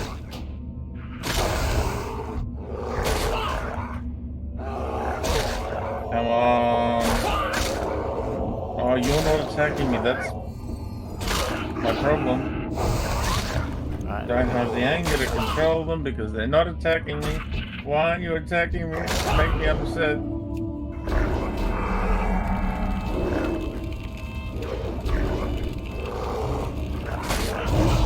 Charging. Oh, come on. Oh.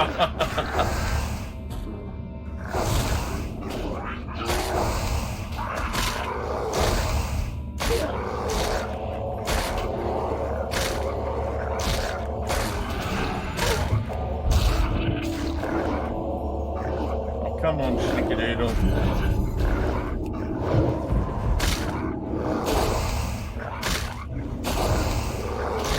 And this and that one next.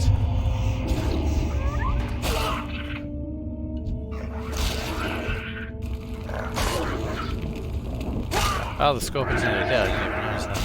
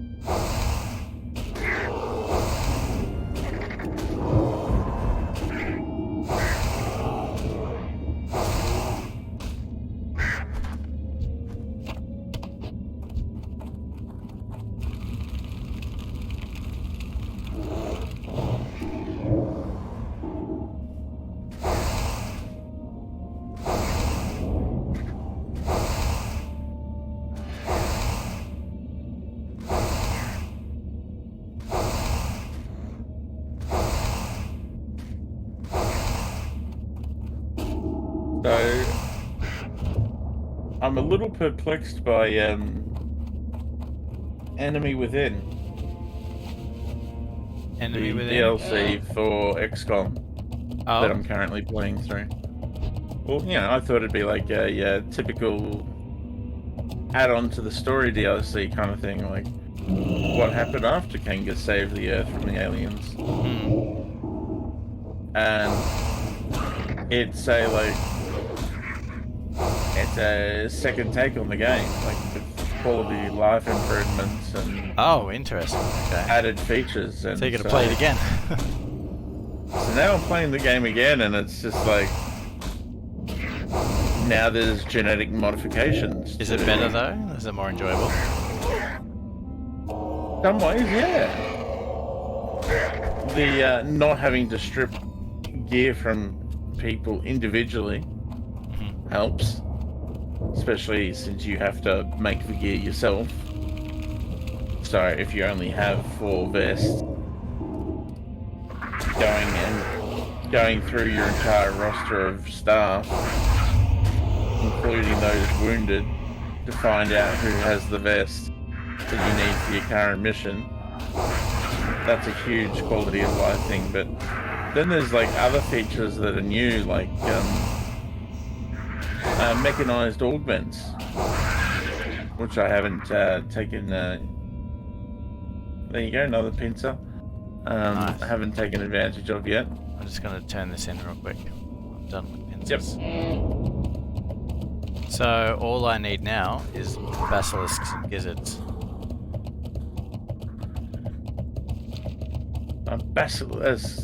Sorry, I was trying to make another connection to a song. Basilisks and gizzards, oh my. Sorry. I am honored. We love you. Be careful.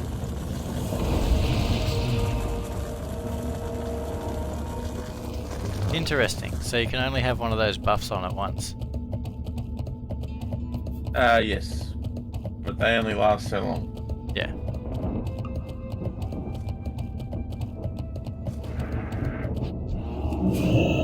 Oh boy. Shrek, he's in trouble. Oh, that's alright.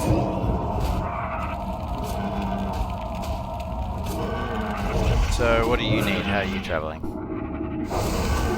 I need brains. Yep. I need gizzards. Yep. And then when I've turned one of those in, I'll then have the space to get a scorpion pincer. Ooh. Blacksmithing. Dazzling. I'll take it natural since you don't rapier. have bag space. Yeah. Alright, well I can like collect the claws for you, which is kinda cool.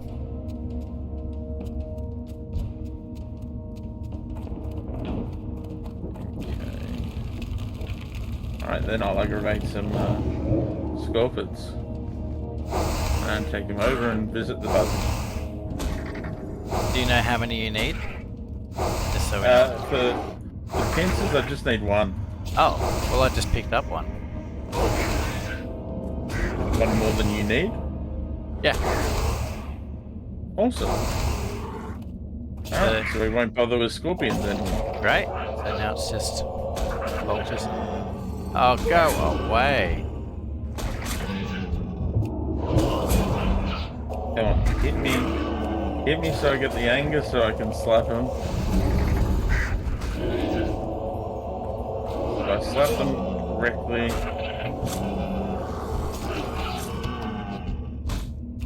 No, that's not it. I hate you. I'm gonna pick up a doggo. Crying out loud. Oh, yeah. Alright, I'm about to die. You're about to die. Let's take out the dog first. Never mind. Run away, Shrek! Run away! Run away, little cheetah, run away!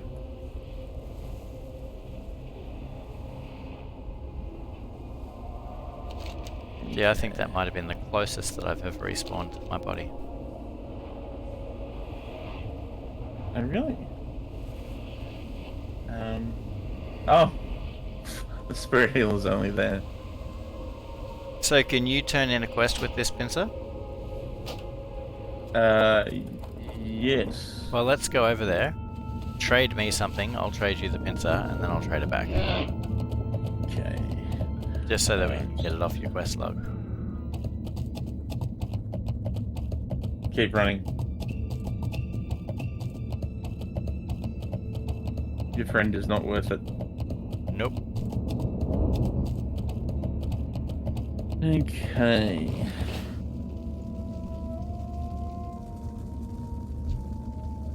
So if I give you some brains, once again, I don't mean it like that. I just mean the quest item.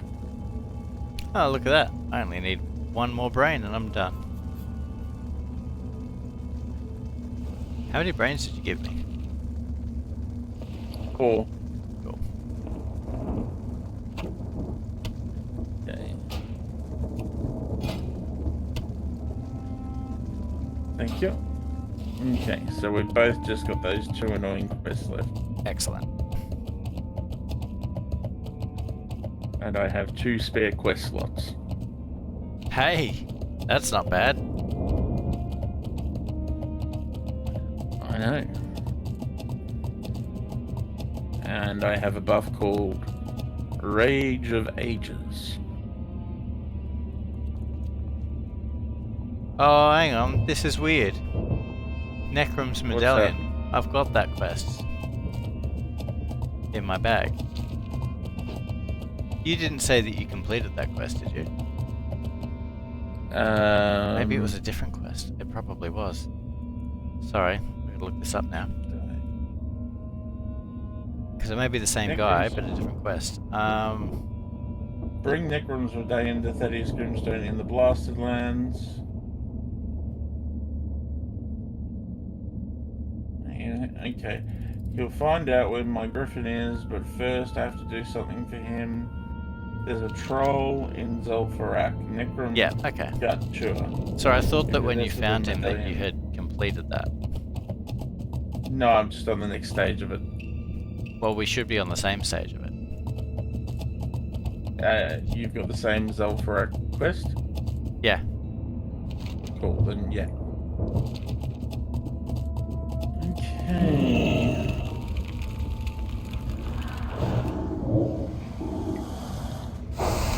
Oh boy. Yeah. Oh, okay. Yeah, attack this one first.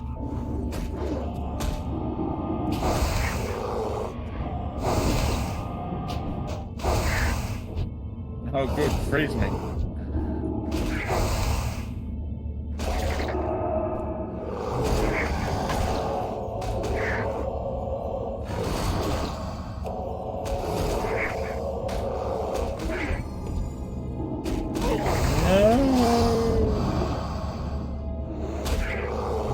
Hooked on a feeling.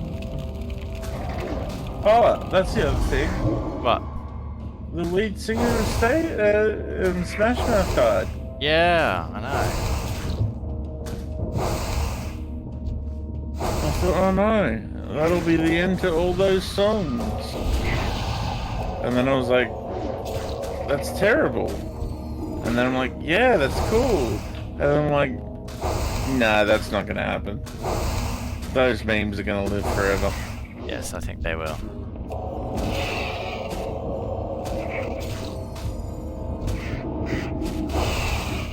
Can't cast that.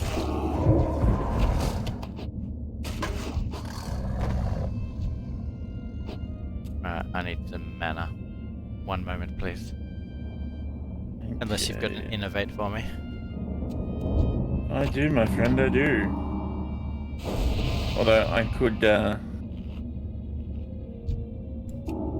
benefit from taking a moment to take a brief bite. Ah, yes, the well-fed buff. Okay.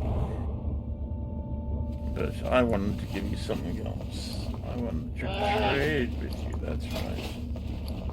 Great. Sorry.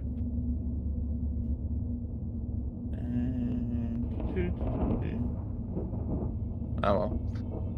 They have 4 of these. Thank you. Take one now and one in the morning. Call me in the morning.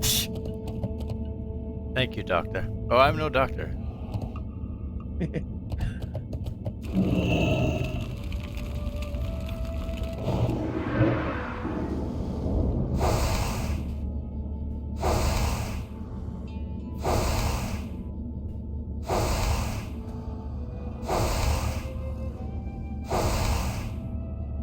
Wow, that's huge. Well, So the buff bar has like 8 things on it at the moment. yours does? Oh, wow. Yeah. Oh, it does.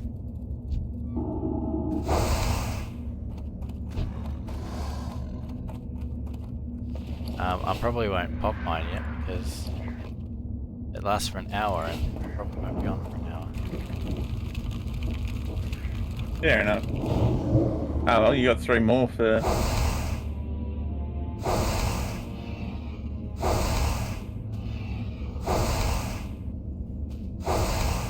I should have reminded you at the beginning of the session. I still can't get over this queue. An hour and 20 minutes and not one of them has popped.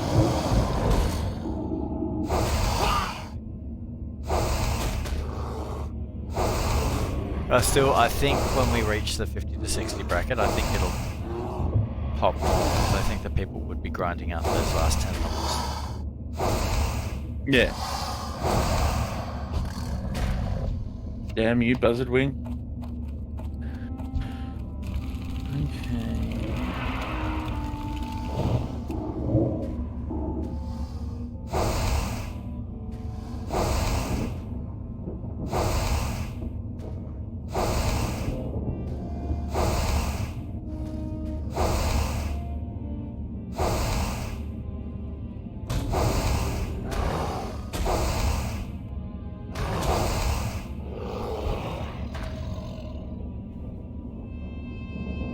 Oh, Nice. How many brains you got now? 5. 5. How many brains have I got If now? only I had a brain. If only I had a bag of brains. What have I got? Let's have a look here. I'm on 5 also.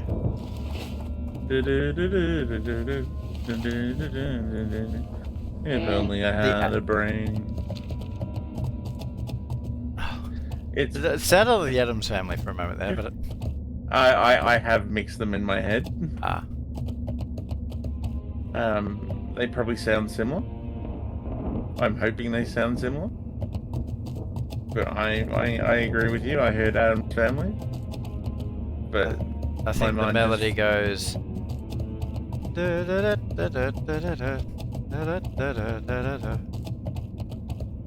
that probably sounds right. Yeah. Yeah, no, that sounds right. I think I've just slapped the lyrics into anywhere they fit. It's call it a remix and own it.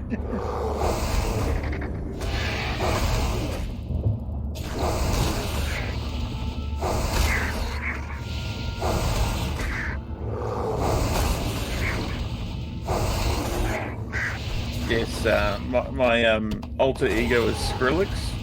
Oh yes. And you know, all those insane remixes. Just because I'm losing my track of reality, not because they're insane. They're like literally not quite right in the top paddock. You know, the gatekeeper has gone on break.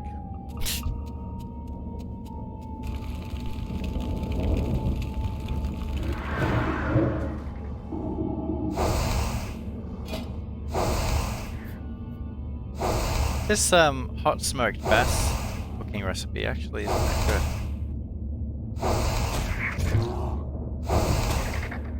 I wonder if I need to go back to the cooking trainer and get some more recipes. The answer is always yes. But where was that cooking trainer? The artisan one. The artisan one. The max level cooking trainer. Oh. Was it the one in Tanaris? Yes, it was. Or was that just where the quest took place?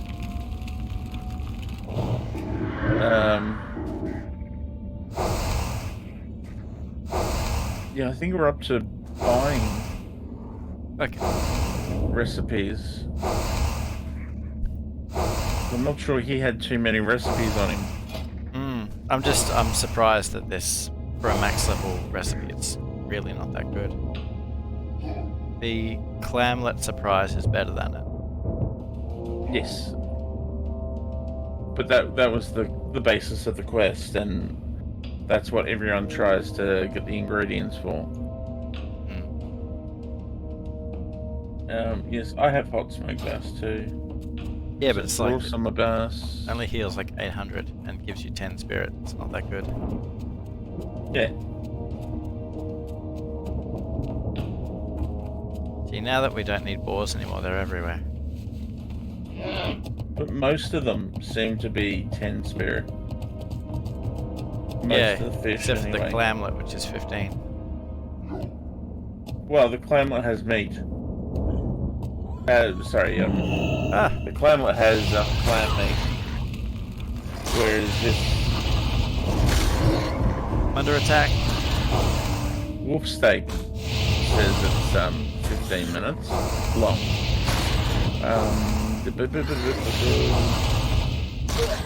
Where am I? So I can navigate to you.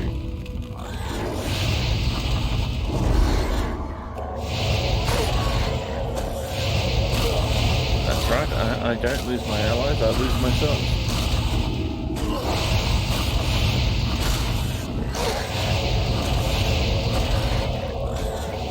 Would anyone like to play?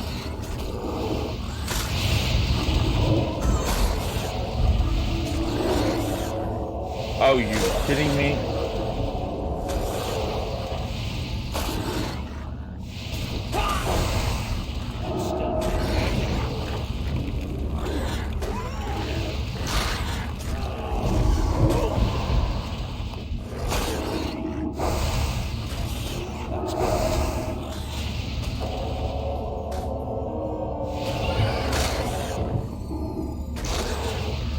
And now I have that Wizard Boss song stuck firmly in my brain. Thank you very much.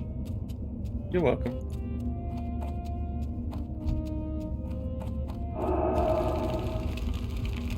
It was my pleasure.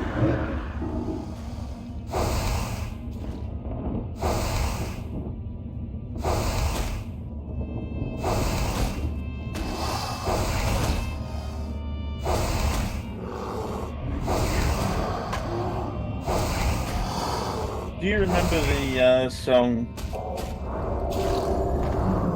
Daughter of the Sea? I don't think so. The WoW song about Jaina Primal.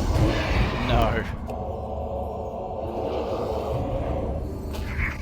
So, I was so annoyed that they gave her a song. Even though the song is ostensibly negative. The final little bit where she says, beware, beware, beware of me, was, you know, as a power motivation for her character, seems so positive and so reinforcing and so, yeah, Jane is the big bad girl, that I wrote a response. Oh, really? I've since lost it, but I spent like 3 hours going through and changing the lyrics to that of a young warlock who slits her throat. Yeah, he sounds like it really got under your skin. I don't know why, like, I worked as if, like, and this character had, like, a perspective and everything, like, it was an Alliance character who had Horde family members because of Dalaran. And their family was just a part of the purge of Dalaran. And I have no idea why I got so attached to it. Yeah. But it comes back to me because it was just funny, because there's just some of the things I substituted. I'm out of range. And then I think I rewrote the end that Away a bit. the person had the opportunity to slit their throat but decided not to by the end of the expansion. Apparently I'd thought that slitting their throat had gone a bit far. Stop me charging. Can't cast that yet.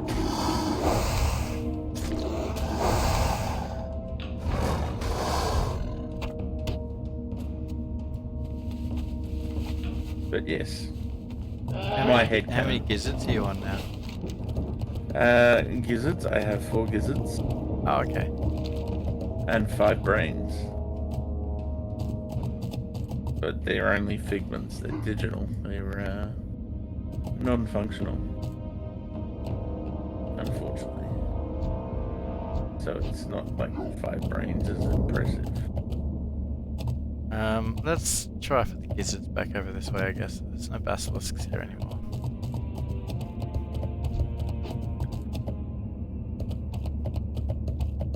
Okay. Oh boy. 86.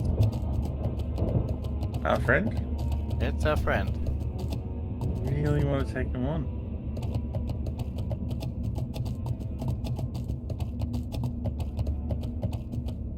How death they?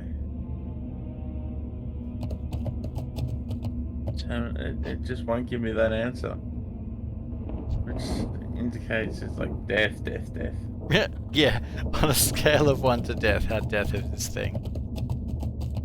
It's pretty death. It will be using your bones to flavor its food. To make its bread. That's right, it's using your marrow to butter its bread.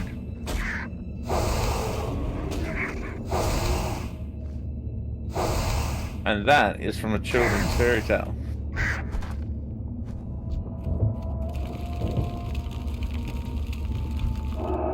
So, I'm not the most disturbing thing around. Haha.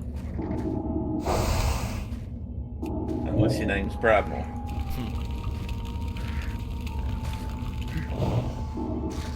Your travel form, what movement speed is it? It's 40% on top of running. On top of running? Increases movement speed by 40%.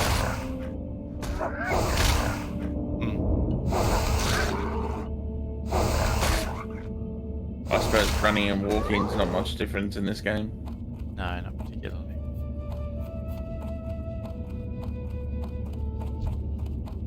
How much gold are you sitting on for your saving up the amount? Still 25. 25? Okay, that's not terrible.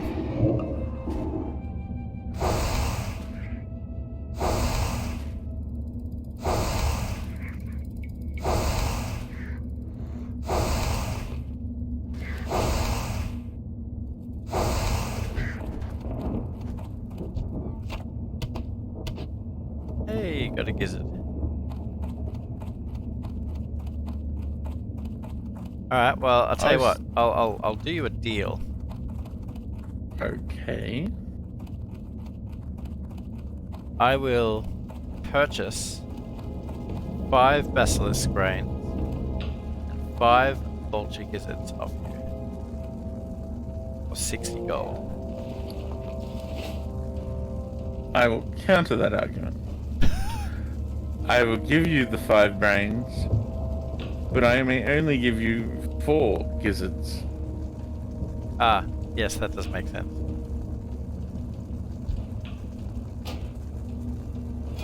Because I lack the 5th gizzard.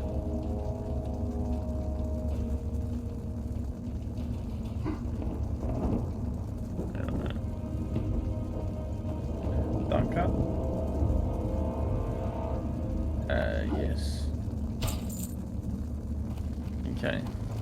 Hello. And now I have to run over to... What brings you here? I am listening. Oh, what? Why am I 2 gizzards short? Doesn't make any sense. I gave you 4. Yeah. That's... Oh, no.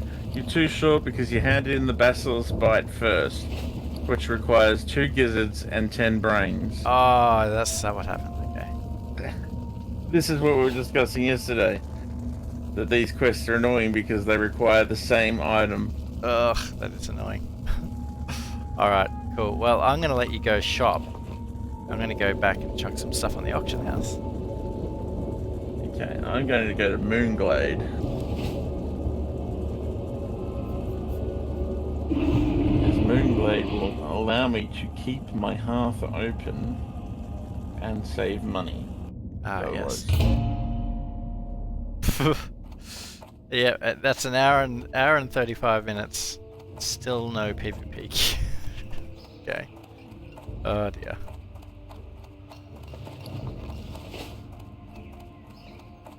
Almost freaked out for a second. Hey I there. thought, what? They actually launched? No.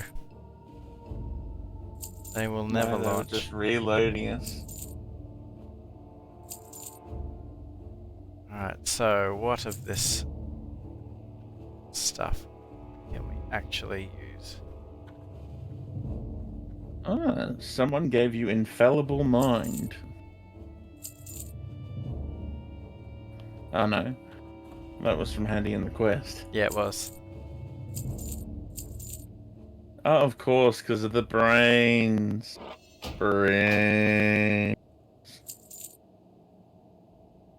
But that's alright, we will finish all of it off tomorrow. If you're free. Yeah, that should be fun. Safe travels. Alright, so what can I actually put on the auction house?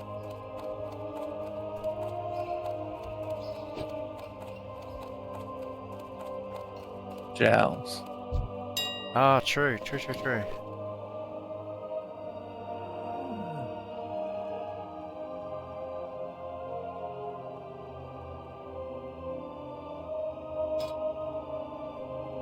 Um.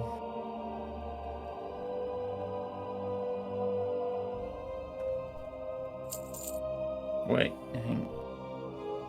Just make sure you've got 2 left. 2 gels. Yep. Oh, good. Yeah. Good call. I didn't even see that. But if you've already sold them, No, I haven't. I got a couple spare.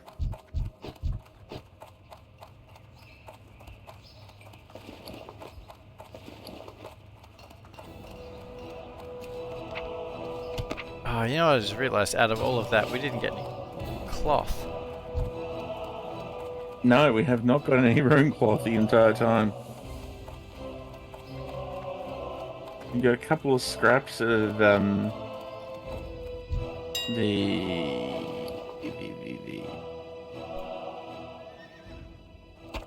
mage weave.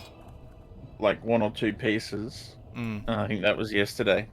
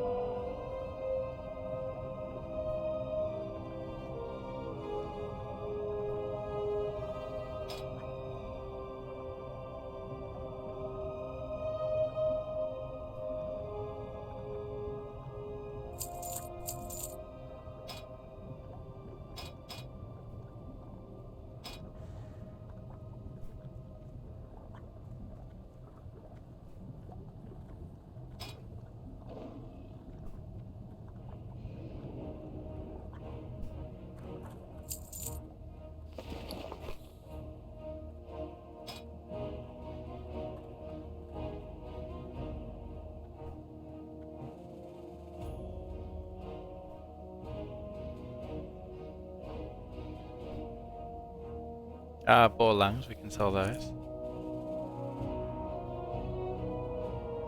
No, yes. They sell pretty well, actually.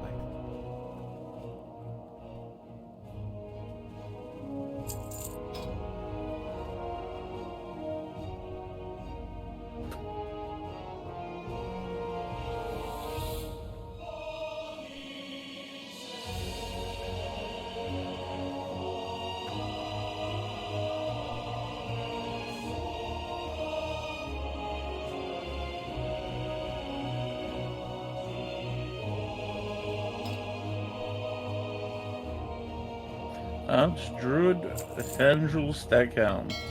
Hey, Staghelm. Death level.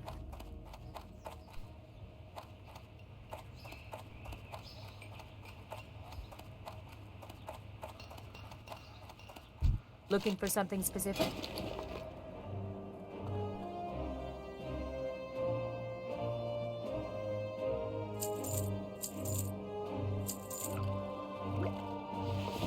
Have a good one.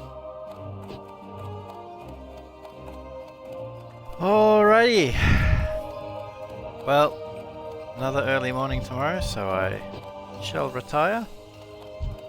Okay, not a problem. But I will catch you on again tomorrow night. Indeed, thank you very much. Adios. Alright, bye. Shit not working is like one of my pet peeves, especially when I've done nothing to ruin it. Like it's just literally stopped working on its own, and that boils my blood. Welcome to every one of my streams. I bet. Ugh. Alright, how did my auctions go?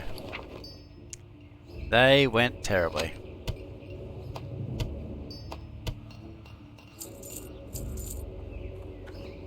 Well, at least you still have a marketplace for them. Yeah, I'll just put them back up again and see what happens. Mine went terribly, and someone undercut me by such a degree that it's not even worth it putting the... Oh, it's crap when that happens.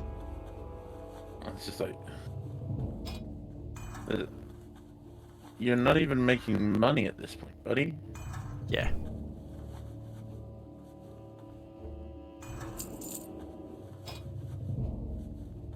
So what I like to do is undercut by a little bit on the bid price, and then be the highest price on the buy outright, to try and get them in the fallacy of I must have now. Yeah, yeah. And they'll see me at the top and they'll go, oh, I must have now. And then they go, what the fuck did I just pay?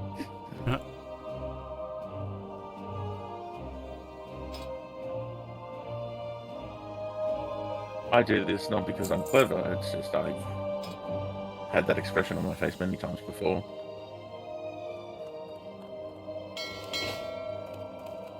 Alright. Let's People promise.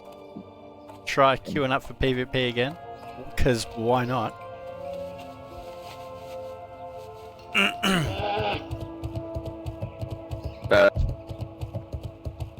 Got a funny story for you. Oh yeah. I am like legitly 6 gold off getting a mount. Oh really?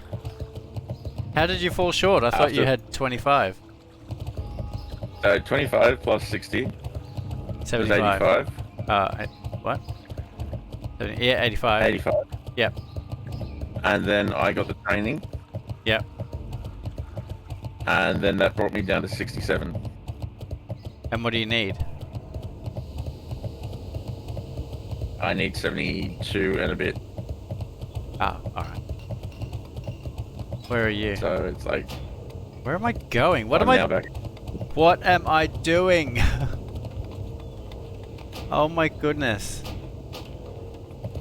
Where... So I have no idea where I'm Sorry, going right now. I'm running back and forth between the deep tram because I keep turning around in the tunnel for some reason. I thought I was going to Iron Forge for some reason, and I don't know why. Oh no, I was going to start the PvP queue. That's what I was going to do. Alright, well, what is it, 4 gold you need? Sorry, or 6 gold?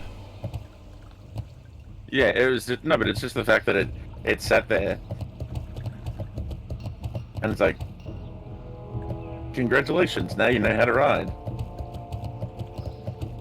And you know how it only gives you the riding ability for one type of amount at a time. Yep. It's gone. You can now ride tigers, Greetings. and then I'm like, cool, sell me a tiger, and they're like, I don't sell tigers. His honor, friend. I'm like, what? What do you mean you don't sell tigers? Really? That's weird. And then I ran around in circles. I looked things up. I ran backwards. I ran forwards. I ran backwards. Only to find out that Well the done. seller is standing opposite the Safe trainer, Hello. but Here there. you can't see the seller's name What's your because bet? they are so close to the target they're next to. What brings you here? So the name plate for the tiger pops up Farewell. and not the seller. Despite knowing the seller's name, I'm running around in circles looking for someone to sell me something.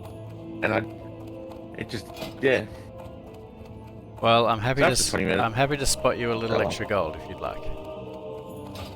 I think we just go back to it and get the quest done, and then I'll have the gold. We'll get it. next Okay, week. sure.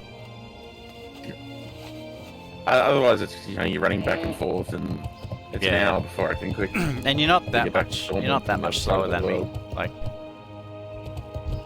between your travel form and me mounting up, your travel form is instantaneous. So the distance you gain on that alone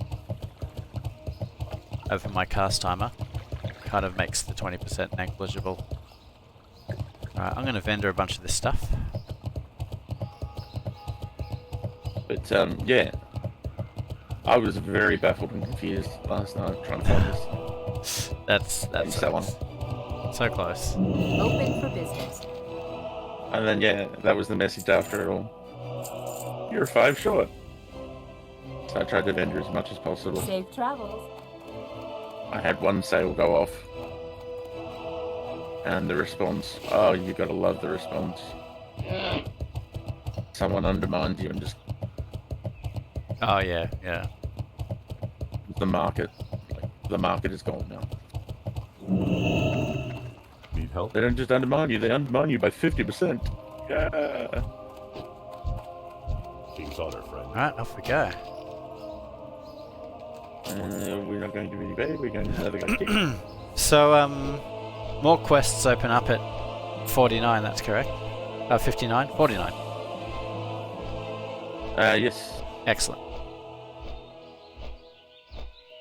Well, I'm almost there, so that'll give us a little bit more to do. Okay. So I'm right behind you.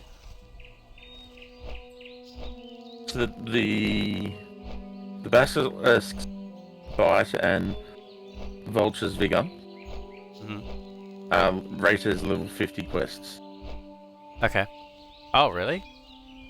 Yep. Ah. It's weird.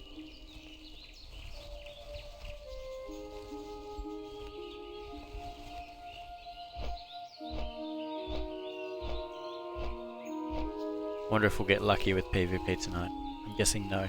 I did see a bunch of people standing around in front of the Alterac Valley quest though, so I think that is pretty much where everyone does their PvP. Kind of sounds like they just don't bother with the other two and Alterac Valley is it. Probably because that's the best one for grinding honor. Possible. I mean, Well, it's the biggest, which means there's more we'll people get used to it.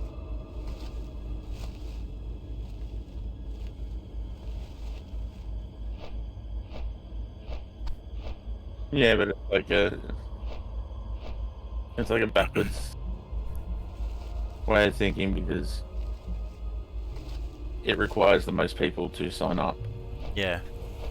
and it requires the most people to have the patience and WoW and patience, even in Classic, do not go hand in hand. I think it's always been a very lazy battleground because you can kind of just not pay attention and just hope that your lack of effort is lost in the 59 other players on your team. You can just get carried. Most definitely, I'd agree with that, but that's also one of the downers on it. Is you get groups of 30 or more who have that attitude, and Yeah, it's I know. Yeah. and you just get slaughtered, and due to the size of the people team, who are active. yeah, due to the size of the teams, any one person's effort is not going to make a difference. You kind of need to roll the dice and hope that you get a bunch of people that give a crap. That's it. And then on top of that, it's just the players who are attempting to give a crap have the lowest threshold for not getting their own way. Right, so I only need 2 gizzards, and then done. How are you? Okay. I need 12 gizzards and 10 brains.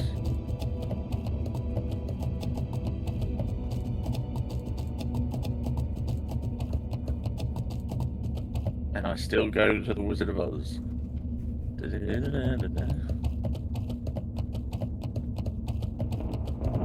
don't know why. I don't But that's fully an know action. why either. Okay. Let's I was literally about to say speed up. Go through the buffs. Good time to take a mighty troll. Ah, yes.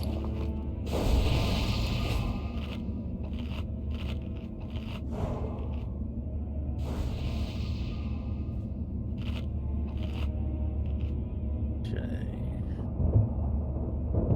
Ah, I'm good to go. Let's do it. Leroy. Jenkins.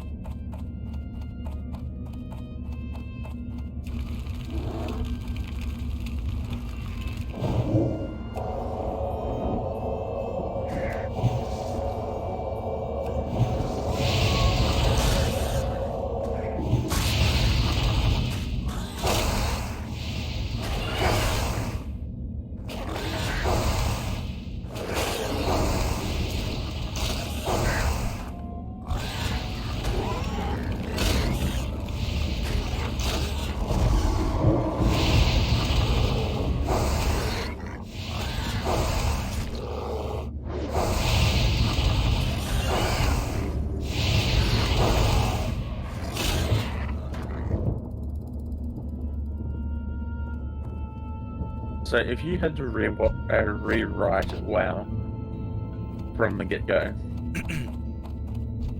Yeah.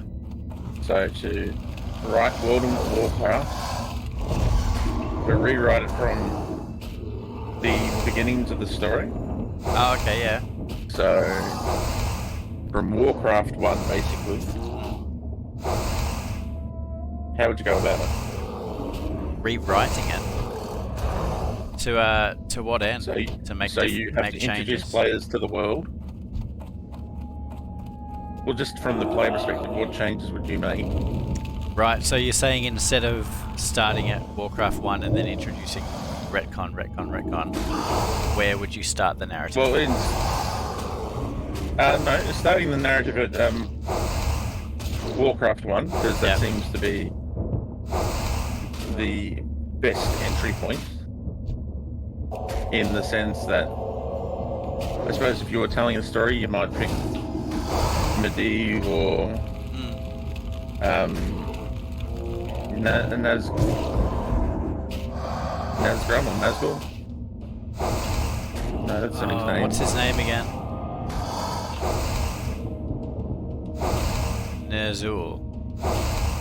Ner'zhul, yeah. I knew it started with an N. I thought the way that the movie did it was fairly decent.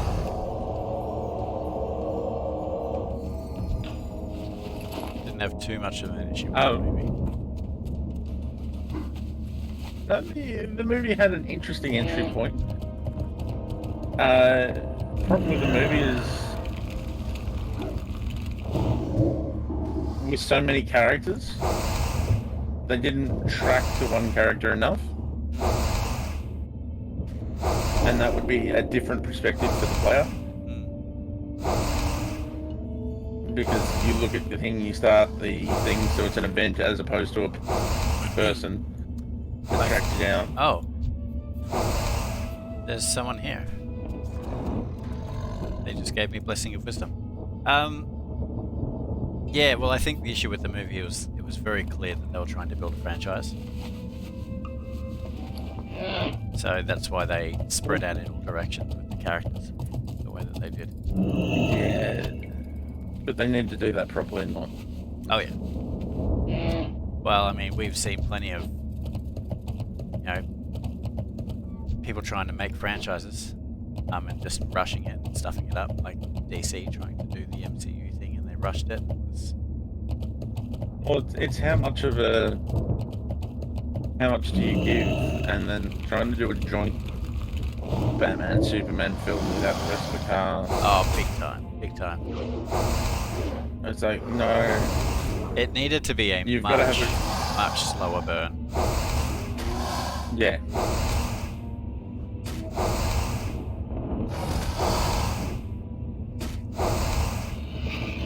But yeah, to go from Superman straight to Batman vs Superman without, number one, another movie to give Superman room to grow, but two, not even giving the new Batman a movie of his own. Literally going straight into Doomsday. It's a lot.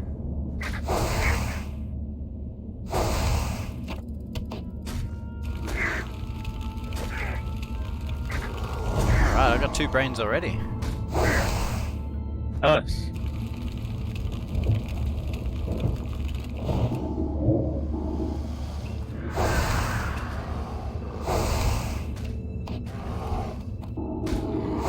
That's the other thing. The event they chose. It's like, so we got 2 Iron Man films to introduce Tony to us. Yeah. To lock us into Tony. And then we got a Captain America film. Yeah, exactly. And then we had the end credits that were doing the lion's share of tying the films together. Like it wasn't straight out. Yeah. I'm doing this film. No, it's this. Why is Tony at the end of something else? Yeah, exactly. Or with the Captain America film. Oh, Captain America's now in the modern time. Oh, it's Nick Fury. We know him from Iron Man 2. Yeah.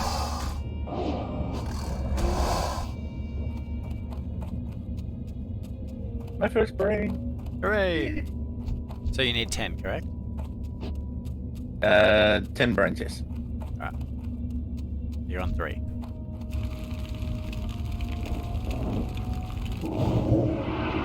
No, 1 brain. Yeah, but I got 2. Yes.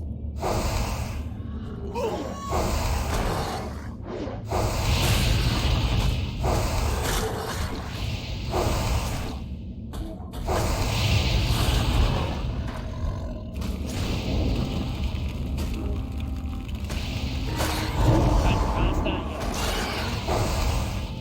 But yeah, so what event would you use to introduce your character?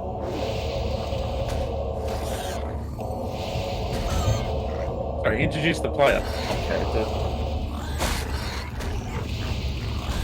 If WoW was to kind of be reset, where would I start? Yeah. Yeah. Yoink. Well, I mean, I think I'm coloured by my own biases, but I think the Warcraft 3 story is a good way to start. So, would you enter them into the event of the Warcraft 3 or just straight after? Into the event of it. So the downfall of Arthas. Yeah, I think so. Because Arthas is a pretty pivotal character just in the entire story. Oh, most definitely. I would go with the first war or the first invasion,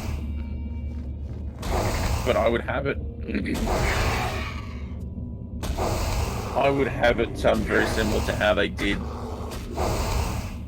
the RTS, in the sense that if you chose one side,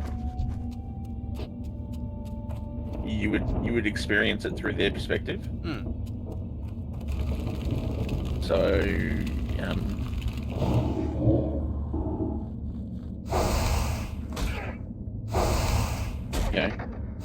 you'd be a farmer or a trainee warrior. You know, you'd be a young lad or a young lass, and suddenly farms and things are being attacked, and there's a call up for troops. And depending on what kingdom you're in, depends on what class you get to play. Ah, that's cool. And then expand from there. So as Dalaran, you'd get to play a Mage. magic class. Yeah, I like that. I like that. I think. And obviously you'd you know, alliance wouldn't have warlocks. So you do a little bit of thing, and then as the wars go down, you can expand that until it comes to a more traditional. I think I've got more thoughts to contribute in terms of mechanics than I do story. Well, I think it helps if you know where you start. Oh no, I'm not saying So, I'm not saying it's inconsequential. I just have more ideas for mechanics than I have ideas for story. Well, that brings us to our next question. Oh yeah. What would you change? For the story or for the mechanics? Well, you've told me you're entering your story in the events of Arthas. I actually. So now describe the. Oh no, go ahead. Well, I like your idea better, to be honest. I was thinking of it in terms of telling the Warcraft story. I wasn't thinking of it in terms of an MMO. Well, I was thinking of it actually as in terms of an RPG. Yeah. Well, I But think how do you be the most generic character? 'Cause if it's an MMO, given what I like about WoW Classic, I think you're on the money. Like, you want to be just a nobody. And I think my idea doesn't work in an MMO setting because it's not a great idea to start an MMO with the focal point being on another character and not on your character. So to start off the game as like, you're a nobody and hey, look at this Arthas guy, isn't he cool? I think what made WoW Classic successful was that you're a nobody, humble beginnings, but if you work hard, you'll eventually be a somebody.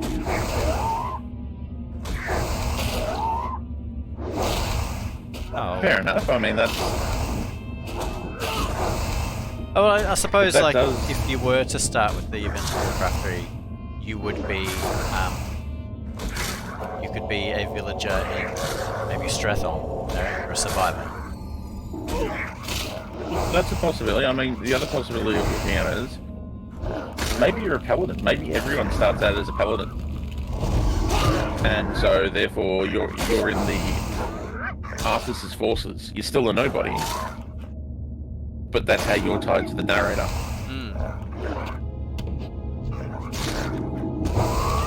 Maybe you're one of the paladins that goes with Uther when Arthas is going to do the culling, and then you start from there. It's an interesting idea. But it's no Because then you can secret. see the build up and the focal point. Yeah. Yeah, no secret though, mechanically, one of the biggest things that I would change is changing the flying. Let's scrap it. I wouldn't scrap it, but I would.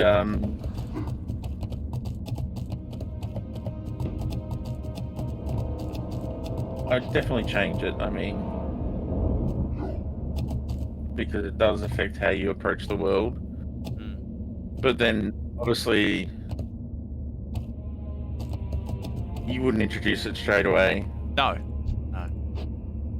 And maybe... I don't mind the current approach. And so maybe that's how you introduce it, like, at a certain expansion, it becomes endgame content. I think the biggest issue... Endgame drive. biggest issue for me is it just trivializes a lot of the path that lay behind you, and for me that's a large part of the satisfaction of an MMO, or any RPG really, is that you're walking through the lands and through the enemies that used to give you such a hard time, but now you're so much stronger and more confident. Whereas flying undermines that a little bit too much, because now it doesn't exist. It's below you. It's the in-flight movie, you know? That's the other thing. A living world should always be evolving and reacting to you and getting stronger with you. Well, that's an interesting thought, because one of the things that kills every MMO eventually is the spreading out of players and, you know, diluting the player base, you know, because you never see anyone because there's so many different places that you can exist in. If they made it more of a Fortnite approach, where they kept Azeroth the size that it is now, but with every content update it changed the world.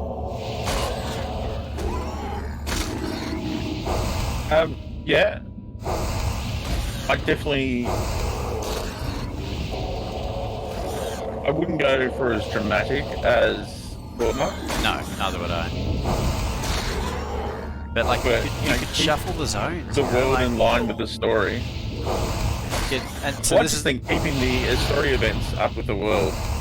Yeah. Oh, totally. Or your alignment. So if you're 45% through the Burning Crusade story, then you see the world as the Burning Crusade. And the differences and changes you've had upon the world. And we've seen glimpses of that in when they do pre-patch content and certain zones have stuff going on. Just do that on a much larger scale. The Molten Front. Yeah, exactly. Yeah. With its phased intervals.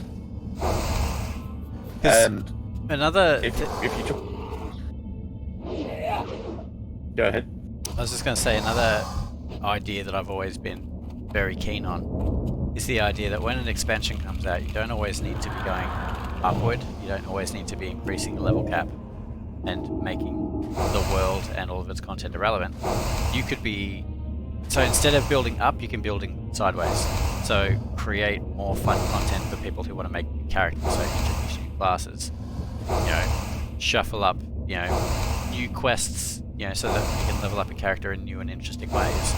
Keep the player base invested and like not outgrowing the content so much. So instead of having a game full of characters that are max level, you're constantly getting these fresh, new, low-level characters coming through the zones, because it's the new content that's been added is like, hey, make a new character, try playing it this way.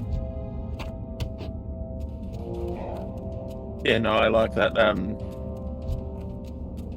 My idea in regards to that is, you know, me, very big alcoholic, is not tying everything to like a single system. Like, you don't want to tie everything to gear and then have gear only obtainable by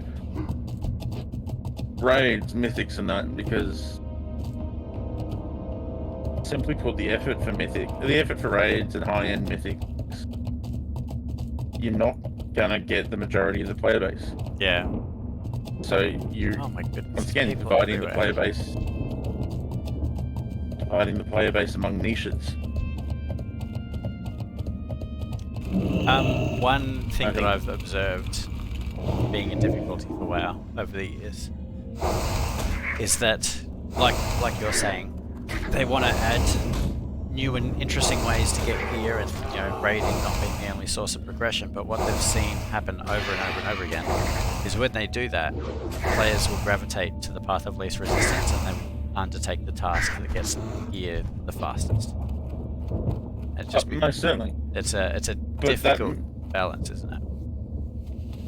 That has meant for the longest time that people must do raids, or they must do Raid Finder.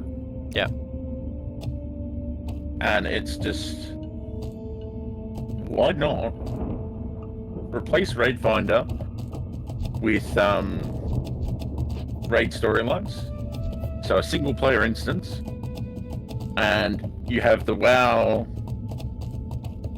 because you know how with Mortal Kombat you can win with any character, you can win the tournament with any character, but the storyline has an official winner. Yeah. You can have with this WoW's storyline official team who did it, and your player is always a part of that official team, but at the same time, because it's a single player instance, you're not face palming or head on the keyboard going through Raid Finder until you get a party that's not gonna lobotomize you. FF14's and actually even the story.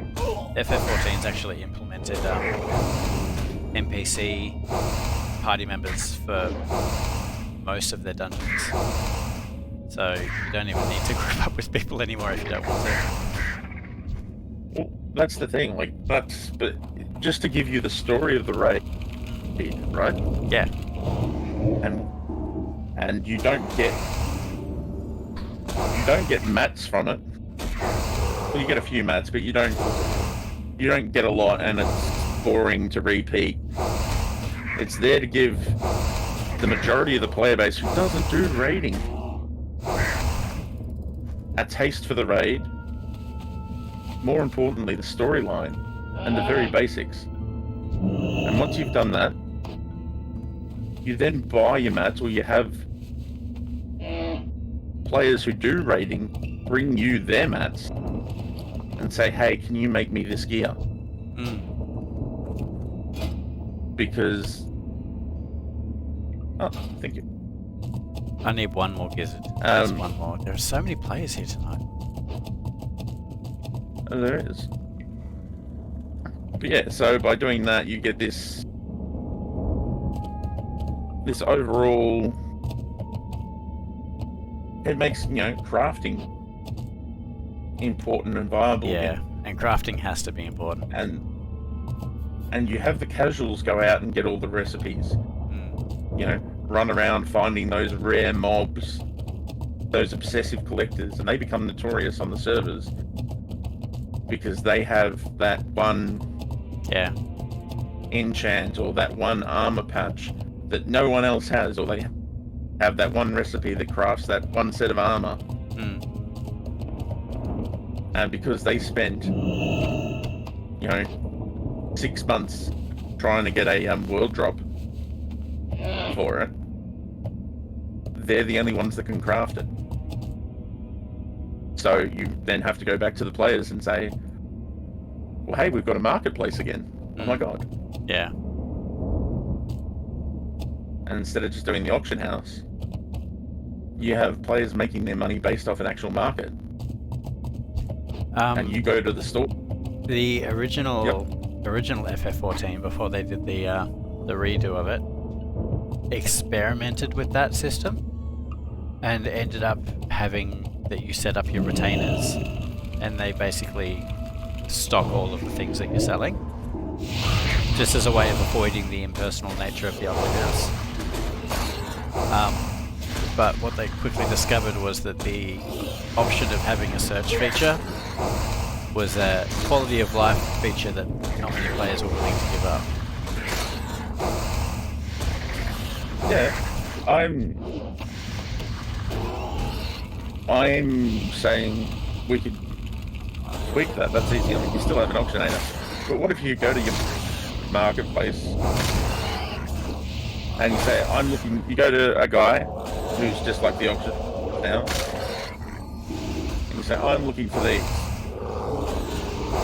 And he says, these vendors have them. Like these players, do you mean? Well, if you wanna run like interference so you don't get assholes, you either have official vendors that you sell to, and they have a floating price for the items they buy. Ah, that's Based off interesting. value. That's very interesting. And then the supply and demand directly affects the cost of it. Yes. So, that's a lot like Age of Empires 2. How the marketplace there is affected by the... Like, so if you vended a bunch of things, the more you vended them, the more the price would actively drop as you sold them. And that could be countered by raiders saying, no, I need these enchants. Yeah, I like that. I like and that then a lot. they trade the mats because they're in the raids, and so instead of getting gear, they get mats. And that very And the mat is the reward. very strongly disincentivizes flooding the auction house. Yes. Because you're vending all this stuff and it's worth nothing. I like that. That's actually a really cool system. I like it. Because then the whole point for raiding is you get mats. And you can never have enough mats. Because these could be... I don't have a big enough brain to predict this, but I wonder how that would affect the value of gold. Like if people are able to manipulate that, and as it played out, how would that affect how rich people got? That's what my question would be. Well, gold would always be fluctuating. Yeah, it would be, wouldn't it? Like currency.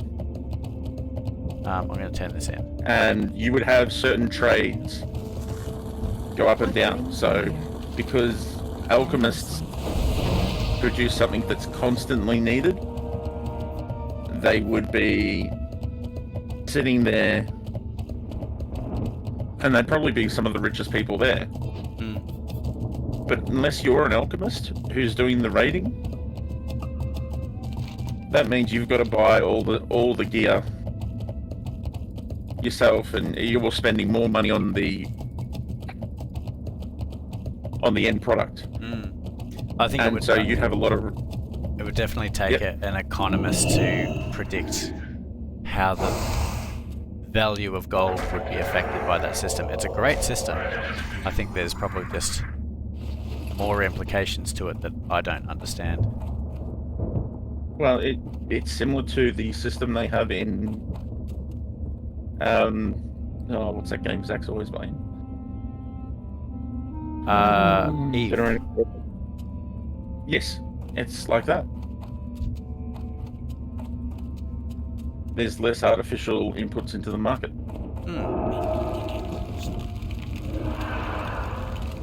And when a new patch drops, suddenly the floor drops in the market.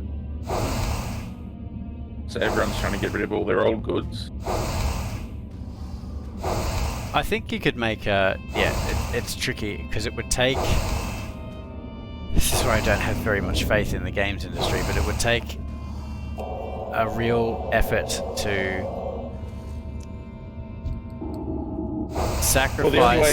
sacrifice like accessibility and broad appeal for the sake of making a living, breathing world that works in this way. Like a truly addictive experience like this, for example, kind of comes with alienating the casual player, and a lot of companies are like, no, we want the casuals, they give us money. But the thing would be that this is how you engage the casual player at end game. What's it there for the casual player at end game? Because you can buy your way into it. I don't necessarily mean the system you're proposing. I mean just the gameplay philosophy as a whole, in my mind, would be closer to WoW Classic than it would to retail. And I don't think that there are many large studios out there that would want to sacrifice the broad appeal in order to make a really engrossing game. Well, this is the funny bit. I don't think WoW currently has the broad appeal. It Well, had. yeah, that's true. Oh, I that's, think and a lot that's of the it thing. is That's reputation. yeah. Well, that's the thing as well. Is like when they started over catering to the broad appeal. That's when they started losing numbers. Well, it's not over catering to the broader appeal. It's avoiding the niches. So you could, so whatever way you engage with WoW in, this would still tie you to the main player base. So you're running around and you're an end gamer and you're doing mythic raids and you've got a great mythic raid team. You're getting mats. And mythic raid mats are different to raid mats. And the armor that you can make from them has the same percentage as the armor that now drops. So suddenly you've got to engage with the casuals, or you've got to be the producer. I'm out of range. And so you'll find that a lot of end game raiders and mythic dungeons will be running two gathering professions as opposed to a gathering and a making profession and a crafting profession. I think it's interesting Because to consider the middle ground, like, because the two sides you've got, to oversimplify it, is it's engaging to deal with real world players, but it's convenient to have systems in place to streamline the thing. But with this vendor idea that you've kind of got both, because you've got a system in place that is influenced by because player 60 action. to 70% of the main player base Yeah. doesn't have to interact with anyone. They can do their quest and they can get the storyline without having to interact with people. But the mechanic is But influenced if by you the wanna- presence of other players. Yeah. Yes. So if you want to join a guild, and because that's where you get your best raiding experience. That's where you get your best mythic quest experience. Is when you're doing it with friends. But if you've only got time for casual friends, like you and I, Nat and Kat, are effectively casuals, right? And we're not really doing any content beyond casual content. We're not currently doing any raids or anything like that. We're trying for PvP, but the queues are against us. So, but we get the enjoyment out of running as friends. We're in a guild, but we've yet to interact with the guild on any level that would be. Oh yeah, yeah. What do you need, by the way? And one more brain, and 10 more gizzards. Ugh. I'm never gonna get over the concept of needing more brains. Well, soon you'll have But, enough brains, Shrek. Lies. You could never have enough brains. But yeah, so you have that aspect, and it expands to like collectors, because you've got pet training battles and things like that in WoW, in retail. You can hone that niche. Was that your last brain? No. No, not yet. Sorry, I was just looking at the log. I saw Shrek picked up a brain. I got excited. No, that was the one you traded me.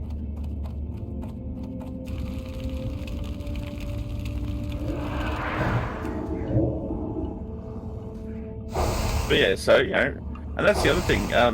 It brings the game back to some of the things that they've made up and deleted over the years. like you can farm. And you can farm for some of the plants in an expansion, but the top end plants will always be from those raids and dungeons.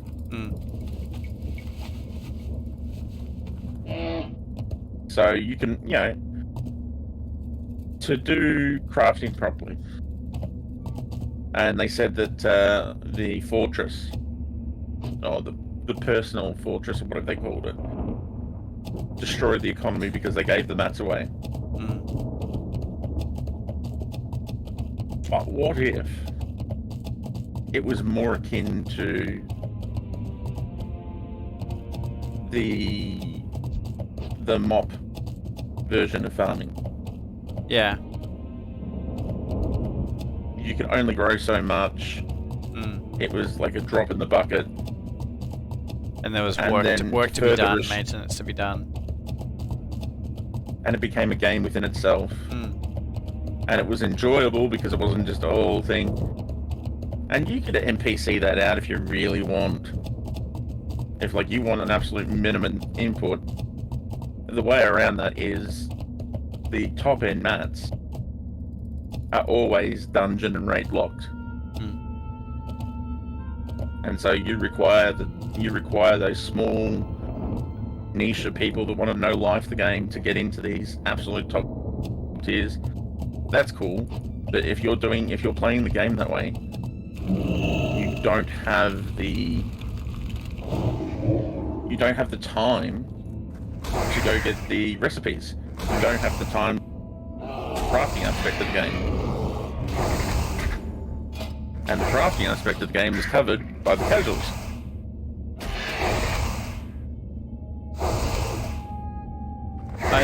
I think that was another thing that FF14 got correct, was the way that the professions were interesting, because like number one, they needed to be leveled like any other class, so max level 50. Yep. But like it's kind of like what you're talking about, where like your whole gameplay could be around doing the class, because there was so much involved. Like there were different skills that you used to get better materials. And it wasn't just go up to a tree and right click. It was a mini game. And you needed those people to keep the market going. If people weren't doing those mini games, there was no.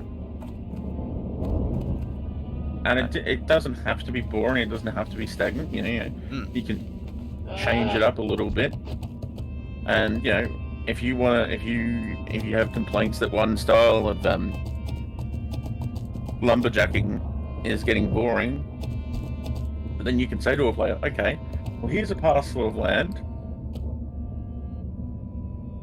You can forest it for trees, but then you have to engage on the forestry level, and those trees won't be current game content, they'll be old game content. So that you can't flood the market with current items. And that always gives the advantage to the end game people in terms of mats. But because it disincentivizes them from crafting. Because there's only so many hours in the day. Yeah. And there's so many more casuals to get these recipe drops and these crafting things, and you time gates. Like how you've got certain mats at endgame that you can only make once a day. And that was restricted so that only so much can enter the market at any given time. So, it's... Woo! Hey! Now we just need it's a little bit of an bajillion expansion. gizzards. Yes. How's your gold situation looking? Any better? Well, let's try hand one in. And then we can see where we are. Before you run off, let's take out these 2 birds. Get gizzards from them, maybe. Okay, on my way back. So I'm still on 67.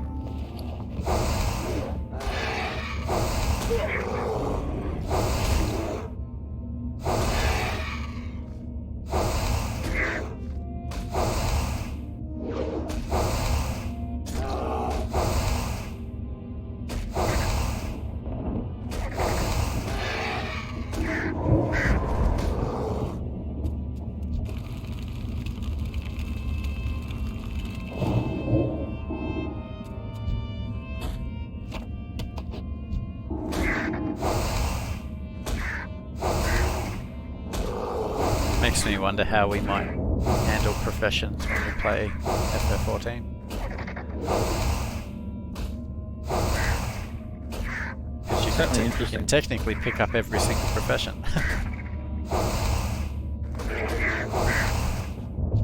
Ooh, that could be dangerous. Oh yeah.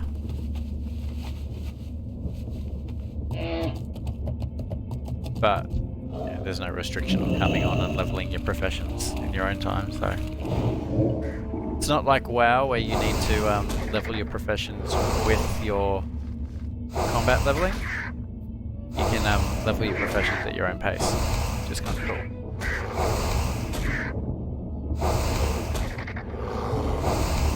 They give you the tools to navigate high level zones, even if you haven't leveled a combat class. Well, that's the other thing with the world.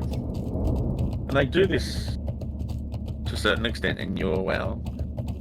With the world leveling with you, those higher end zones aren't higher end zones, if you know what I mean.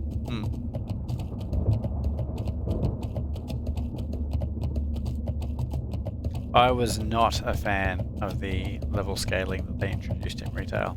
Not a fan at all. It had to be refined and tweaked. I find it what you difficult had- to get. I find it difficult to get on board with any kind of scaling, because in my brain, this may be subjective, but in my brain, if you have leveled up, that's you saying that you are now stronger than your previous foe. If your foe is leveling up with you, what's the point? I get that. But then we go back to the real world. And nothing's stagnant. Yeah. And if it was stagnant, in theory, to make it interesting, we'd then have to lower your level.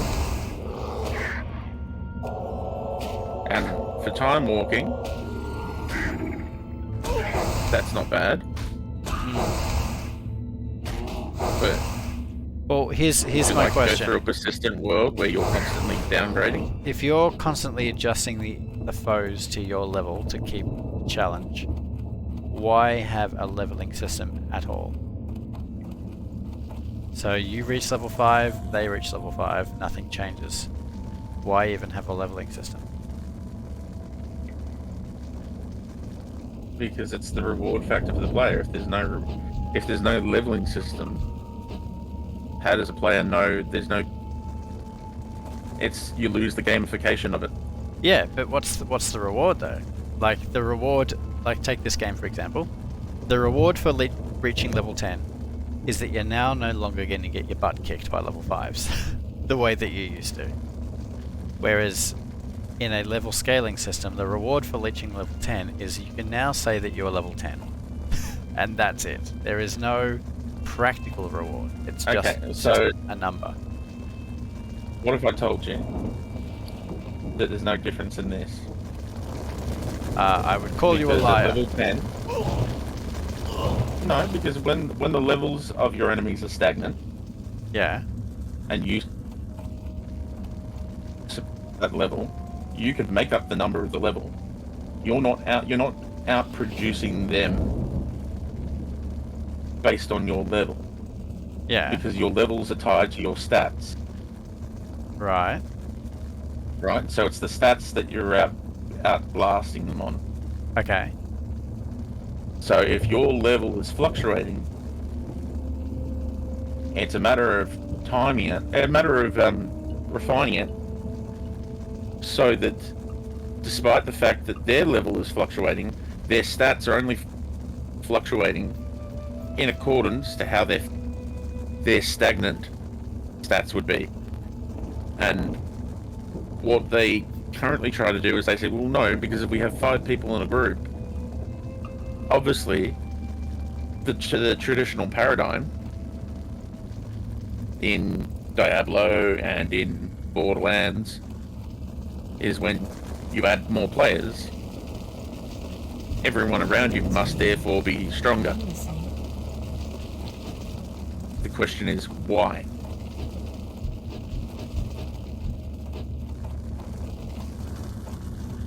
So, you know, the problem with Borderlands is there's so many bullet sponges. Why are there bullet sponges? Well, when you get a team of 4, the NPCs have all gone up by, I don't know, 0.25% in their stats for each player. But the players are all around the same level. So, well, they don't necessarily have to be, but you know what I mean? Like, Let me it's a flux. let me paint this picture and tell me what you think. So as you know, I've taken up running, and before that it was hiking. Part of the challenge for me was like, right, I'm going to tackle this trail. That's my next goal. Knowing that even if I beat that trail, there's going to be a bigger mountain, there's going to be a longer trail, it's going to get harder and harder and harder as you go. So the challenge for me is, right, I'm doing the 5k run, I've done it, fantastic. Now I'm going to do the 10k run. It's going to push me beyond my limits, it's going to be hard, but I'm going to beat that. And then after that, I'm doing the 25, and after that, I'm doing the 40. Okay. What if instead, every trail and every mountain automatically adjusted to my fitness level? I could complete one, and the next one would be exactly the same. There's no sense of progression in my brain. There's no, I've beaten that one and now I'm taking on the more difficult one, because they're all automatically adjusting to my skill level. Let me throw this at you. Sure. So, let's say you're level 5 now, and at level 50, you've outpowered all the walking paths and all the marathons in Victoria. Mm-hmm. What are you going to do? Oh, yeah. Are you going to move states and move countries each time? I understand that is why they do the auto leveling. I get that much. But I think... No, but if the refinement was... Because, you know, you can have the same ski mountain with different paths. Right? Hmm. And in the real world, no matter how easy a path is said to be, there are so many things that could throw a wrench at you.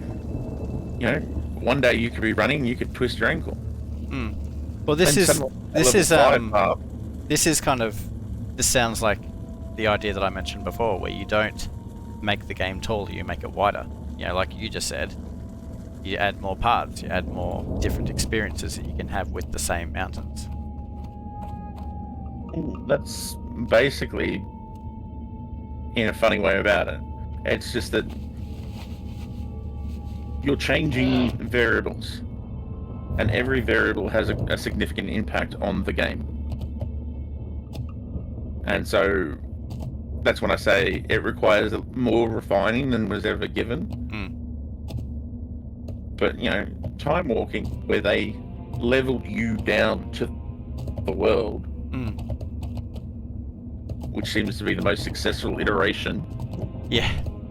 Again, an iteration that was ripped from 14, because all of their dungeons, they cap your level at they don't let you do dungeons over leveled. So time walking was inspired from FF14 in that regard.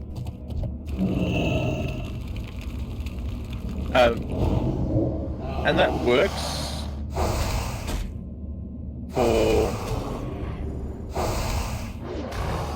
for a certain amount of things. But then how do you go back and experience what you've already done?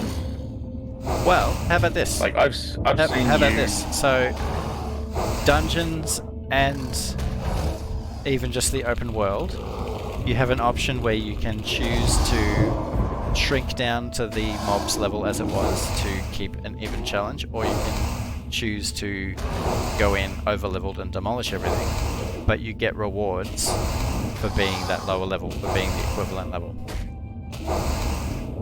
Kind of like, say you could do the old raids, because you know how we do all of our achievement hunting, yeah? We go into old raids, we demolish them, it's lots of fun.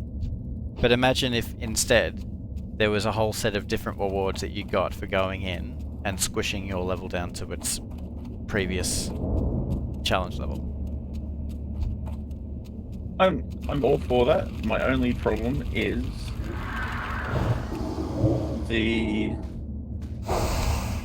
living world effect from having the mobs change to you. And it comes back to being outside. You know, as I said, in the real world, there's other paths on the same mountain you can take that are more difficult. There's different times of the year you can do it. So that's your breadth. It's But fascinating eventually- because when you think of the success of Fortnite and its ever-changing world, which I think is a success, they don't have levels either. You know, the player base of Fortnite is playing the same exact game over and over and over again without any quote-unquote progression. Yet they keep doing it. Well, that's not true. There The are, majority of the player base will be doing a battle pass. oh yeah, that's rewards, but it's not player progression. They're not leveling up. They're not, you know, leveling their character and getting stronger. And yet it But at the stays same time- and yet it stays engaging throughout without a leveling system.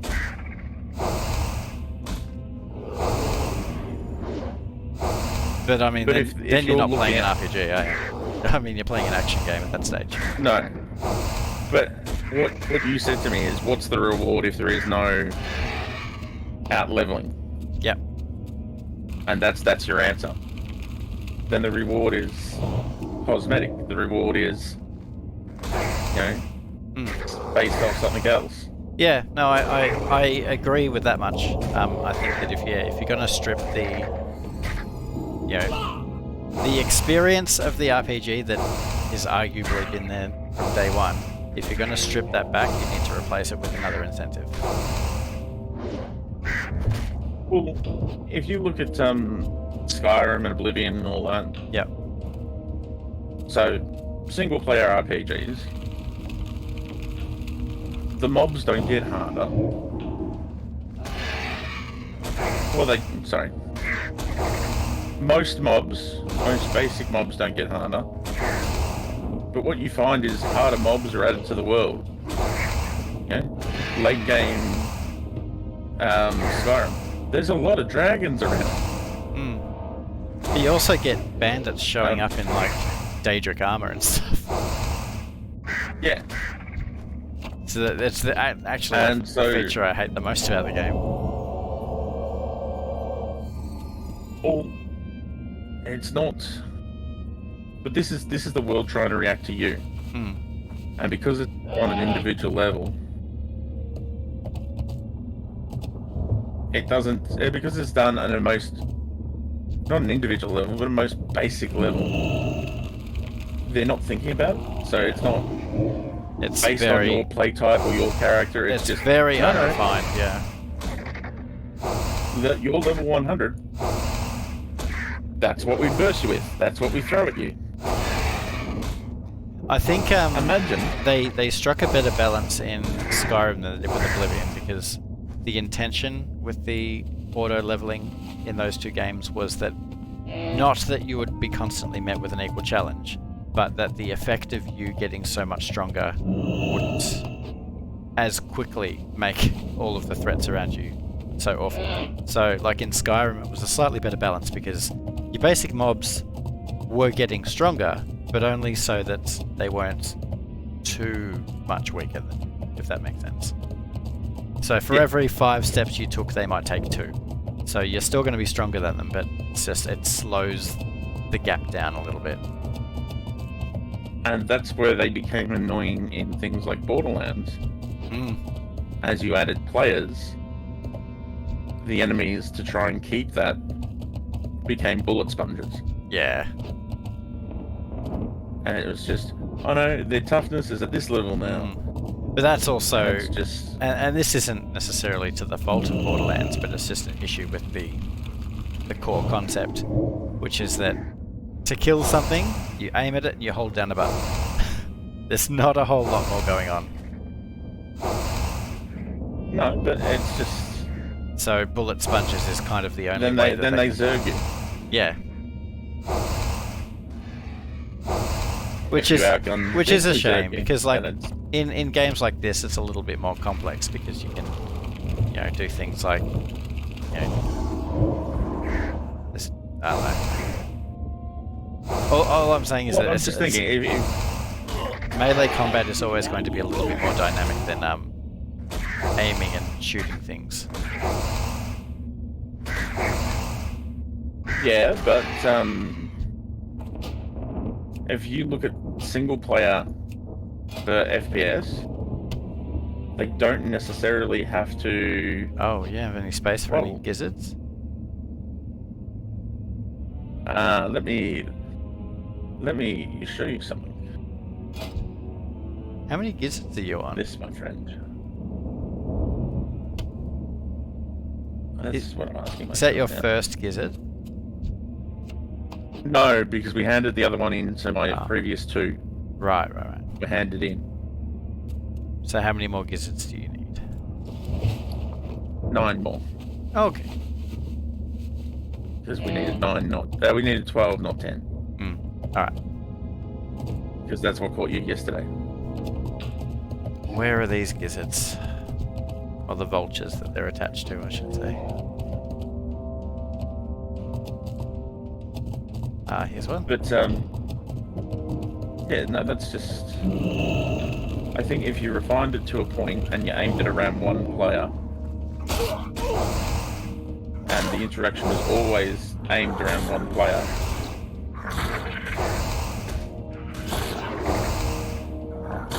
so when I'm versing a mob, if I'm at level 55 and you're at level 50, which we haven't quite been at that extreme, but 5 levels, we haven't been far off at times. My level 55 will be how I see the models, if you know what I mean. And if we're both versing the same mob, or the same model, then we get to verse an average of the 2. Yeah. And so, yeah, if I'm versing 4 or 5 mobs and you try to help me, it's going to be a little prick from your end because it's going to feel like a bullet sponge, but at the same time, it's not going to ask you to run up 5 levels. It's going to say it's the equivalent of you versing something 3 levels above you, which is something we've done quite successfully multiple times. You know what I mean? Yeah. And when you're on your own, then it's more likely to be 3 levels below you than 3 levels above you. Because that's the other thing. In Classic, and I think maybe that Classic is a slightly better model to reference from, with your passive stats you're not actively changing, such as likelihood to hit being based off your level and all that.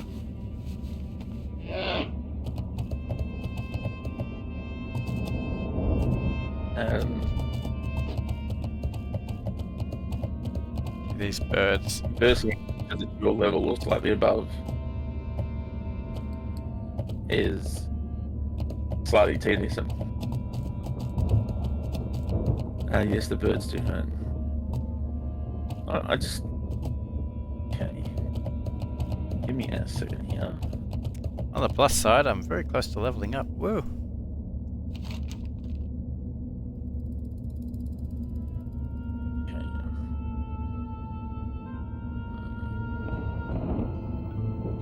Okay. Oh, right, yes. That's interesting.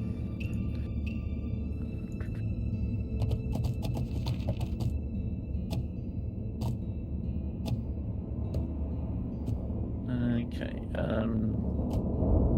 what are the vultures' names? Yep. Let me find one and I'll tell you.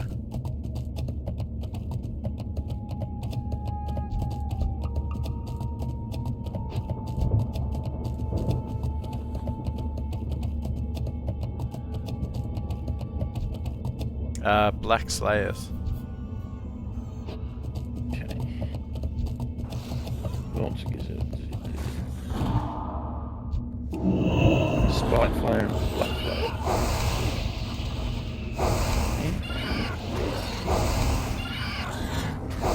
So if you want to verse harder mobs,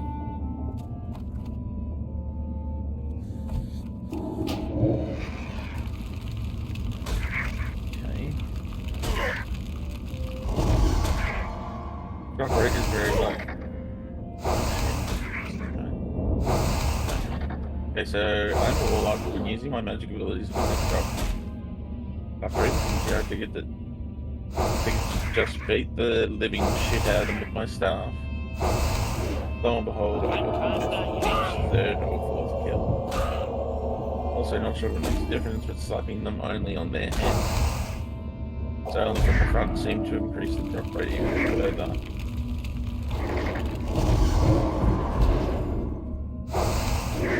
They also drop from bone trigger. They drop from what? Lower drop.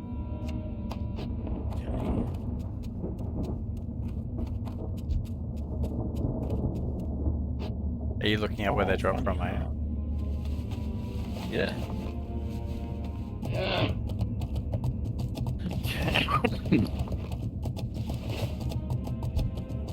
So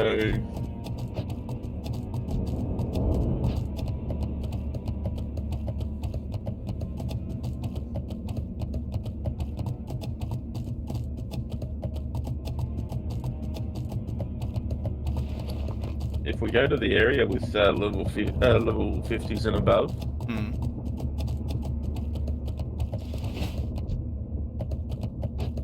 the drop rate's not any better.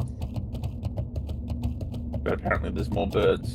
Okay. Well, let me level up because I'm super close, and then we can pick up different quests. And that might take us down that way, and we can grind for birds while also doing other stuff.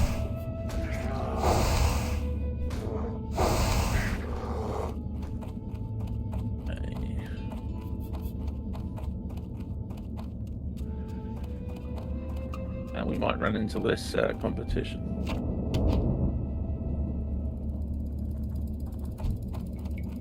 Need to get closer.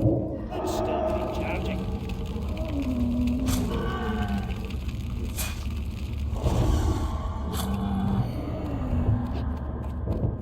So how far are you from leveling? About 400 XP, so 2 more mobs. Cool. I will try to pick that up.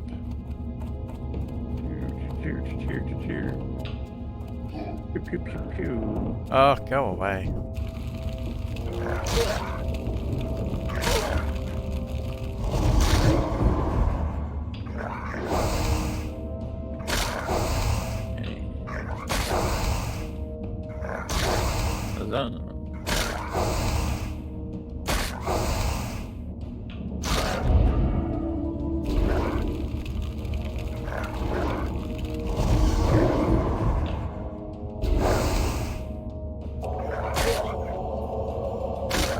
It could be worse. We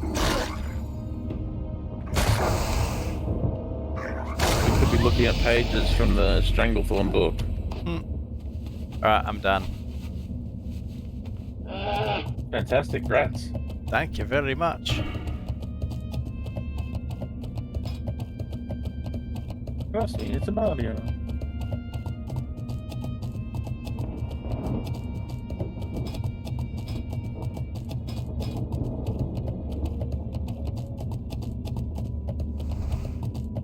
Alright, I'm going back to Nethergard. Pick up another quest. Hey, Grats on the Gazette. Dunker.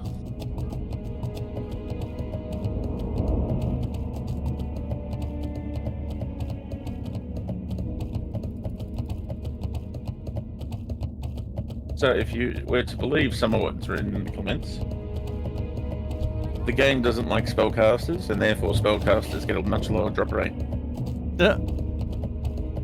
Really? There's no supporting numbers on that, but... Sorry, one guy does go, after I started beating them with my staff and stopped throwing magic at them, every third, fourth kill seemed to drop. Alright, that quest still seems to be too low for me. Too high. Yeah, too high, sorry.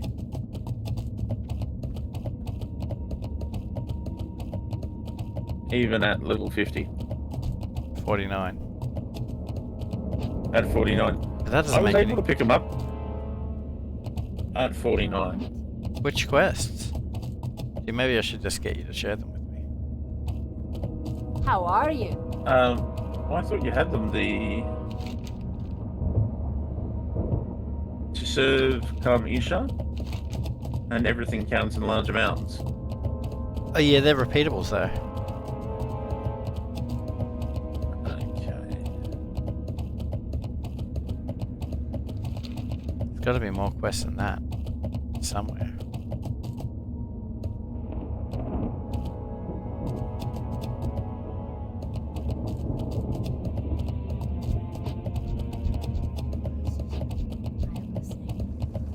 What brings you here? How may I help? Hello? Till next we meet. That's What 3 brings you gizzards. here? I am Oh, listening. Sorry, tried to. Oh, you nearly did. You Oh. okay? Yeah. Alright, well I've got 2 birds over here, I'm gonna kill them.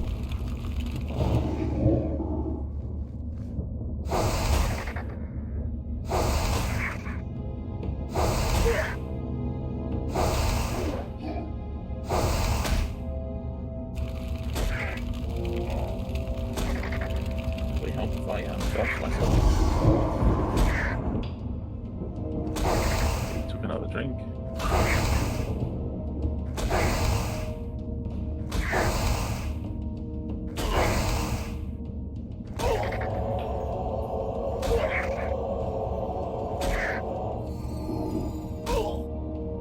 In general, it says it's got about a 30% drop rate.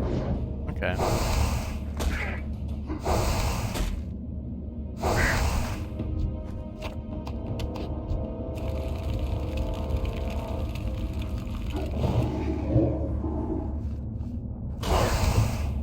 Do you have any other yellow quests in your quest log that you need to go and finish? Not in Blasted Lands. There's What? one that says Iron Forge, but in actual fact it's Tarnassus.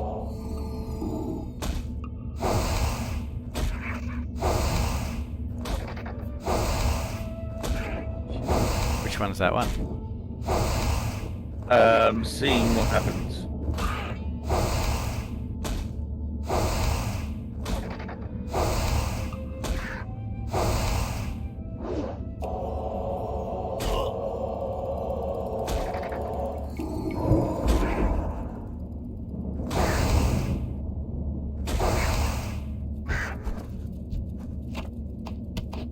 Jeez, I'm getting very unlucky. Not getting any gizzards at all. What are you up to?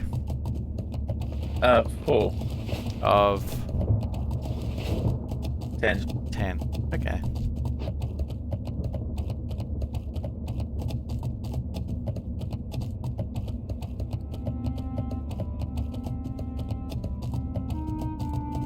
Hey, Make that 5. always lucky. Seems like the drop rate is slightly better down where you are. Yeah. But I haven't got to the new birds yet.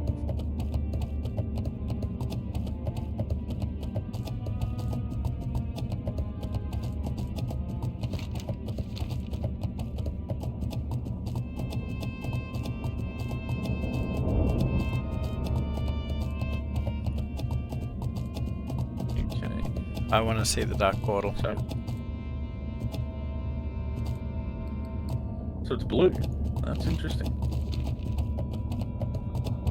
OG Dark Portal is blue. And the guards around it are 54. Whoa. That's cool.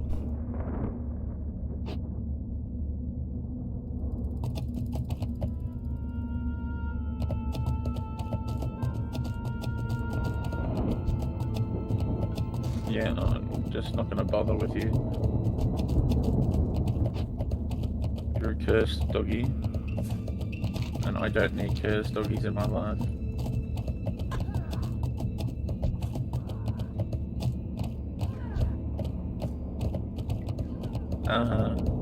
That's right, if I change forms, I get rid of movement and pairing effects. Huh. That's cool.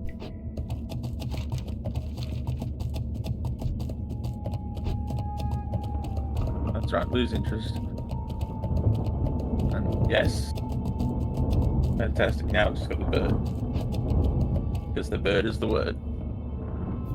I did hear that the bird was the word.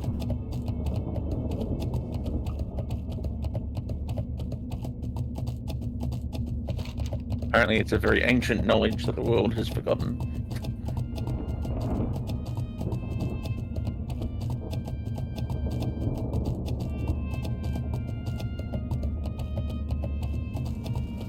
A wise man back in the, back in the 20th century.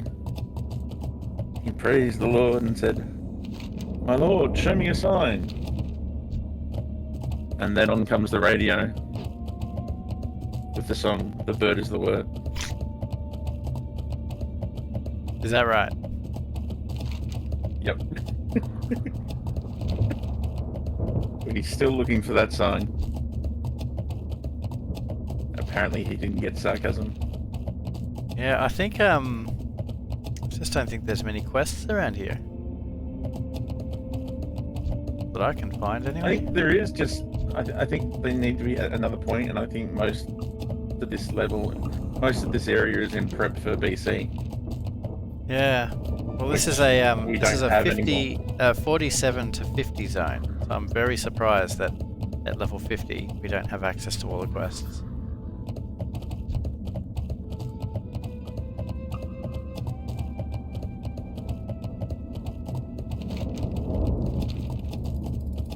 Wonder if there's any quests in Deadwind Pass. Most definitely.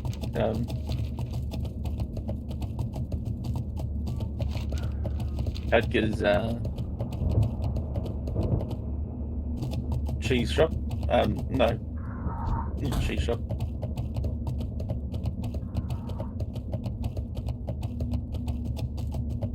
Khadgar's cheese shop.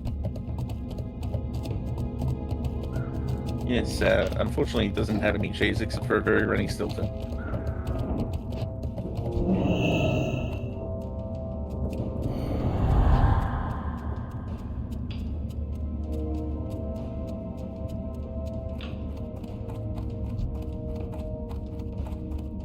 Okay. That little birdie did not want to drop.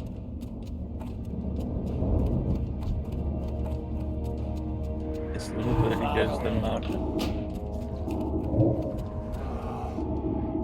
This little birdie got roast beef.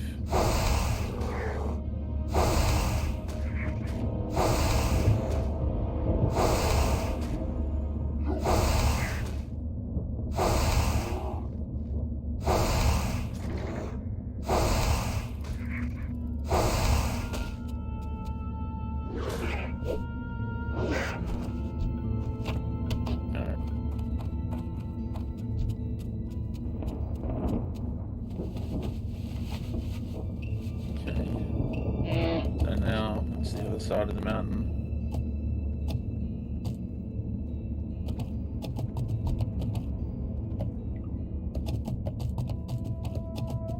It's the other side of the mountain I shall go. It's the other side. I can't remember lyrics. Who remembers lyrics?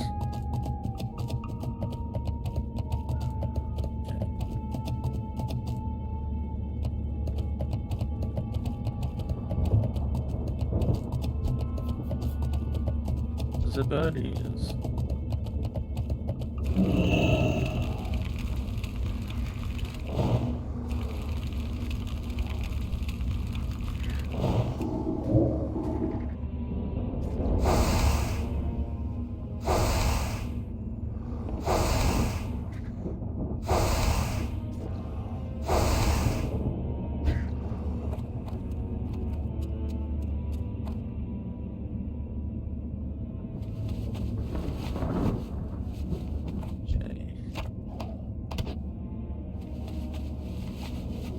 It's just there's so few bird mobs here.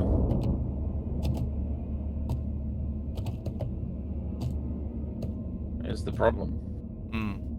Like, I was surprised when it said 1 in 3, but now I understand 1 in 3. It's just 1 in 3 out of a very limited number. Okay. Yeah, other way.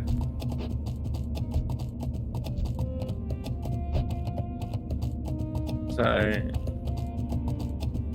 but that's interesting that this side has a lot of 50 plus mobs. So there must be some kind of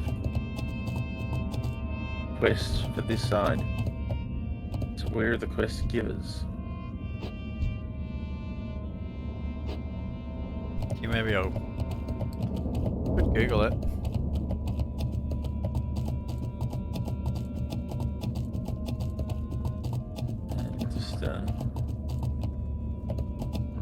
Give me a sec. Uh-oh. Uh-oh. Birdie here. What have you picked up? Fell Oh. hunter.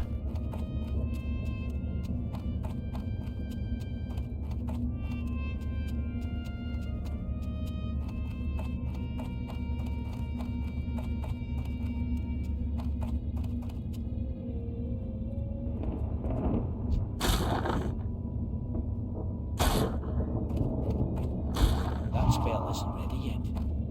That's still recharging. Rise of the Defiler.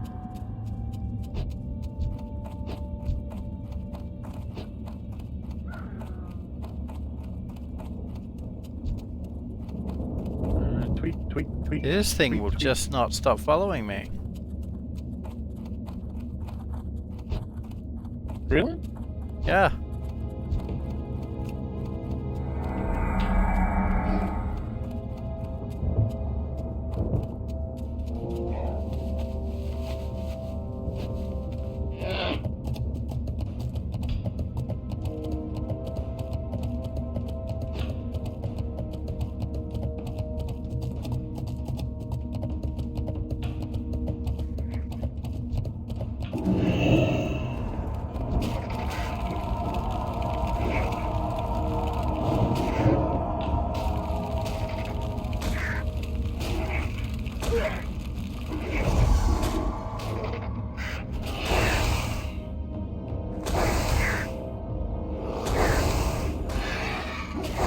See, I think quests like these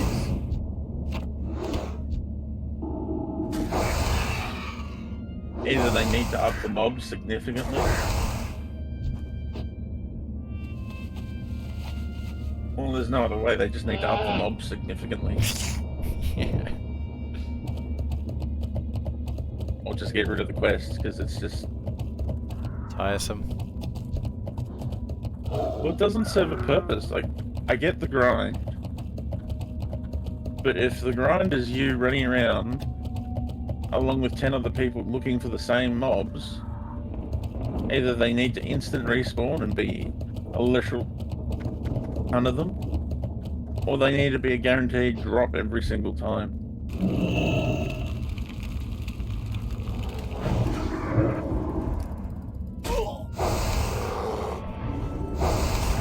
It's like, this is how they slow you down at endgame. Yeah. And that's the bit where you start to lose players, because why does endgame become unfun? Because everything is this monotonous grind. Well, it's not the grinding's not fun. We've done that through the entire game. It's getting quests where effectively the developers got bored and you get time gaining.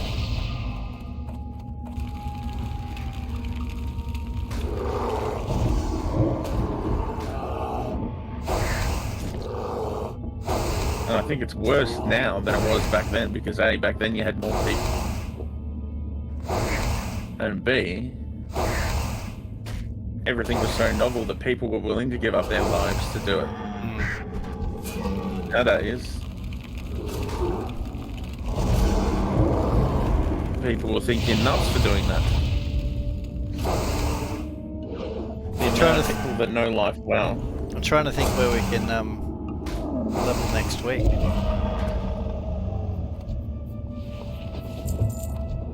Do we go to a zone that's next up on the chain, or do we go somewhere that's a little lower? Well, Like do Borellis. we...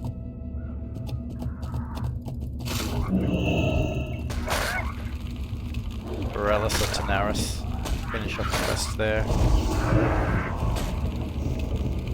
Alterac Valley. There's a bunch of quests we need to do. Oh, we want to try and focus on a Horde stronghold. What do you mean, sorry? Like the benefit of doing this one is, besides the fact that the quests are monotonous as all buggery, because there's so few of them, we're less inclined to be annoyed about taking the girls through them. Yeah. But we're almost done with these quests. Like, what do we do after that? If we go to a Horde zone, top end Horde zone, and then we can do like a few weeks of like going through the Horde areas at the top end. That way, when we go to redo them, there just won't be as much to rehash. Well, we could always do Ashran. Yep. So our 4 options.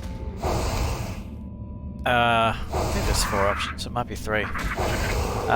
Ungoro, Ashran, Yep. and Felwood.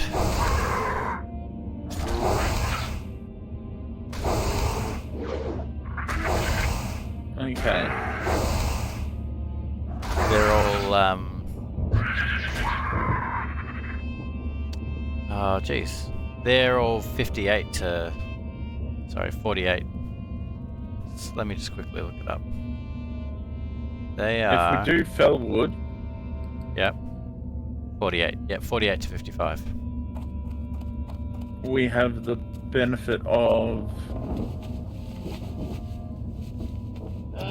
we're further along the rep grind to get into Winter Spring.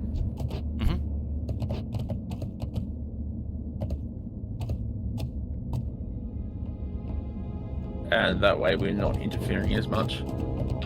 Yeah. It's, Well, I figured that if we do these 47, 48, 48, 48 zones, then when the girls come back, we'll be slightly over-leveled, which means we'll be able to take them through those dungeons. Those dungeons will get them into the 50 zone, and then we can do the 50 zones. So, like, Western Plague Lands. yeah, I'm just trying to think of what is the end zones. The classic, and it's like ultimately the interesting one is Winter Spring. Winter Spring, Plague Lands, Anchorage. I think that might be it.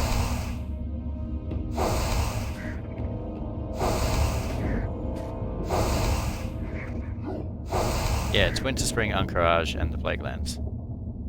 2 Plague Lands, because one's 50 to 60, the other one's 55 to 60. So there you go. And then what's the other side of Angora? Silithus. Yeah. That's the other one, despite the fact that we're not doing the raids.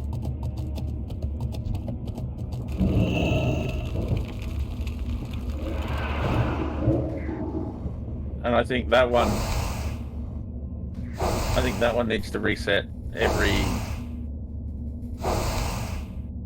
personally, I think every 12 months or To get them out. 3 years or whatever you want. Or just because it's such an event. Yeah. Well, I think they thought that because then they did that for both Wrath of the Lich King and Cataclysm. They did raids that were locked behind events, but they made them far too frequent. They made them like every 3 hourly. Yeah, no, that's... No, but I just mean as classic, like, because there's seasons of mastery. Oh yeah, that too, yeah. I think they should re-unlock it and have the whole... Because that's like a major driver. Because you could contribute at most levels towards that. I've never participated in it before, so I don't know anything about it. Or once you get to Syphilis, it's the Syphilis quests are all in preparation for getting like. So it was a server-wide.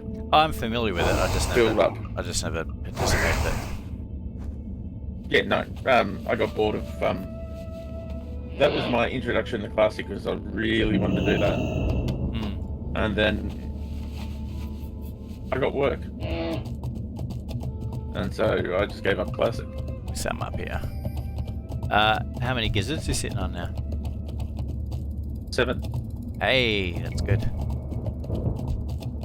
That's right. The little light at the end of the tunnel is not necessarily a train.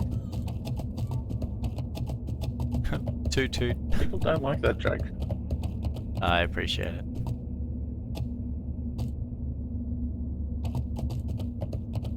I need to get closer. I suppose it's a bit of gallows humour, but that's safe.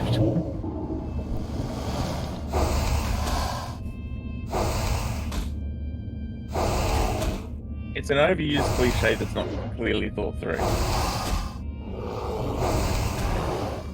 People going, there's a light at the end of every tunnel.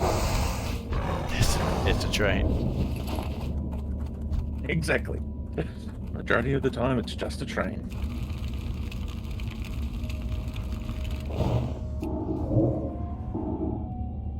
And yeah, it's like I get what they're trying to say. It's based off all the sayings, but I think Tolkien said it best.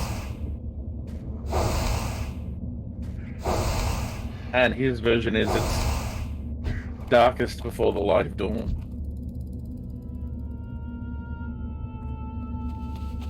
So, you know, just before the end, things seem the hardest or seem the worst. Or... But apparently people have taken that to mean, no, if you do jump, everyth's easier. That's not what he's saying. It's just that everything seems harder before the release. Before the relief comes. Not if you jump, everything will be cool. It's not that same. That is very much the train. It's what's at the end of the tunnel.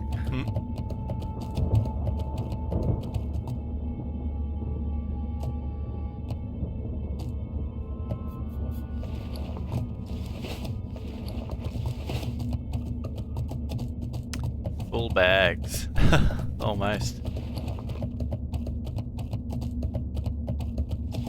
I just don't know how you do it. How you go through without acquiring so much junk. Well, I sell it, man. No birds over here, they've been killed. Yeah, but how do you get the option? Surely you must have a ton of enchanting mats or... I store them in the back.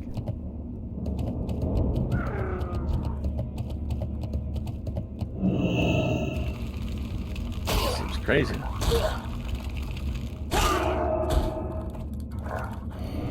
Admittedly, I do have a lot of mats in the bank, but I don't. I have not mats, potions.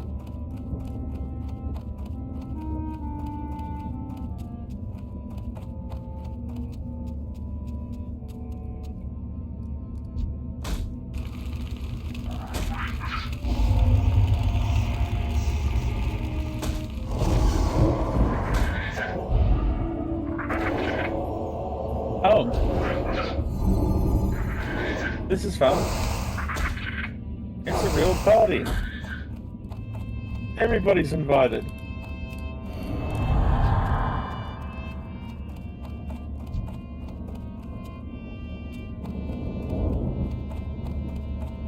Oh, jeez. Another one? I'll just go to hell.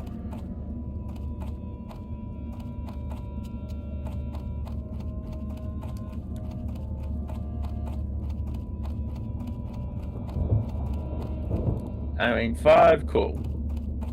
But 6, no. What? They're aggroed onto me now. Crap.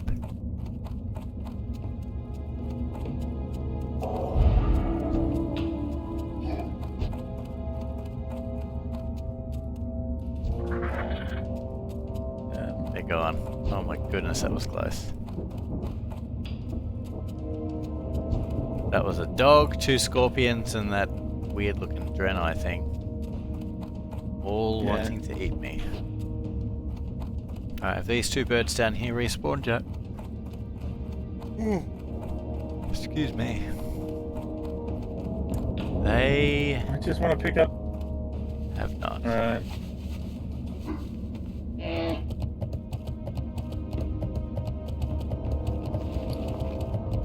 If that cape wasn't bloody. Is it a horde only, or is it just anti-everybody? What's that? Dreadmaul Hold. I don't know, actually.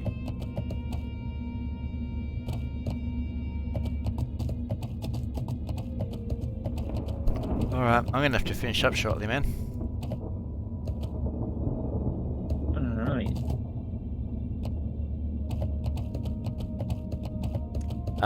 Do you want me to chuck Try and... a little more gold your way? Are you going into Dreadmaul? No. Okay. I was about to say. No. I might be insane, but I'm not that insane. Okay. Yeah, I suppose. Right, how much do you need? Still 6.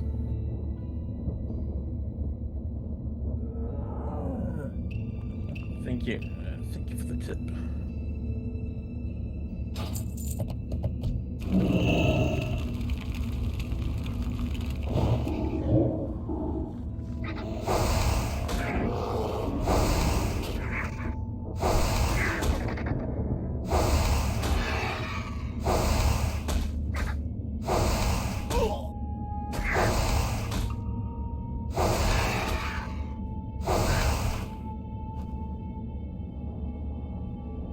Yeah, that's 8 out of 10. Just gotta find 2 more. You know what song comes to mind right now? What?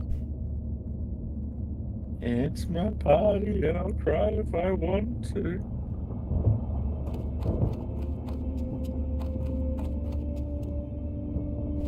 I haven't heard that song in a very long time.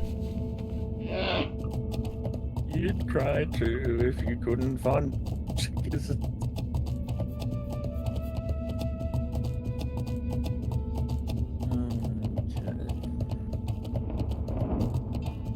I was a huge fan of the movie Problem Child, movie series Problem Child, so I've heard that song like a million am times. somewhat unfamiliar with that. It's like Dennis the Menace, but the kids are demonic. Oh boy, okay. He's not literally demonic, but you know how Dennis the Menace was kind of cute and innocuous, and he meant well. Oh, there's birds back here. This kid means to be an obnoxious prick.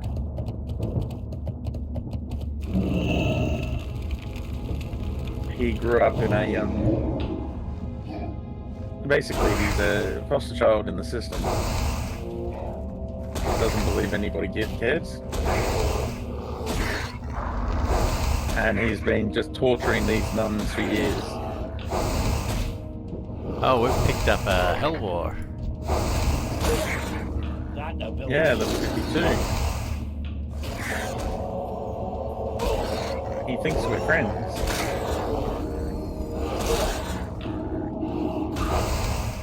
That spell is So you're an 8 gizzards? Yes, indeed. Excellent.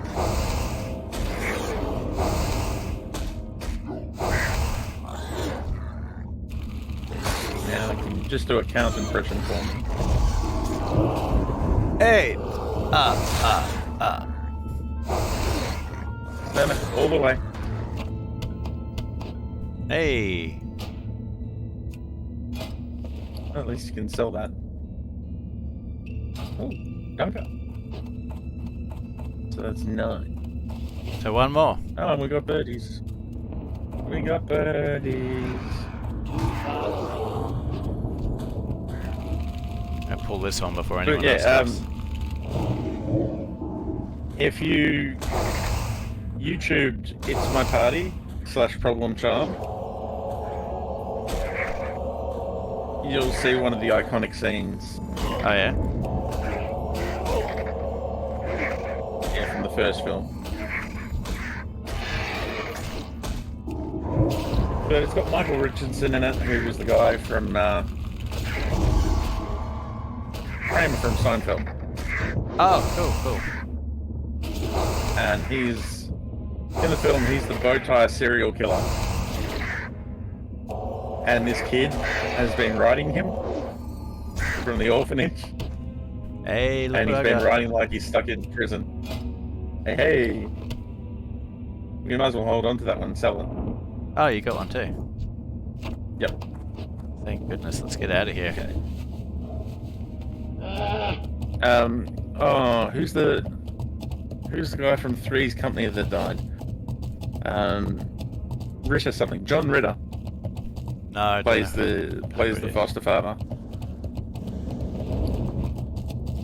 You'll be once you see the character, you'll be familiar with it. Okay. Familiar with the actor. Right. I'm thinking of the wrong references for him because Three's Company is like a 70s TV show. All right. So I may as well just hearthfrack from here, eh? Next week, Bellwood. Yeah. All right. That sounds like a plan to me.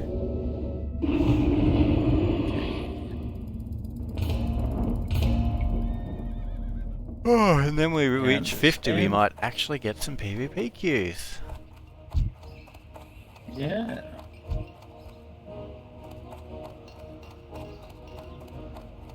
All right. Hello. So 12,000. Sorry, 123,836. So I'm about 20,000 XP off getting to 50. That's not so bad. No, that's like 2.5. 2.5 bars. See you later. Alright, let's see what we can sell on the auction house. Everything. And get nothing for it.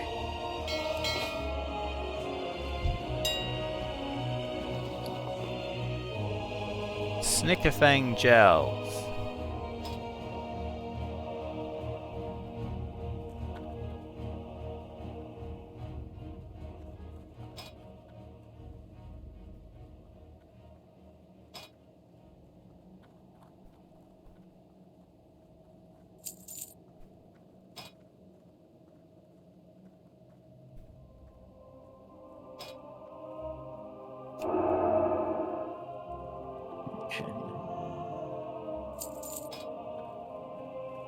Yes, I'd like to flight it rather than village. You know, this would have driven me insane not having that Moonglade portal. Oh, for sure. Having to go back to Damascus twice. Are you just going to log out there, are you? Near Felwood? I'm just going to go to Damascus, pick up the mount, and then log out. Ah, sure. That does make sense. Because that way I'm in a main city. And by the time I log back in, my Hearthstone will be available.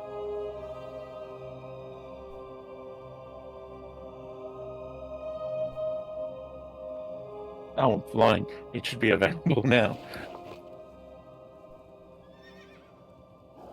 But yeah, I'll have access to an auction house, so I can put whatever extras I've got on the auction house and... Hmm.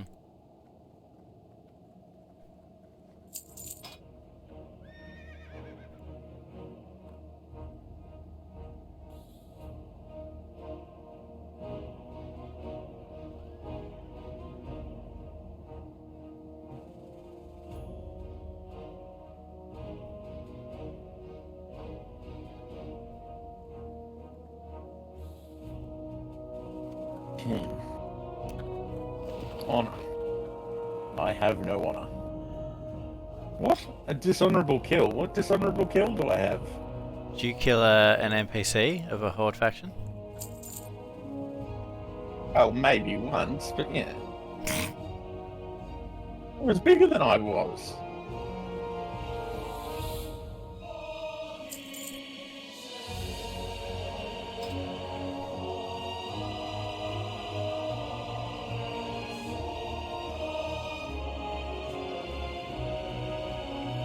So you're going to do insane in this playthrough?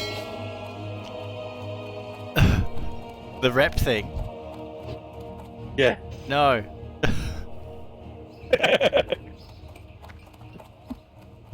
Step on up.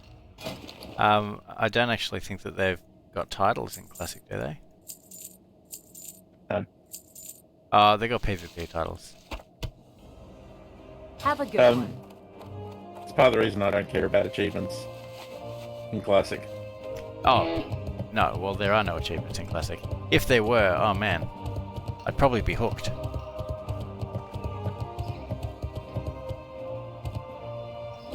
But is there in Kata? That's the question. Would that be the thing that gets me to push you into Kata? There are achievements in Wrath. Or is that what you mean? I mean, sorry, yeah, Wrath. Yeah. Yeah, What can I do? I would be tempted by Wrath, but I've also been so let down by Blizzard as a company, but I'm probably not going to get into Wrath.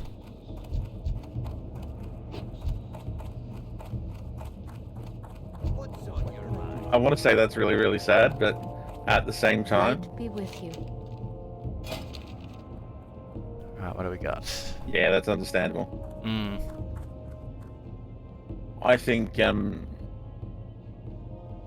the greatest hope I have for Blizzard is what Phil Spencer said. Which is? Bobby Kotick said he couldn't see COD or a couple of other ABK games on the Game Pass. Hmm. That's just not how he likes to make money. He just couldn't see it. Okay. Farewell. Brought up to someone interviewing Phil Spencer, and Phil Spencer's response was, How are well, he doesn't get to make the final decision anymore. I see. So it's this low-key way of saying, things might be changing. If Microsoft wants something on the Game Pass, we own the fucking company. Yeah, exactly.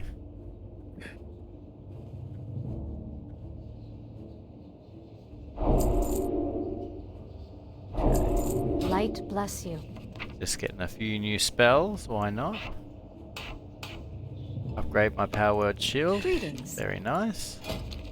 Go with honor, friend. So I went from rank 6 to rank 8, which is absorbing 394 damage to absorbing Yep. 608 damage. Not Nice. bad. You need something? Yeah, I found the shield just wasn't doing much for me. 99.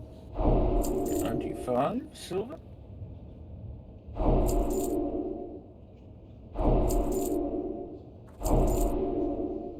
Be careful. 1.295.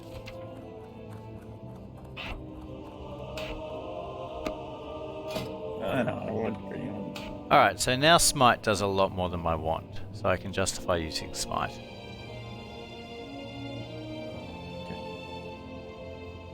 Alright, well that's good. That'll help us a lot in the next zone, because I'll be doing quite a bit more damage than I was before. That's excellent. Safe travels. Okay, so I went to that auction house. I now have free You space. need something? So let's buy a mount.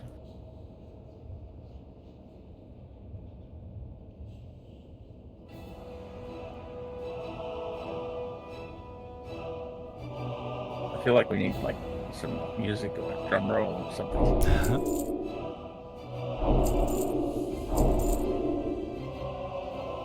Or maybe a presenter that a host could throw to. And what is our contestant won?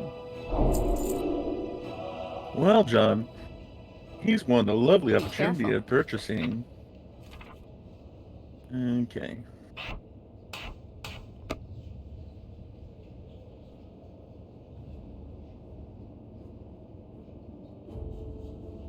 A striped frost saber, a spotted frost saber,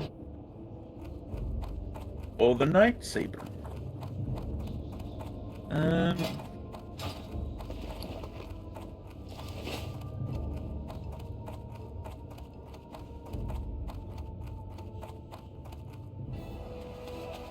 Actually wouldn't mind running the beginning of Ultimate again, so I can get my enchantments.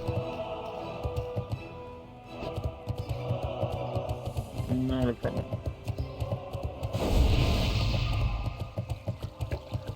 Although that can wait until Katie gets back, there's no rush.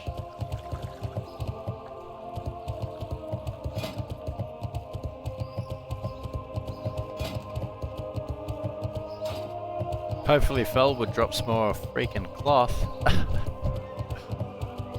Oh yeah. It was so fruitless, that whole zone for cloth, it was just terrible. Oh, my sneaker fang job expired. And my blasted ball. No buyers. Okay. So I went with a striped night saber. Excellent.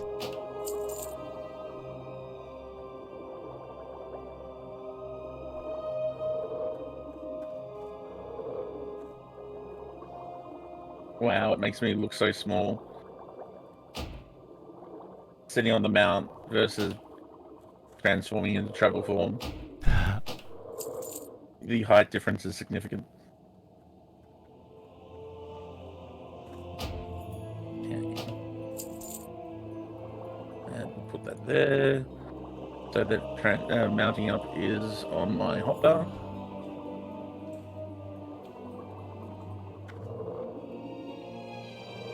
Fantastic.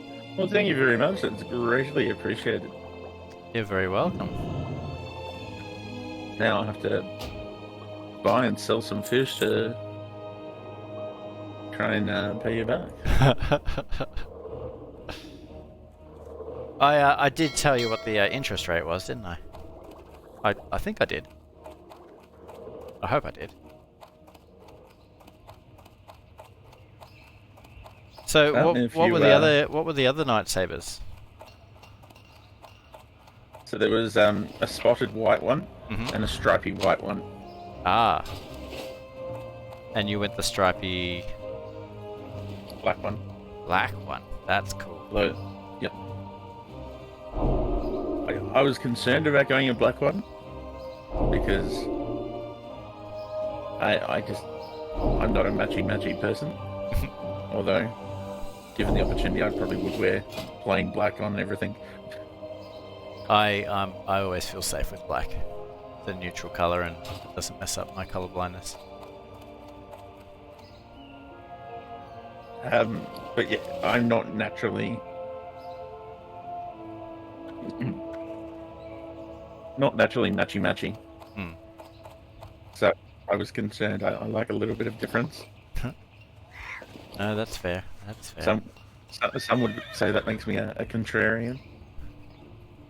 I'd disagree. But yeah, that joke's never going to get old for me. Well Good met. day to you. Cool, man. All right, I'm gonna jump off. Got work in tomorrow. But yeah, have a good rest of the week, and maybe I'll catch you on stream on Friday. Yep. All right, adios, my friend. Alrighty.